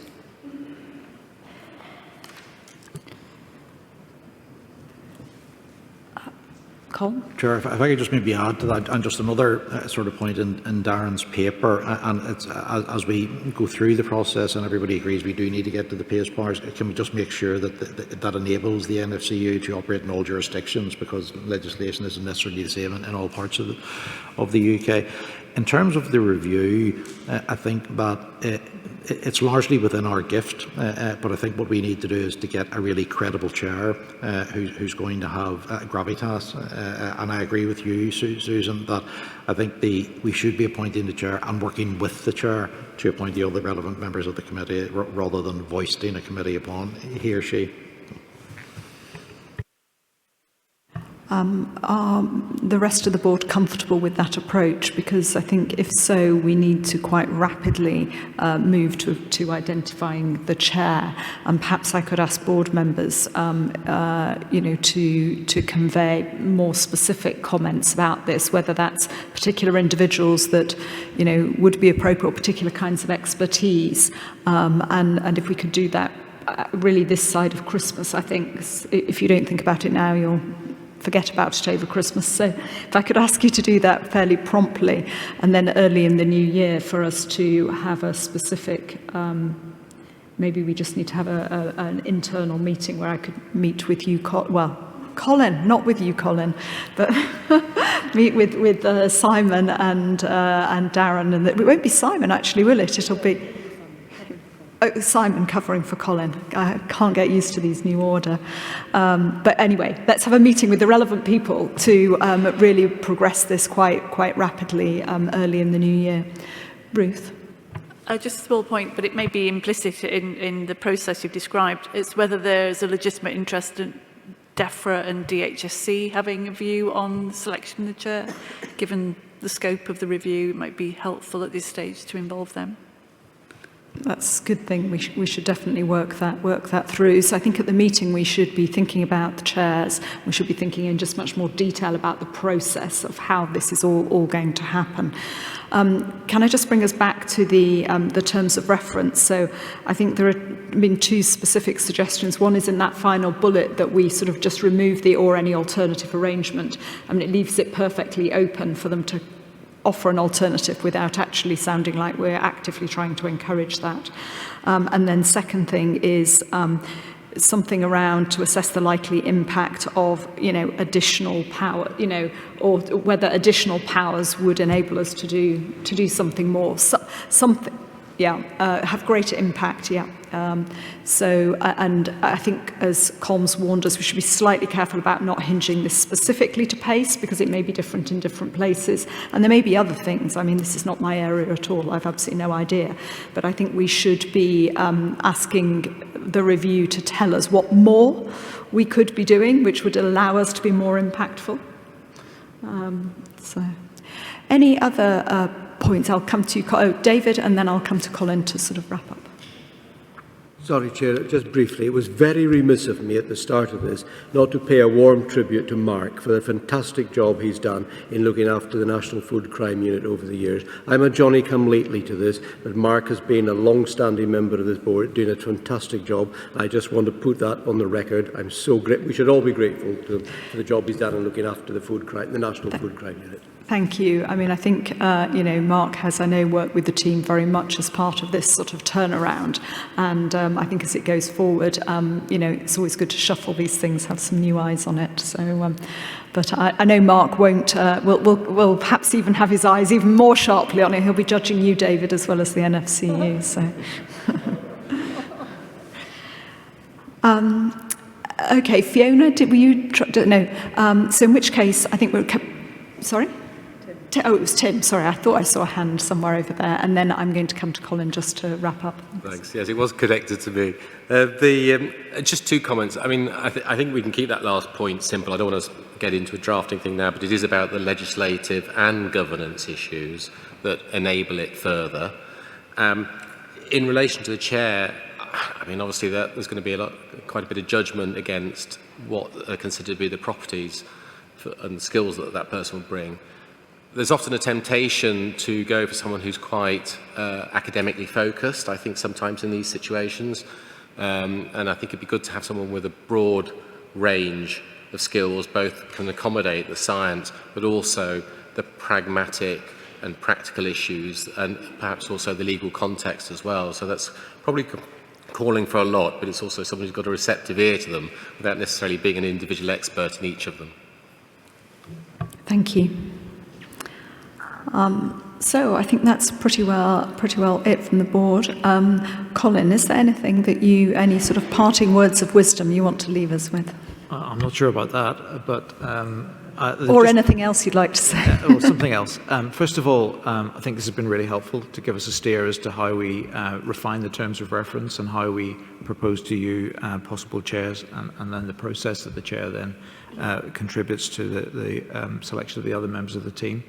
There was just the point that Fiona made about what the FSA does what NFCU does for FSA and what FSA does for NFCU. I think it would be helpful to draw that out in the review, because as we have gone on and as the NFCU has developed, we have realised that the NFCU can add value to some of the work that field ops do in the regulatory space, that RCD can add value to in the local authority space and the intel that they bring to the work that NFCU do. So that working together across the organisation, I think, has that multiplier effect and is really beneficial. So I think we need to draw that out and review that. Thank you. That's great, thank you. That was a useful discussion. We have focused very much on the forward look, and that's important. That's about, but I just want to reiterate again a huge thank you for all the work that's been done. I thought it was a really helpful paper, and I hope that the team in putting it together felt some pride in the achievements that there have been, you know, in the real strides that have been made over the last year or so. So our thanks for all the hard work that's gone into that. Okay, I see now that we're scheduled to have a short break, which at the very least is an opportunity just to stretch your legs before we do the final set of papers. So we'll pause here and we will reconvene again very promptly at 3 o'clock. Thank you. So welcome back after that very short break, and we've got a couple of really important items left on our agenda this afternoon, starting firstly with the local authority recovery plan. At this time of year, the board traditionally looks at local authority performance and seeing what's happened over the last year. But given the impact of the pandemic, I think this paper this year is really focused very specifically on implementing the local authority recovery plan, which the board have discussed previously, and really sets out the approach we've adopted towards assessing and measuring performance. And I think what we also want, so we want to tell you where that's got to, but I think also to focus on the sort of how we're going to do the reporting and the management of local authority performance beyond this. So I think this is really quite an important paper, and thank you to Maria and the team for putting all of this together, and for a huge amount of work that's going on in supporting local authorities and really trying to get the best for public health. Maria, I'm guessing that you are going to speak to this paper? Yes, thank you, Susan. And joined also, I see, by Michael, who's joining us online. Thank you.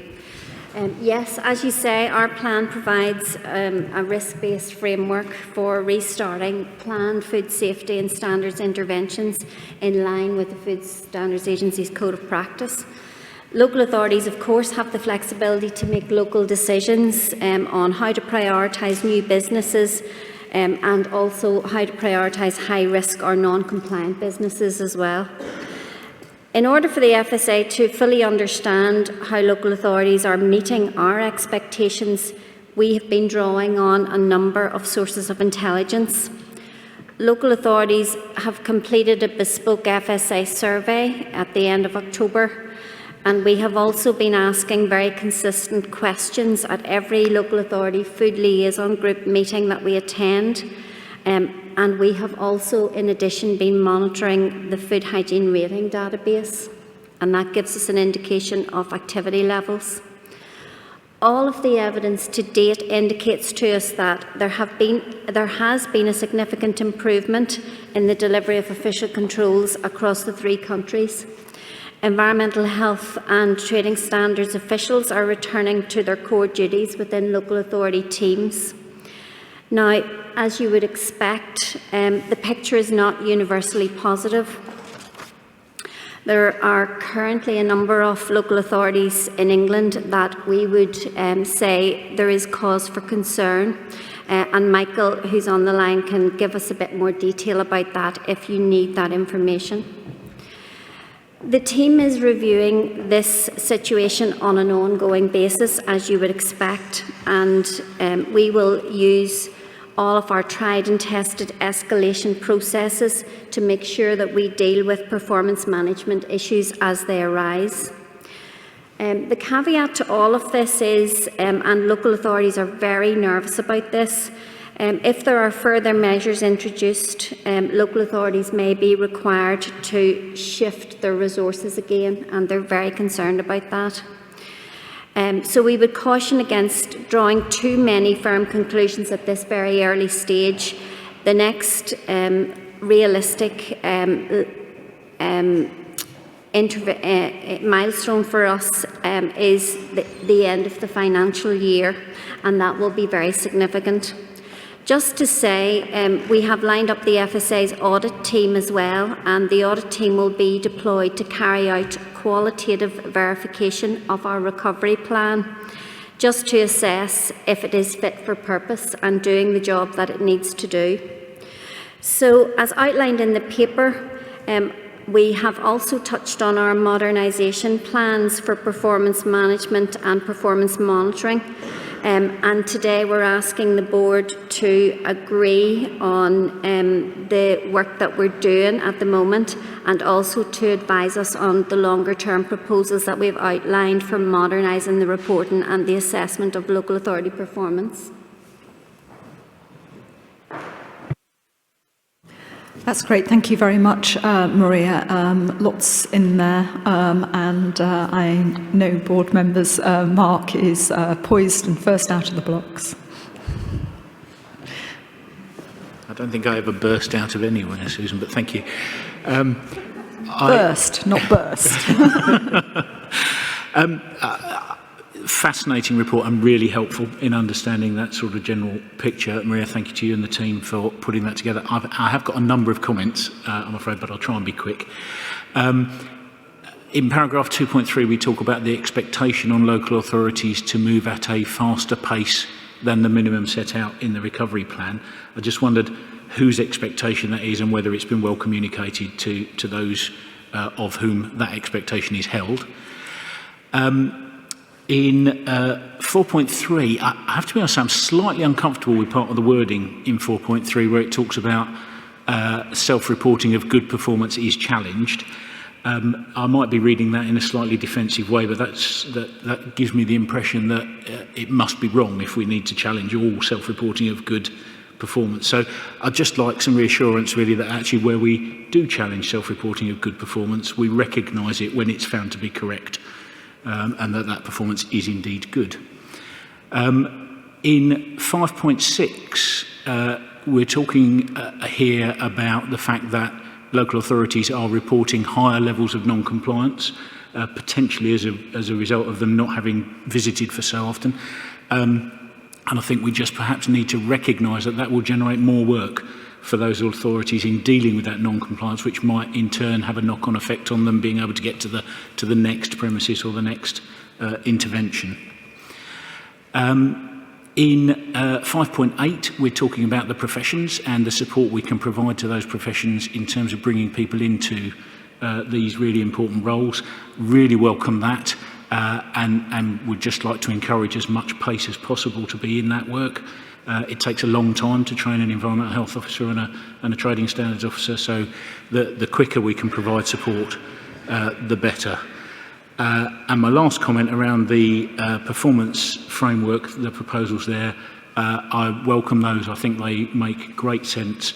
The only thing I would add to it is I would love to see built into that some way of not just challenging poor performance, but recognising good performance, because that will help service managers who are not at the top of the tree in their local authority to get the profile that they need to attract resources into their service.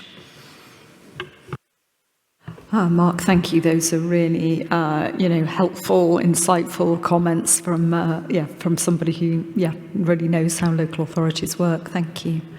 Ruth, and then Margaret. Thank you very much, and thank you very much for the comprehensive report. It's encouraging that there's work underway to get on with the recovery plan, but I do think it's now hitting 2 years almost by the time we meet again, since COVID has had such an impact. And despite the emergence of new variants and whatever consequences there are there, it's really important that we do get back on track. I think the point you made, Mark, about we're starting to find non-compliances, we really do need to be confident that we're going to see the very valued resource in environmental health come back into the service of our food interests. So I really think that March assessment needs to be seen as a summative assessment and a point when we do take stock and look at our escalation plans if things aren't back in the place we want them to be. The second point I wanted to make was around, there's a lot of description of performance management, but we also have a parallel audit programme which gives us some confidence on the quality of what happens. So the quality of the inspections, the quality of the work that's done, and validates some of the activities. And there's a comprehensive programme in Wales and Northern Ireland, and I know we've been looking at what sort of audit should take place in local governments in England with regard to these services. And I think we need to have a clear understanding of what role does audit have alongside performance management as we go forward. And looking across at the new performance framework, again, it looks more comprehensive. It's not that long since we developed the current one, but obviously with COVID and everything, I can see we need to revise it again. But I would like to see how audit is used in that context, if we need it at all. But let's be clear how we want to use that to ensure quality, that's the word I'm looking for, so that we do know what good looks like, as Mark has challenged. And then the other thing is to look at that consistency. Will the performance management framework be used across all 3 nations, or is it England specific? I wasn't quite clear. Those are my questions. Thank you. Margaret, do you want to come in next, and then I'll come back to Maria? Thank you, and very, very useful. A couple of questions. We're in Wales. The percentage of FTE posts allocated to deal with food hygiene and food standards is lower than elsewhere. Is this of particular concern? Are there particular reasons? And then the second one, page 147 of our bundle at 5.7, staff recruitment for FHRS seems to be generally an issue, and I wondered what more could be done about that, or whether you could talk a little bit more about that. Thank you. Maria, do you want to... did I see somebody else? No, Maria, do you want to respond to those points? Thanks, Susan. I'll attempt to answer some of the questions, and then I'll let Michael and Pam possibly come in on audit as well. Very important, Mark, the question that Mark raised about local authorities moving faster if they can do.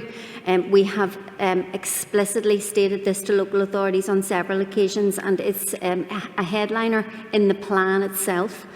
So we very much want local authorities to go as fast as they can to return to the levels of interventions that they would have had before the pandemic.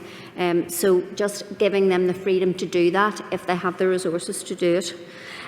Your challenge on good performance is very well made, and we need to take that into account, especially whenever we're highlighting across the board what is happening with local authorities, and I'll certainly take that back to the team. Your comment on the higher levels of non-compliance in food businesses is also well made, and we are getting lots of reports from local authorities that is the case. That does mean that it takes them longer to do their inspections, and also they have to, continually go back to those businesses to get them into compliance. So it is a continuing worry, and we will be monitoring that. So I think that's your questions covered off. Ruth, I agree with you. It is very, very important that we keep the focus on getting the inspections back up and running and things kept on track. I think I was just trying to highlight to you that local authorities are still worried about that, and we will continue to monitor that over the next few months. And then the role that audit plays is also very important, and you're exactly right. This is about, as well as the numbers that we see, it's about the quality of the work, and we have to give local authorities credit for the quality of the work that they are doing. I think that was quite nicely highlighted when in the recent visits that Susan and others made to local authorities, and because local authorities put a lot of time and effort into getting businesses into a place where they are set up to succeed. And that's a hugely important part of the work that local authorities do, and we should be giving them credit for doing that work, and we will be in the way we take performance management forward. Is there consistency across 3 nations in relation to how we're going to performance manage? Absolutely. This is a 3-nation approach. And then in relation to the numbers returning into the service in Wales, it is true that we're seeing that Welsh local authorities are still being called upon to do other duties. There is none of the Welsh local authorities are causing us concern at this minute in time, but again, Nathan and his team are very, very closely monitoring that situation. I'll just bring Michael in if he wants to say anything particularly around performance management versus audit. Thanks, Maria. In terms of Mark's question around self-reporting and challenging, one of the things we need to bear in mind is that the situation is extremely dynamic in terms of what is happening at local authority level. And because of the more sophisticated approach we're now using at looking at different sets of data and comparing that with intelligence, it means that sometimes the picture as reported does not stack up. So that leads us then to engage with the local authority, understand what the current position is, and identify whether or not actually there is a cause for concern. That can be illustrated in relation to Annex 3 within the paper, where we refer to the number of local authorities who indicated they weren't going to be able to complete their high-risk inspections, Category A, by the end of the financial year. Following engagement and further developments with those local authorities, we've managed to take 11 local authorities off that list because they're now clearly going to be able to complete that timeline, assuming there aren't further complications arising through the pandemic. In general, since the paper was drafted, we have engaged with 12 local food liaison groups in England. That covers over 100 local authorities. And the trend is continuing to see resources coming back into the function. And that's really reassuring. On the issue of the role of performance management and auditing, we are keen to resume the auditing activity, but we want to do that in an appropriate way. and get the timing right. So in the first instance, these verification checks will make sure that local authorities do have appropriate recovery plans in place, they are taking a risk-based approach, and that they're doing the right thing when they find things going wrong. Once they have a time to implement that for several months, by the start of next financial year, there will be much more evidence for us to look at the qualitative aspects, and the audit function will be able to then deliver meaningful audits to determine exactly what is happening at each local authority, taking a risk-based approach. Thanks. Thank you very much. That was helpful. Peter. Just to pick up on Margaret's question, where she was drawing attention to the smaller percentage of local authority officers returning to duties in Wales. And to supplement what Maria was saying, Nathan and his team are very closely involved with the local authorities, and the reassurance I've been given is that although a larger proportion were diverted off these duties, largely because Wales had a higher rate of COVID and so on, that the plans in place for returning to do these duties, the local authorities at the moment have confidence that they are able to return the numbers. However, we are, of course, watching rather carefully. Sure.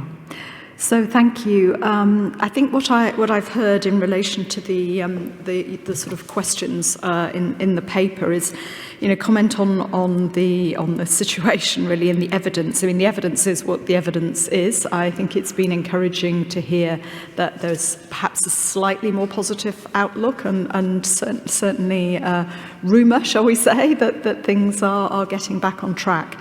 I think the point that Ruth made is absolutely crucial and one that we need to communicate very, very clearly to local authorities. We're in a phase of doing everything we possibly can to support and help them to achieve. If there are problems, we need to know about them now, and we will try to help them to sort it. But by the time we get to the end of the year and we come to our board meeting in March, it will be, as Ruth says, a summative assessment. And at that point, I think we would be failing in our responsibilities if we didn't call out those areas where we have ongoing concerns.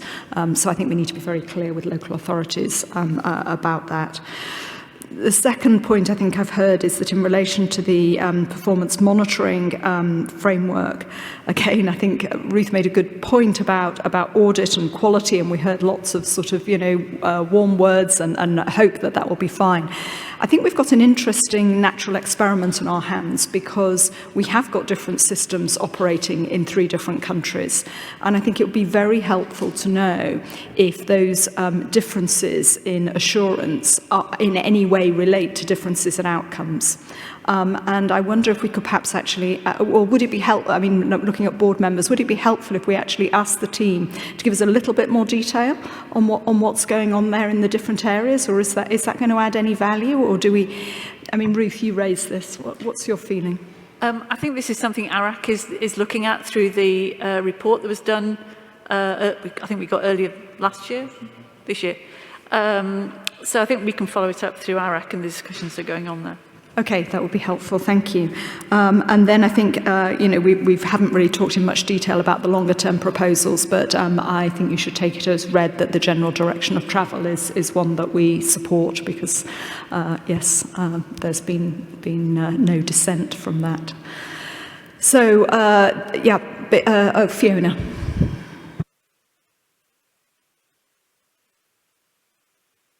Thanks, Susan.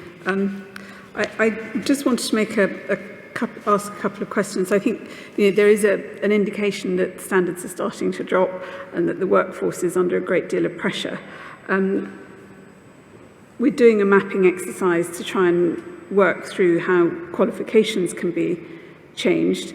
And I think my question is how quickly can that be concluded? But given that there's going to be an ongoing pressure through likely the spring, and that will have a knock-on effect in the whole system getting back up to speed.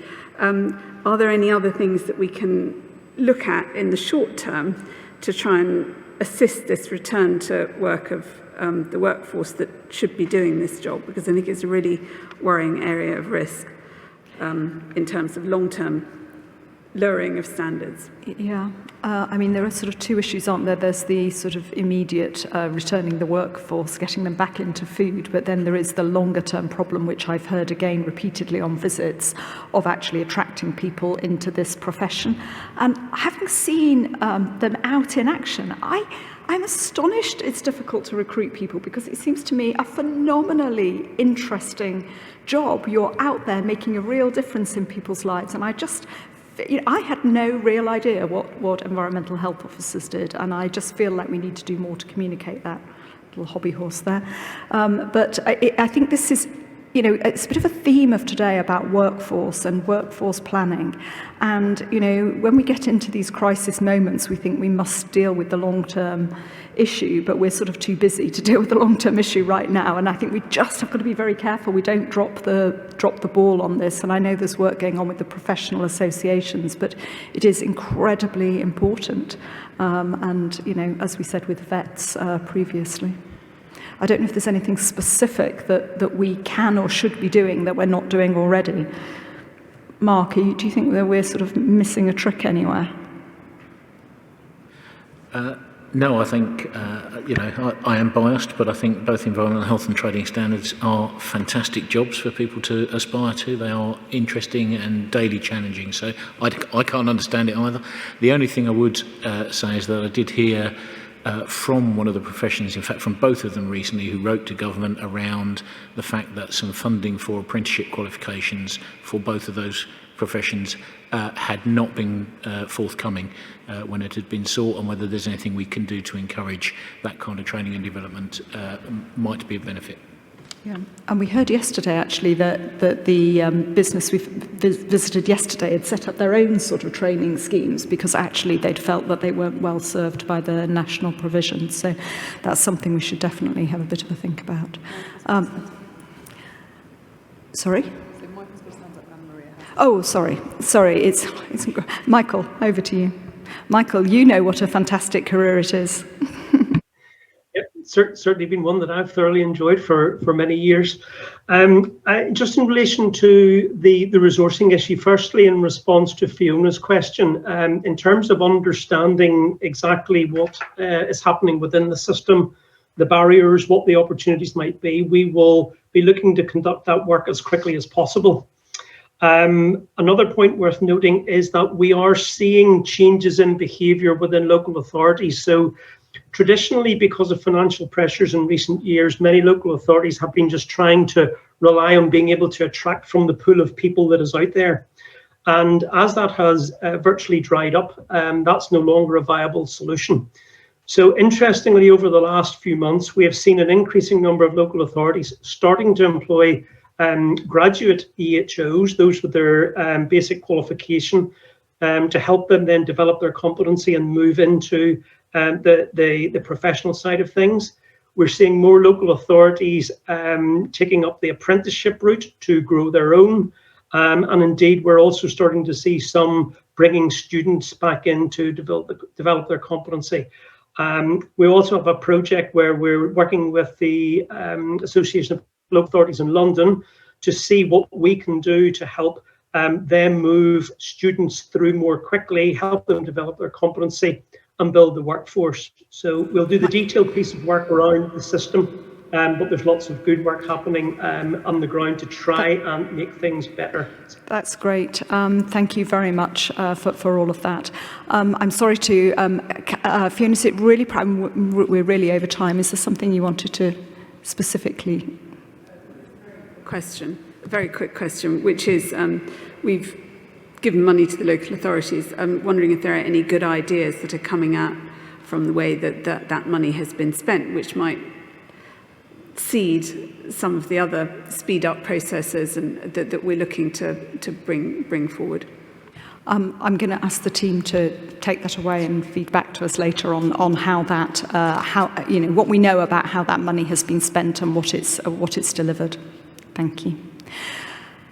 Okay, many thanks, Maria, Michael, and team. And I'm going to move us quickly on to the last item on the agenda, which is the communications update.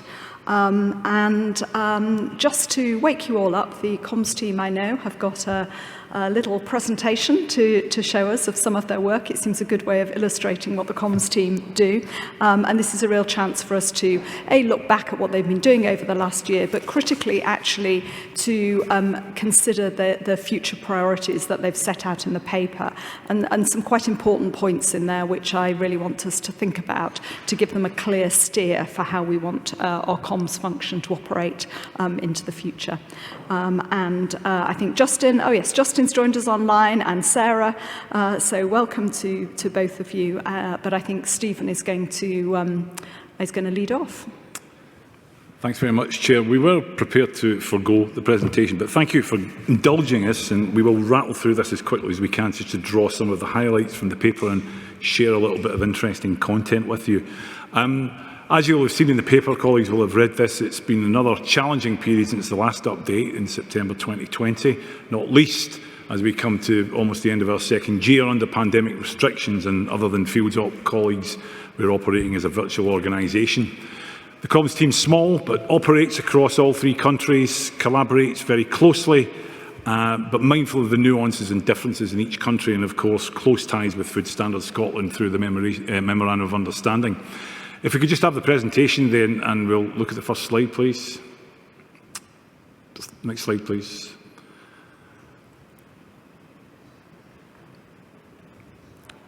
Could have the next slide, please, Glasgow's.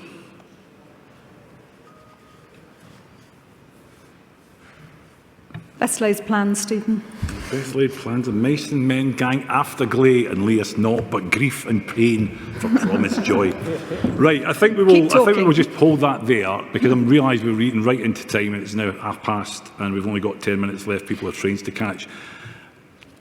I'll accept that colleagues will have read the paper. We've got some points that have already been raised in other conversations. So let's just open it up to discussion, Chair. Quite happy to do that.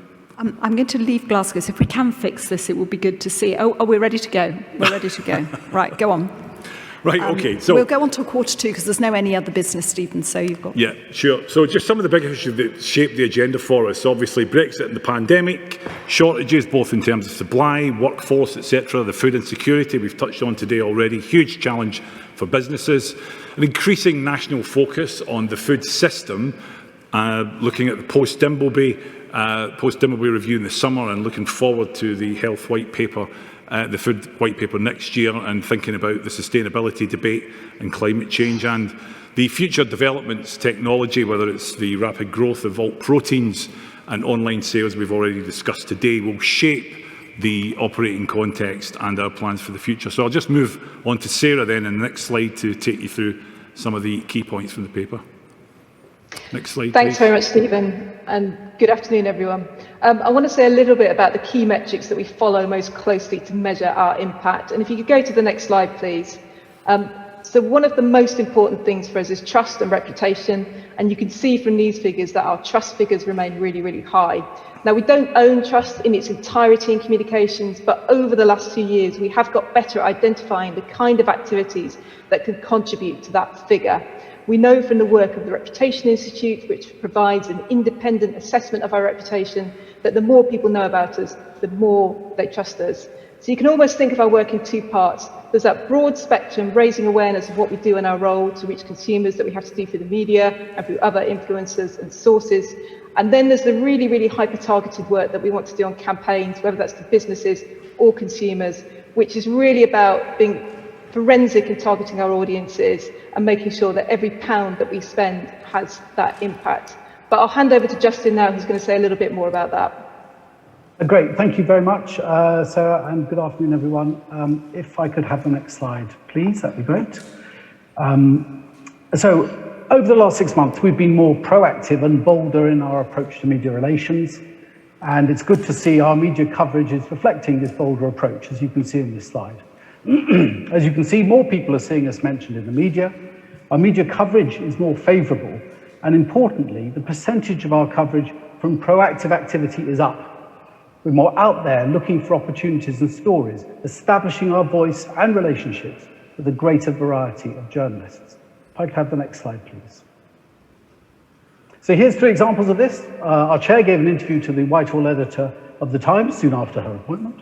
You have in the middle there Colin Sullivan talking on ITV News just the other day about vet resourcing, and Robin May, also in November, again also on ITV National News, calling for eco-labelling rules. Could I have the next slide, please? When we came to see you last year, we said we would continue to grow our social media channels, and this continues to be the case. So we're particularly pleased about the growth of followers on LinkedIn, though we've obviously got work to do to drive up follower numbers on, for example, Instagram, as you can see. And we've worked hard on accessibility too, converting more than 6,000 pieces of content on our website to make them accessible to people with disabilities. Next slide, please. So 3 campaigns we've run in this calendar year. You'll recognise them all, I hope. Natasha's Law, which was the change in allergen rules, came into place in October. We got enormous stakeholder support as we explained the law to businesses and consumers, and terrific media coverage as well. We're delighted we won a Best Value for Money award just a month ago from the PR and Communications Association for our Speak Up for Allergies campaign. And as you heard earlier today, our consumer insight told us that there remains confusion between best before and use by dates. So we worked with media, social media and partners again to raise awareness of the importance for the public to know the difference between the two. Pass back to Sarah now, please. Thank you. Thank you. And if I could have the next slide, please, that'd be great. Thanks. Okay, so I want to say a little bit about engagement. So we've done a huge amount over the last few years to sort of grow capability on engagement across the organisation and grow our sources of insight and intelligence. But one area we wanted to highlight today where we need to have more impact is with MPs, peers and Assembly members.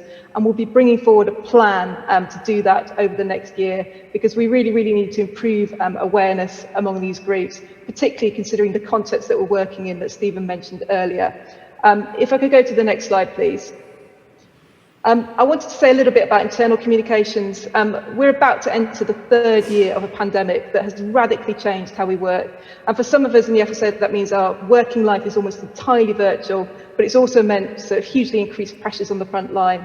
So that sort of sense of connection to our core purpose and the visibility of our senior leadership team and the connection that colleagues feel with each other is really important. That's something we're so committed to sort of improving in the internal communications team. If I could go to the next slide. And one thing that's really critical for us is how we celebrate success. This year we launched our first all-staff award scheme, and we got 203 nominations. So to put that into context, that's a response rate of around 14%. And we benchmarked ourselves against the Department of Work and Pensions. When they did something similar, they got a response rate of 0.5%.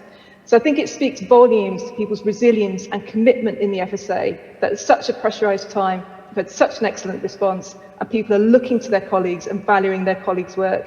I'm going to hand back to Stephen now, thanks. Next slide, please. Thank you, Sarah. So the priorities for the next month, and it's important to be clear that we don't prioritise in communications in isolation from the rest of the organisation. So the organisational priorities are those priorities that we support as a strategic partner. We've talked about parliamentary engagement and the work that needs to be done there, and we need to see that in the Westminster, Belfast and Cardiff context. We've got the FSA strategy coming next year and the internal and external engagement that will happen around that, as well as the launch, and drawing in some of the work that's been happening around the FSA internal culture, equality, diversity and inclusion in the next phase of our ways of working. We'll continue to build reputation and profile through the channels that we've discussed, mainstream media, social media, influencers and other platforms. And we've talked about some of the challenges over the course of the last 2 days, CBD, vet shortages, etc. The support for the regulatory reforms programmes will be really important, ABC and Ops transformation. And of course, we'll continue, based on the insight and the science and the evidence and research, to develop high impact and agile campaigns across the board to the mentioned allergens and registering a food business. So on that topic, I would just like to share a little bit of our content with you from the award-winning Speak Up for Allergies campaign. Now, I will be very surprised if any of you have seen this before. I don't know if any of you are regular users of TikTok, the social media platform that's mainly used for video sharing.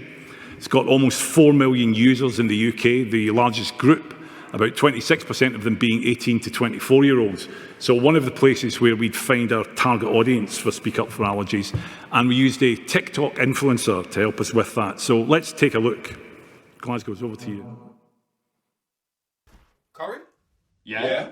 Hello, my friend. Hello, my friend. What is going on? I'm very well on this fine day, thank you. What can I get for you? Look, bro, we get the usual.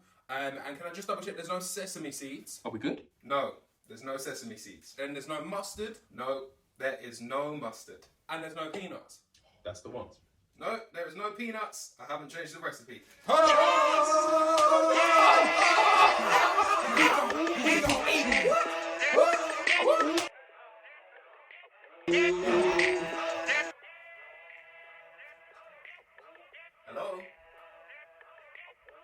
Hello?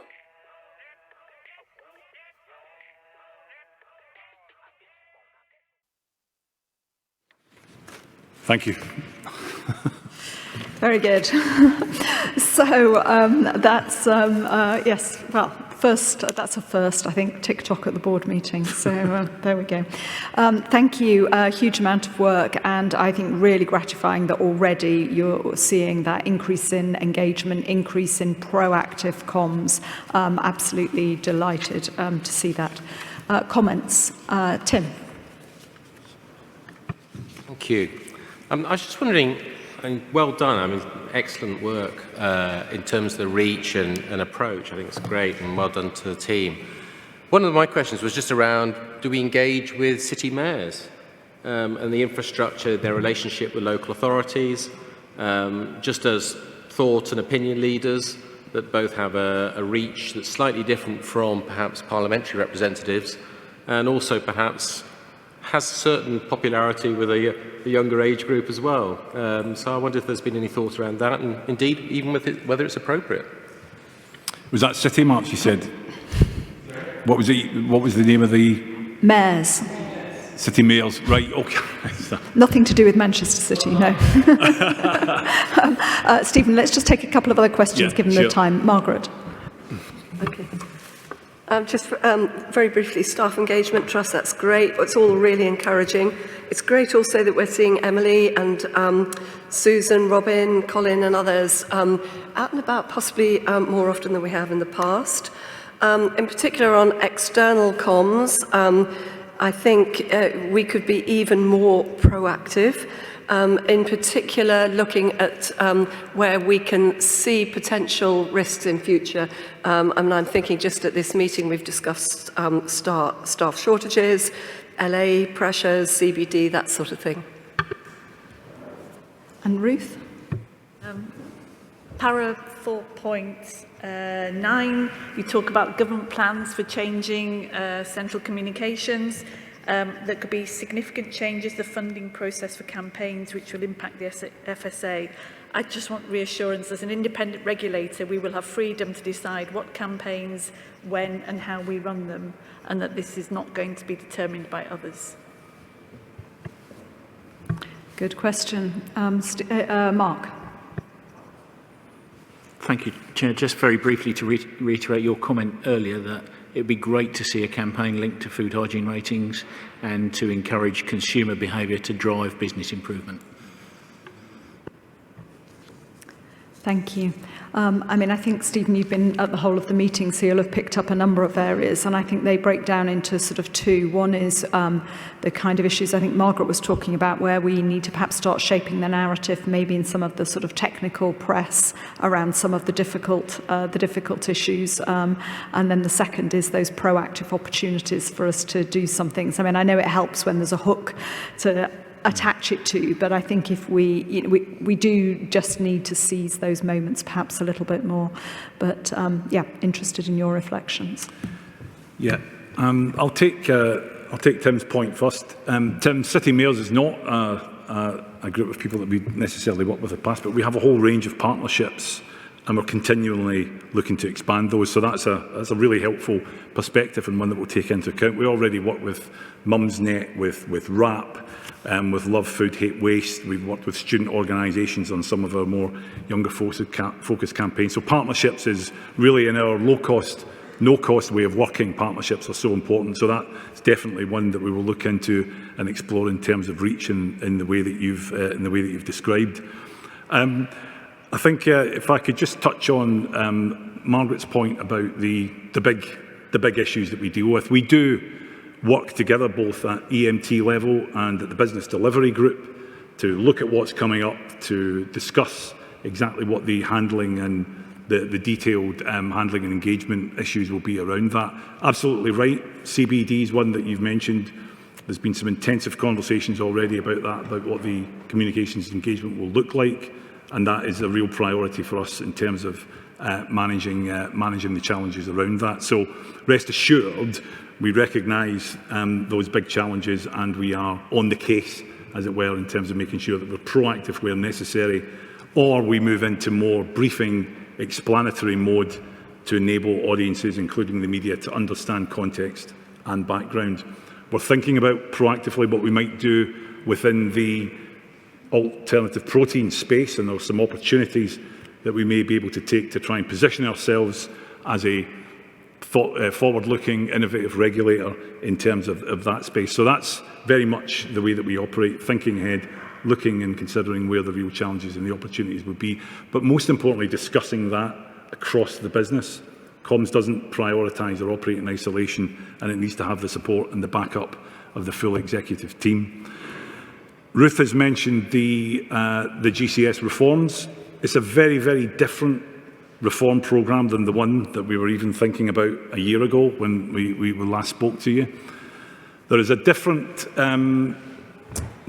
there's certainly a different leadership at the top of the profession now. Simon Baugh has been appointed as the first Chief Executive of the Government Communications Service and has come in, I think, with a very different approach to how the profession might work together. So the idea of a single employer, which could have impacted on our team as members of the profession, has now been shelved and has gone, and it's now going to be much more about other ways to collaborate, other ways to maintain standards, other ways to prioritise the work that's been done, which I think will impact probably less on some of those organisations a bit further out from the Whitehall core. That said, there has always been a process through which campaign spend had to be approved or assured at the centre, but that was only for spend of 100k and above. That assurance process is now going to be extended to all campaign and communication spend. Now, what we are doing is working very closely with GCS and others to understand what the impact may be on us and what that may mean for the way that we operate and the way that we plan. I'm confident that we're involved and engaged enough with the process to ensure that we can balance our independence with that assurance process, but we'll keep the board updated on how that develops. Just to then pick up on FHRS and the points that were raised in the last a couple of conversations ago and that Mark has raised again. Yes, FHRS is one of the key priorities for us next year in campaign terms. Given what we know about the push for mandation and given what we know about the drive to improve registration and what that will be going on as part of the ABC programme, we need to look at this as not just a communications or marketing intervention. We only have a budget at the moment of around about 400k, and we need to prioritise the campaigns that we do in conjunctions with the rest of the business. We do quite a lot of seasonal work on FHRS, so Christmas, Valentine's. We'll use quite a lot of social media to get messages out there about the FHRS campaign. But what we want to do, I think, through the course of next year is to be very integrated about how we think about FHRS in the wider terms, in the context of mandation, in the context of driving up registrations for businesses, and then where the FHRS and the consumer power, because the consumers can be very powerful in terms of FHRS being a mechanism for driving up standards, where that fits and what the right communications interventions will be. I think that was most of the points. I think that was, thank you very much. I think that it's, great to see all the work that's going on. It's, my contacts with the comms team, it's a very sort of energised and, proactive group of people, and we all benefit from that energy and expertise. So thank you to you all for that.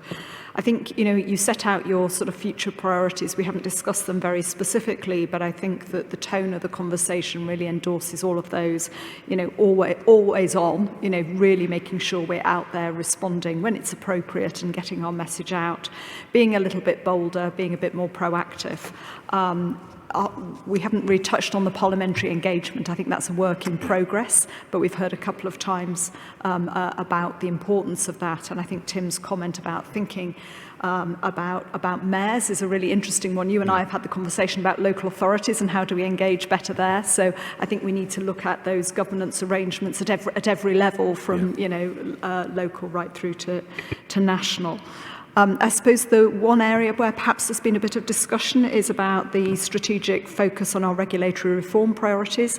Clearly matters, but I think perhaps the board have been suggesting there are some other specific issues which have come up, like the CBD, which we also need to make sure are our priorities over the next 12 months. This isn't a 5-year plan, it's what are we going to do in the coming year.